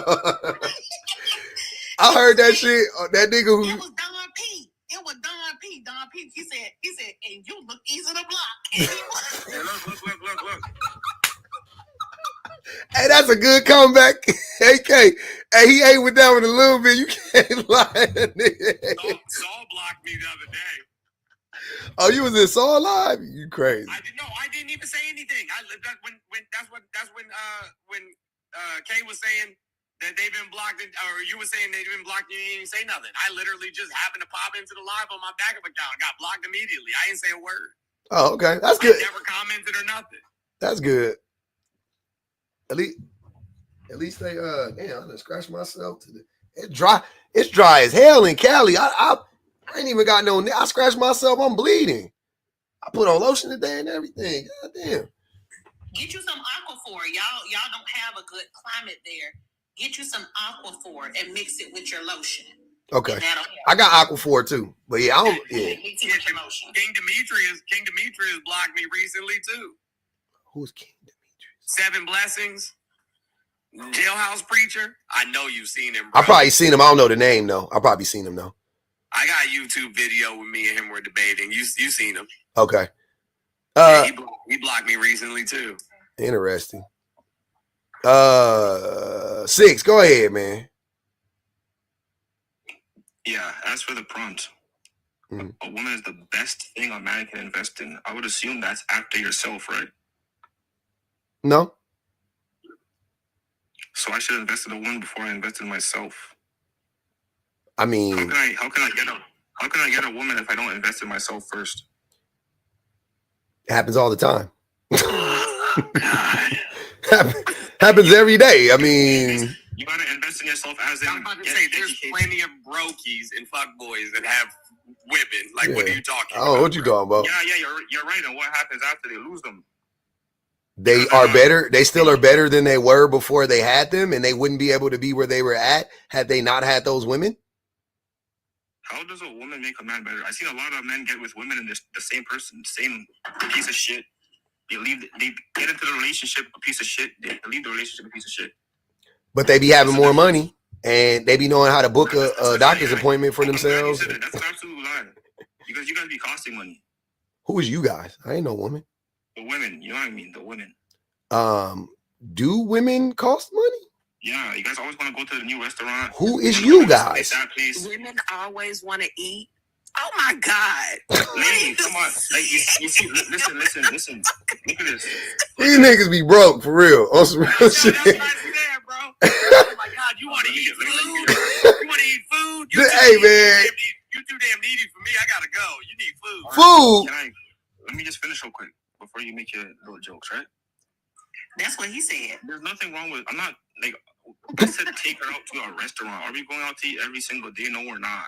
So what are you talking about? Who want to eat out every? You know how to cook? Hold on, wait, y'all. Hold on. I gotta ask this question. What grown woman want to eat out every day of her life? 6. No, that's what I'm saying. The lady underneath me said, "Oh, she wants to eat." We're not talking about just simply eating. We're talking about this unnecessarily wanting to go to a restaurant. What woman wants an unnecessary? What is an wait? A lot of them. What do you mean unnecessarily want to go to a restaurant? I got it. Hold on. I got to tell you something real quick. Every time you go to a restaurant, it's unnecessary. No. Yeah. Literally every single time you go to a restaurant, it is unnecessary. You never need to go to a restaurant. If you want to have a good time, you go to a restaurant. That doesn't mean it's a need. You don't want to have a good time? You just said if you want to. You don't want to have a good time and also eat? Yeah, I do, but not freaking 10 times a month. 10 times a month? Hold on. 10 times a month is 2 times a weekish? Yeah, that's too much. What kind of restaurants are we talking? And that's fine. And that's fine. And that's fine. And that's fine. I don't want to shame nobody. That's fine. He said he made $28K. He did. They said tell 6 to. They said tell 6. They said hold on, wait. They said tell 6. Cash Me Outside said tell 6 to date in his $30,000 tax bracket. Okay, let me get this out real quick. Okay. Why every time everybody in the comment section up here calls me broke, and then I say turn on your camera, let's go bad for bad, let's go car for car, let's go life for life. I'm 28, I'm 29 years old. Let's do it. Why do they all shut up real fast when I say that? Because we're not. Because we. Hold on. I'm gonna answer. You want me to answer the question or not? Yeah. Okay. No, wait. I know you see me continuously doing that repeatedly, and no one ever responds to that. So now let me hear what you have to say. Okay. So the reason why people don't engage in that type of activity is because they're broke as fuck. Is because they are not corny. Yeah. Okay. So wait. Let me get this straight. Them saying, "Oh, you're broke," that's not corny. But me saying, "Okay, let's turn the camera." I mean, that's like a lighthearted joke. We don't know if you broke or not. We just taking jabs at you, right? But saying, "Oh, go bed for bun." We don't want to be. We don't want to start turning on cameras and doing none of that, bro. Because you're just gonna embarrass yourself. That's what I'm saying. Like, look, hold on, wait. 6. Wait.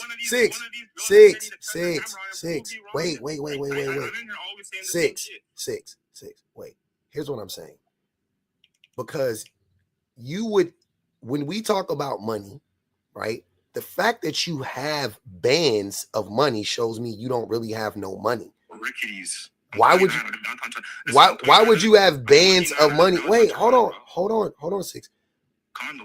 Why wouldn't you have that money somewhere safe? Why you don't want to retire someday?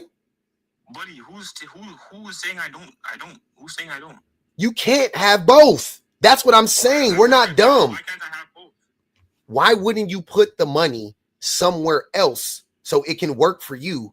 If you got that many bands just sitting around, then you're dumb. So it wouldn't even prove what you thought it. All it would prove is that you dumb and you don't know shit about money. Even if you showed me 50 bands right now, you think I would be impressed? I wouldn't. I would be like, oh, you're an idiot. You got 50 bands in a high rise in your house. A couple things. A, what if the building burns up? If the building burns up, what happens? Can you claim that cash on your insurance? Nope. What if somebody breaks in your home that you're bragging about having all these bands in, that you're openly on the internet saying you got fucking bands in your home? What if somebody breaks in your home and steals your money? Can you ever get it back? No. So why the fuck do you got bands of bands in your house? That's dumb. Unless you about to go on a run next week.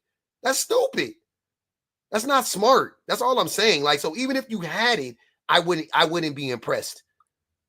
That's why I'm trying to tell you that shit is corny. That's what kids do. 70, 100 grand, like none of that. That's not money. But he said, no, it is in the house just to have it. Why? Yeah, Mr. Jones. Like why? Like why would you do that? That's stupid. Hold on just a second, 6. I made 6 figures when I was younger than you. Well, hold on, because I think that 6. But, hold on, but Jones, hold on. You did it legally. And that's good for him. Mr. Jones, though, you are a very, very small minority. These broke ass people don't have shit. 6, I believe you. Can you go to the front of your building and show us? No. You just said you wanted to turn on your I'm not even in my house. Well, why would you say go turn on you in the coffee shop yelling about Don't try that public because public, don't do that. You see me with your own two eyes do this countless amount of times when I was in my house. Let's do it right now. And I've never seen the inside of your house. Tio. So now that I'm outside, you see my signals all fucked up. Now you want to ask me that? Stop. I don't know what. You act like I know what it's like. It's the craziest shit. You're trying to age yourself out the YN. I'm not a YN. I'm an OG. We'll turn the camera on. Please, You in the orgies? What'd you say? I said OG. You are OG. Yeah, I'm 29. Okay, You- well, Jesus. You a YN nigga. I don't know what you're saying. 29 He said, 29 and you still talk like this? That's so strange. You are so underdeveloped. Okay, so ma'am, can I ask you a question? Was it really? No, I don't care. I want you to show that card, especially. All right, so then don't open your mouth and talk to me then, bald-headed ass lady. Show that card. bald-headed. I'm bald-headed. Bald-headed. What about you? And she fine as fuck. I'm fine as fuck, too. Is she though? Is she? Is she though? Cam up. No. Cam up. Fuck that. Nah, nigga. Hell no. We camming up today. I can't do it. We camming up. Unacceptable. Cam up. That's the last. Nope. Cam up. Nope. Cam up. Nope. Cam up. Cam up. Cam up. Cam up. I don't want to hear shit. Cam up. Ray J looking at You call somebody ugly, cam up. You call a woman ugly on a lot, cam up. You got to cam up after that. This not an AI. This not an AI picture. I look like this for real. And this is me. Cam up. Cam up. Please, cam up. Please, Lord, cam up. Please, cam up. Cam up. Cam up. Cam up. You wanted to yap about camming up 10 minutes ago. Now you don't want to cam up. Cam up. I don't want to hear it. Cam up. Cam up. Cam up. Please. 6, please, cam up. Please. I think you want to see my face a little We do. I do want to see your face. Exactly. I want to see your face. Yep. Whatever gay stuff you got to insinuate, fine. Cam up. Cam up. I don't care. Cam up. We want to see where the fuck this audacity. I got to see this shit. Please cam up. My dog PFP looks scared though. It was your suggestion. Please cam up. 6, please cam up. Please. Please. Please cam up, dog. Please. I will be gentle. All right. If this is what made us feel better, to Nigel, you're a really beautiful woman. Oh no. Look at the dog. What's up with the dog? No. You Hey, too. PPG, we can't see your joy. You gotta turn the camera off and turn it back on. Oh no. I ain't never even looked at 6 profile. I'll be honest with you. It's my first time really looking at it. Maybe I gotta crop it different. You do, yeah. You got to slide it to my right. I don't know. Yo, he actually do look like. No, you know he don't look like Ray J. You know he look like Him and the dog look alike. He look like that nigga that sing and we living it like we. You know what this nigga look like? He look like Mac Wiles. He look like the nigga that sing Own It. And we living it like we own it. Own it. Own it. he look like the dude from the Raven Simone show. He look like Orlando Brown. What he do? That nigga do look like Orlando. Skinny Orlando. Hey, but look at this. One thing I didn't see in the comments, I see no one say ugly. Now they're gonna say it though. I mean, We ain't gonna. But here's the thing. you want us to be mean? We're not gonna shit on you. If you somebody, we ain't gonna shit on you. But y'all be coming up here with the audacity trying to shit on people who really, Nigel really is that bitch. And I don't even know what you look like really up close. But like, don't do that. You got audacity. Mrs. Strongback. What did I say that was so offensive when I came up here? You called her bald headed, and then No, wait. I said when I first came up here, what did I say? your whole presence is offensive. But wait, hold on. MJ said 20 for his bobblehead ass. He needs to drop. Damn, they got 20 on that boy head. Cash Me Outside said 6. Why? With the dog and her PFPs. Bro, I can't. They said 6. Why you got that man next to you in the PFP? They said you look like that Chihuahua. That nigga got a Chihuahua. What's it called? That's something else. Bring that nigga around Teddy, man. That dog is sick of this. Bring that little motherfucker around, Teddy. That would be a chew toy for our dog. Like I that joint would shake that little puppy up. Like, Teddy had a nigga in his mouth walking around the house thinking like it's his friend. You guys sure can dish it up, but cannot take it. Who can't take it? No Diddy. You started it, bro. You dish it out. There's nothing. One at a time. Dish it out and share it with the dog. Put it on the dish. I would never get at DPG because I respect DPG. Oh, that hey. All I told you was that you don't act your age and you call me bald headed, like as if I don't have a haircut on purpose. And unattractive. You tried to insinuate that she was unattractive. Now, I didn't say she was ugly. we said she was attractive, and then you said, is she? Which means you think that she's not attractive. Don't play stupid now. That's legitimately what happened, verbatim. You got me. I remember that, yeah. So here you go. We know that's what we was tripping off of. We was like, ugly. Being a fuckboy in minutes. Like what? That's what. Nobody was more shocked than us by your reaction. Like that's what shocked me. I was like, what? Wait, what happened? Oh, is she? Yeah, nigga. Now here you are. Oh, I ain't saying she ugly. Then why play? And here come your mellow yuck mouth ass. But that's his opinion, though. He could say that. Shit, he could say that. We didn't feel that way when you was talking about the bell peppers earlier.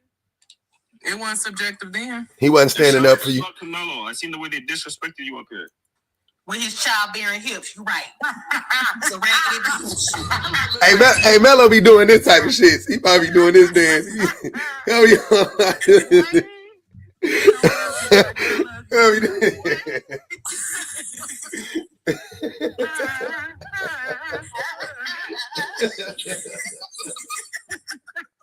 You better shake them hips. That nigga got some sweet hips. Mello look like the Hamburglar. He can't talk to me. You sure do got a pretty mouth. Nigga act like Mermaid Man.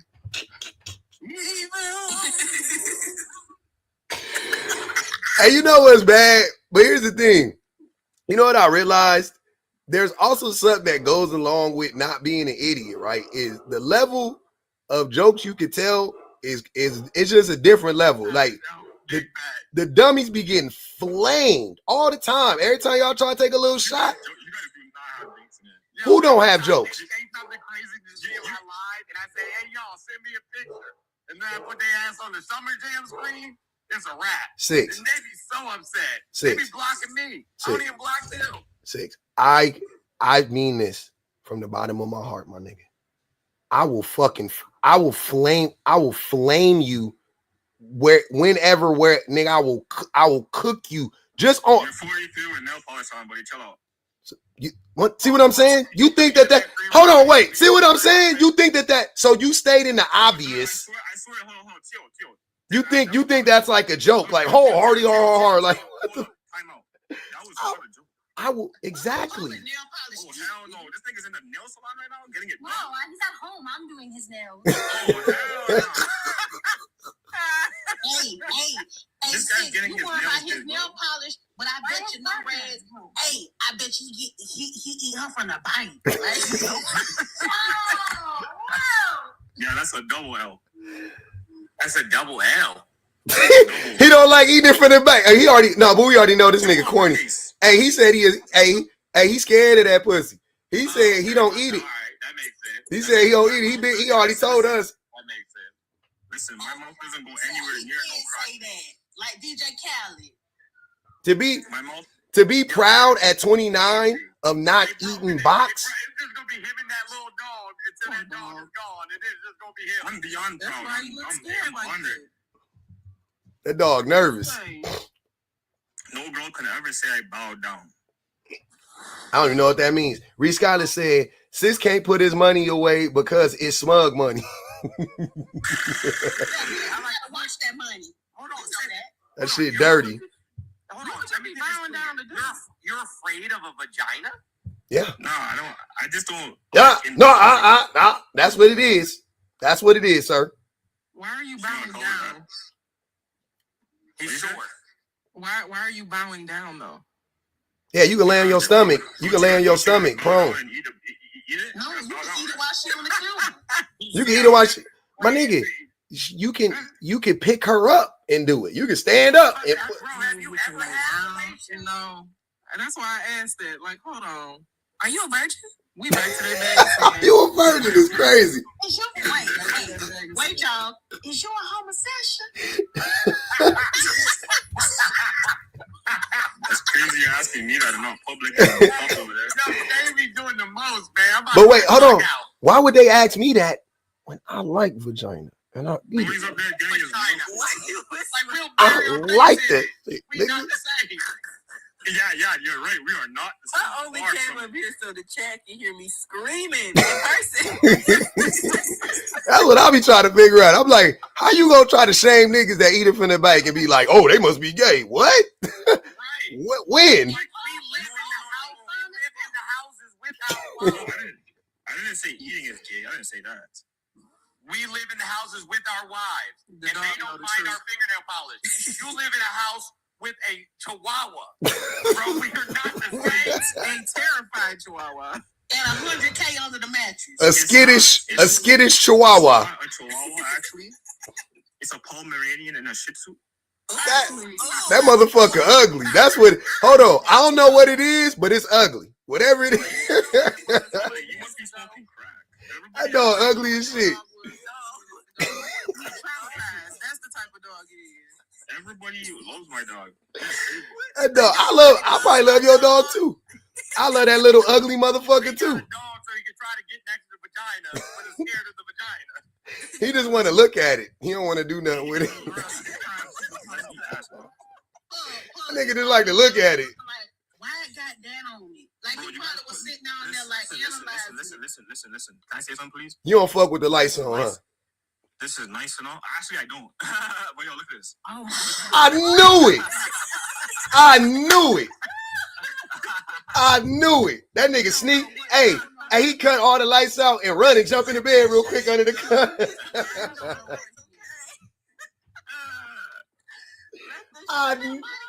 Something told me. That was a funny joke.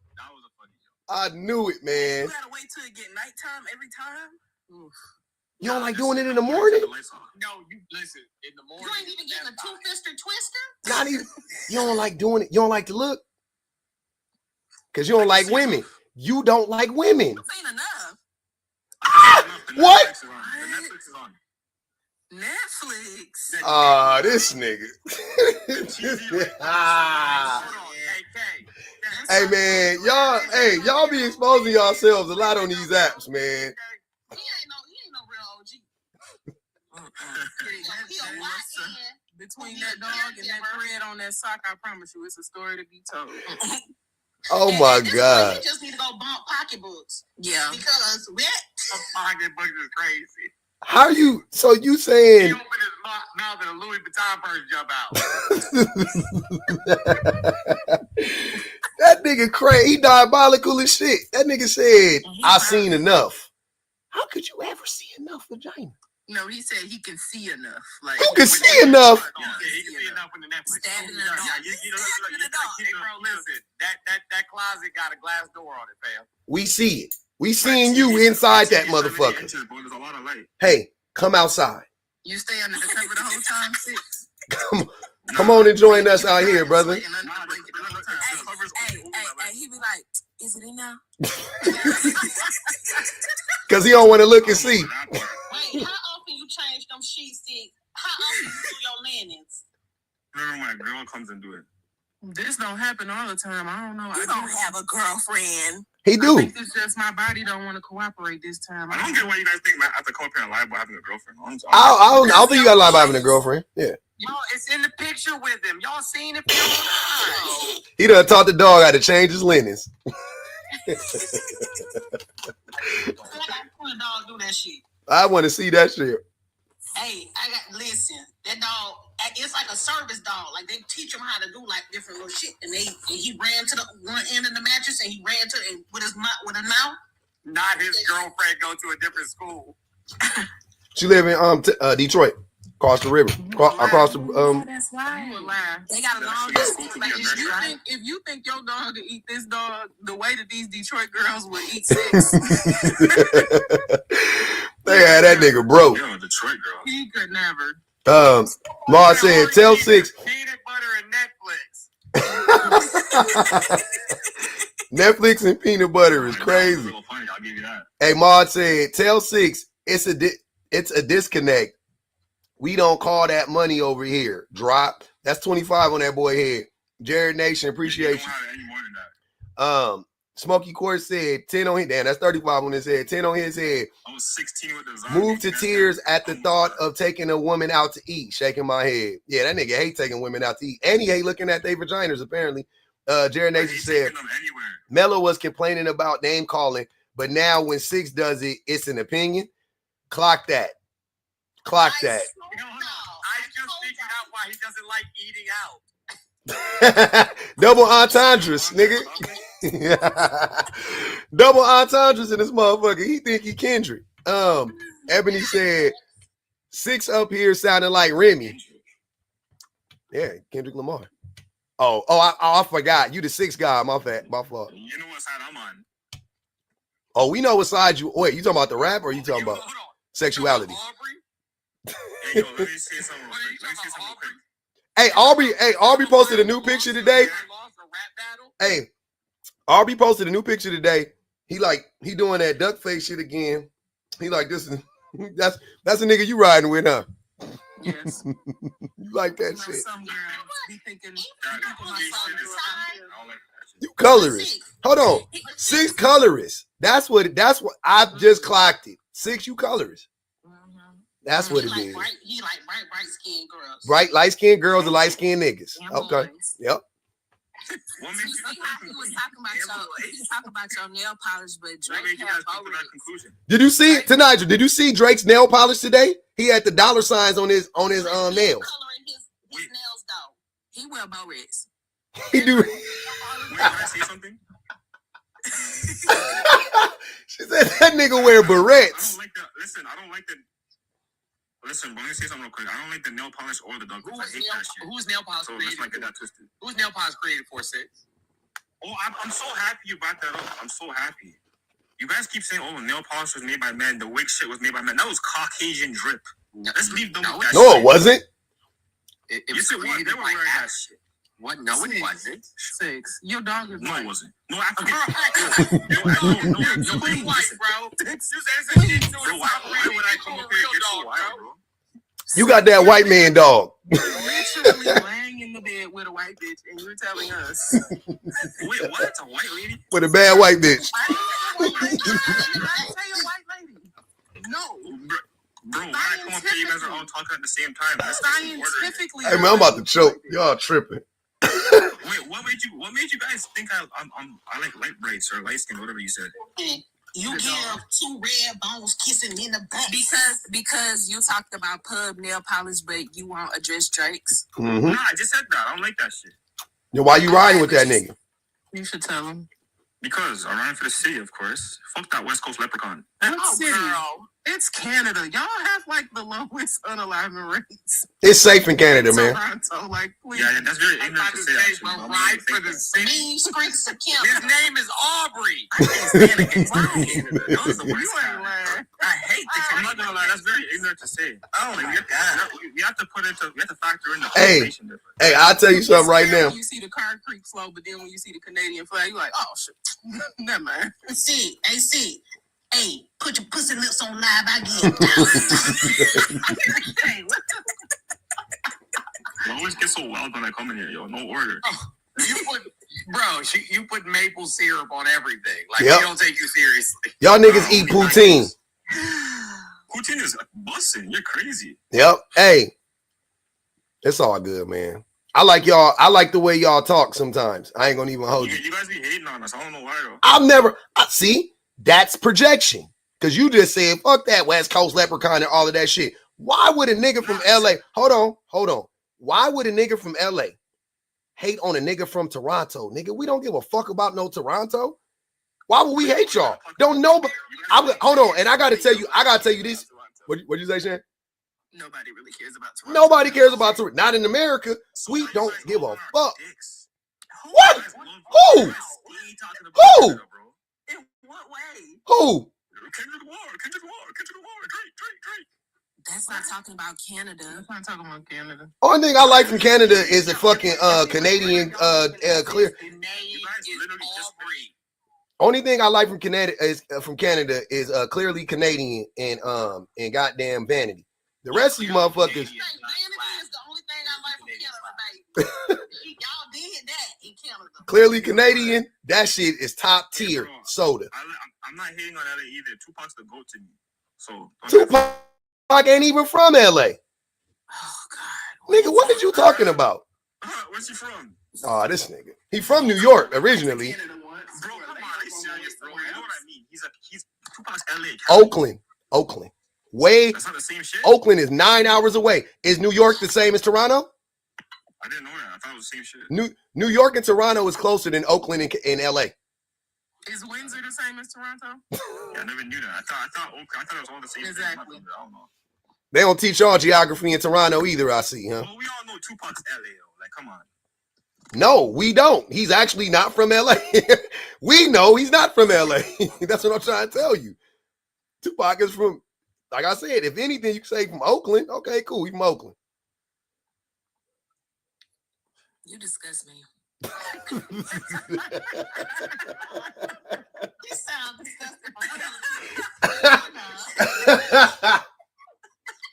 Deep down. It was that funny? Hell yeah, that shit was funny. You disgust me was perfectly timed. Hey, LaMonica said, 6 sound like a mixture, but oh fuck, hold on. I gotta get this shit out. God damn it. Why is my hair longer than Tonigel's? Cause she cut it? Why you picking on her? I know, bro. All right, I'm sorry. He want a real bad. He like her a lot. Exactly. He like her a lot. That's usually who they be picking on, the one they like the most. I talk shit to everybody up here. LaMonica's You've been hyperfixated on tonight, and I get it. I'm hyperfixated to BPG. You talk no shit to because BPG's actually respectful. You talk no shit to me. I'm not respectful. What are you talking? BPG been flaming you. What are you? She said you was just in bed with a white bitch. Like, what, did you fucking not listening? She said that. I didn't say that. She said that. LaMonica said 6 sound like a mixture between Jay-Z and Dr. Evil. And that's not fair, 6, because I genuinely hate your sticky guts. Like, that's not, I don't think that's cool. Well, guess what? I'm not a evil-hearted person, so I still think you're respectful. I'm not either, but you evil-hearted with Nigel. I apologize to her. No, you don't. You keep going back on it. You wait a minute. Now you finna gaslight me because you apologized earlier and then you came right back to say the same shit. Boy, fuck yeah, you. Because you said some foul shit. If it's up, then it's up. She said some foul shit like you discussed her. You discussed us all. But you want to keep picking on her specifically. Well, you guys didn't express that. You're a color. Oh, let me express it. Yeah, you disgust me. You disgust me. I've told you just that saying that to copy him. I must say it again. Who? You think I really? You think you don't discuss? You do. 6, please. You know I hate you. I don't think so. Well, you did unnecessarily wish death on me for laughing at a joke. So maybe. Okay, so would it be a stretch that you discuss me? I guess so. Yeah, I don't care. Regardless how much hate you guys have, though, it's always love over here. All right. Ali said his dog is light skinned. Tell him and Wishbone to get the fuck out of here. All right. And when did I wish death on you, 6? Because that seems extreme. He think he goddamn 56. And then the live we were on, and the guy made a joke, and I laughed. And instead of wishing death on the guy that made the joke, you said it to me. Shit was crazy. What exactly did I say? I can't remember exactly. Exactly, because you lying. I swear to God on my life, I'm not lying. She ain't never said no shit like that on this app. Yes, she don't did. even talk like that. You guys have Alzheimer's. You don't even talk like that. You don't talk like that. Kay might have said that shit. Bro, Hey, if you would have said Kay said that, I'd have believed you. I'd have believed you. How did I wish death on you? If somebody wished death on you, you will remember what they said. Pretty much, you said something along the Pretty lines much. I see, already backtracking. Look at him. I said what? You said something along the lines of I deserve or you hope or something like that. You said that. I remember. You deserve hope. No, you said that you hope that something bad happens to him.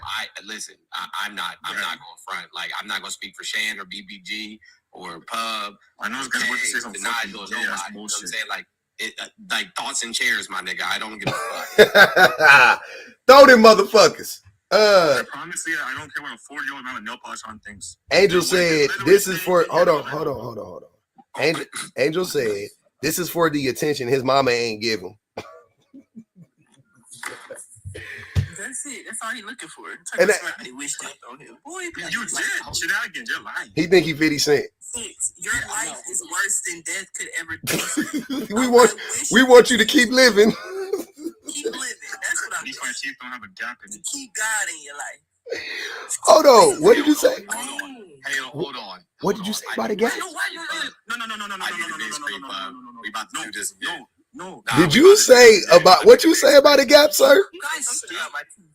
We need the big screen. Why you always coming from my gap? We need the big screen. I thought it was my gap, but hold on. Do y'all see this? Hold on. Shan hate when y'all put her on the big screen. Don't put Shan on the big screen. She hate it. Don't do it. She hates that shit. Hey, listen, when y'all talk about Shan, shut your fucking mouth. Why you expecting my name? Put a photo up with no filters on them. Let's do that. Oh my God. That wasn't a filter. I took that photo from her live. That's a filter, nigga. Of everybody up here, you're the least interesting to look at. You are the least interesting to look at. Hold on. There goes Shan right now. Look, this is her in real life. I literally can't see anything. You can't see anything. I just see her per picture. What picture? That's her. That's her, nigga. She moving. I thought she was turning her camera on. You got a flip phone. That's why your shit moving slow. Not a picture. That's just her face. No dog, no hoodie. No filter. Just me. No makeup here? This nigga. Hey man, take your ass. Take your ass out of here, please. Oh, I caught her. Take it on quick. I caught her.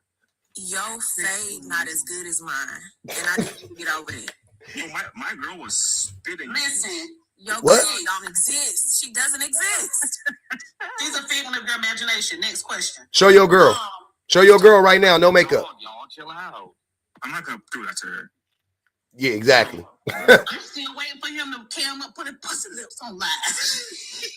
Okay, stop it. Let's see your girl, Six. Put a picture up. She would not want me to put her up here right now. No, I bet. Yeah. Your camera. I wouldn't. Let's see you. Cam up.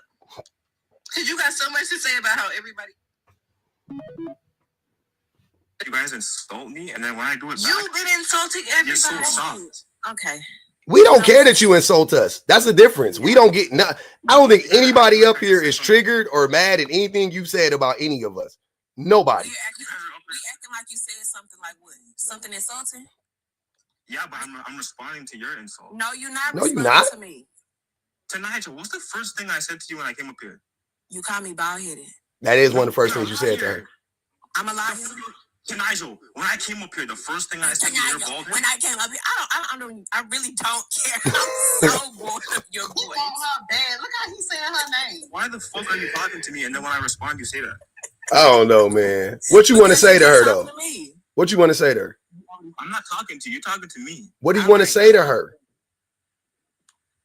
Six? Hold on, y'all. Let him. Hold on. Let him go. What you want to say to her? Six? Come on. I don't have anything to say to her. All right. Well, you can say it in the comments. MJ said, "Please don't cam up, crusty lip."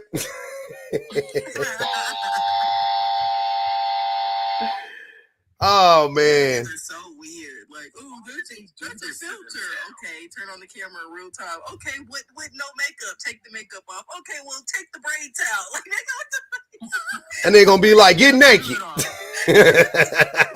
Show me your baby picture. Shut the fuck up, nigga. You got a bra on, take it off. Let him hang out. It just never ends. cut that light on and turn that Netflix on. Could you imagine looking like That's what you really do. Brown and being out here trying to clown other people for the way they look? Never. Exactly. Shut up. Never. That boy looked like he need a long night's sleep. All them bags My around his face eye. card has never declined a moment in my life. Never. Nor not a moment in my life. Not never. Also, I bet he vitamin deficient.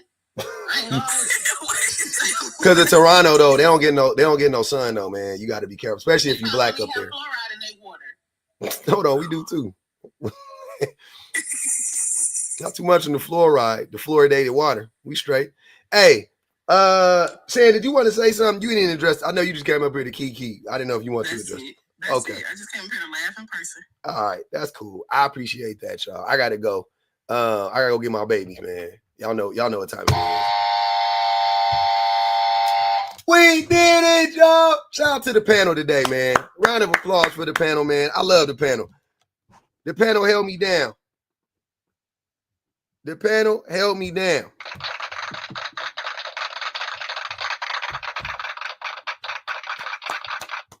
Round of applause for the commenters. The commenters was commenting today.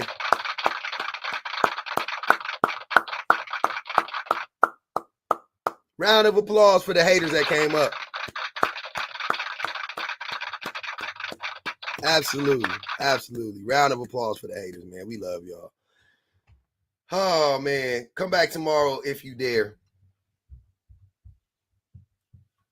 Fuck Patriarchy. Teresa, Bum Mistress, 504 Empress, Nurse Ash, Reach, Shan, Bright Brick, Shanika, Gigi, Nia X, Osa, Carlita, Sierra,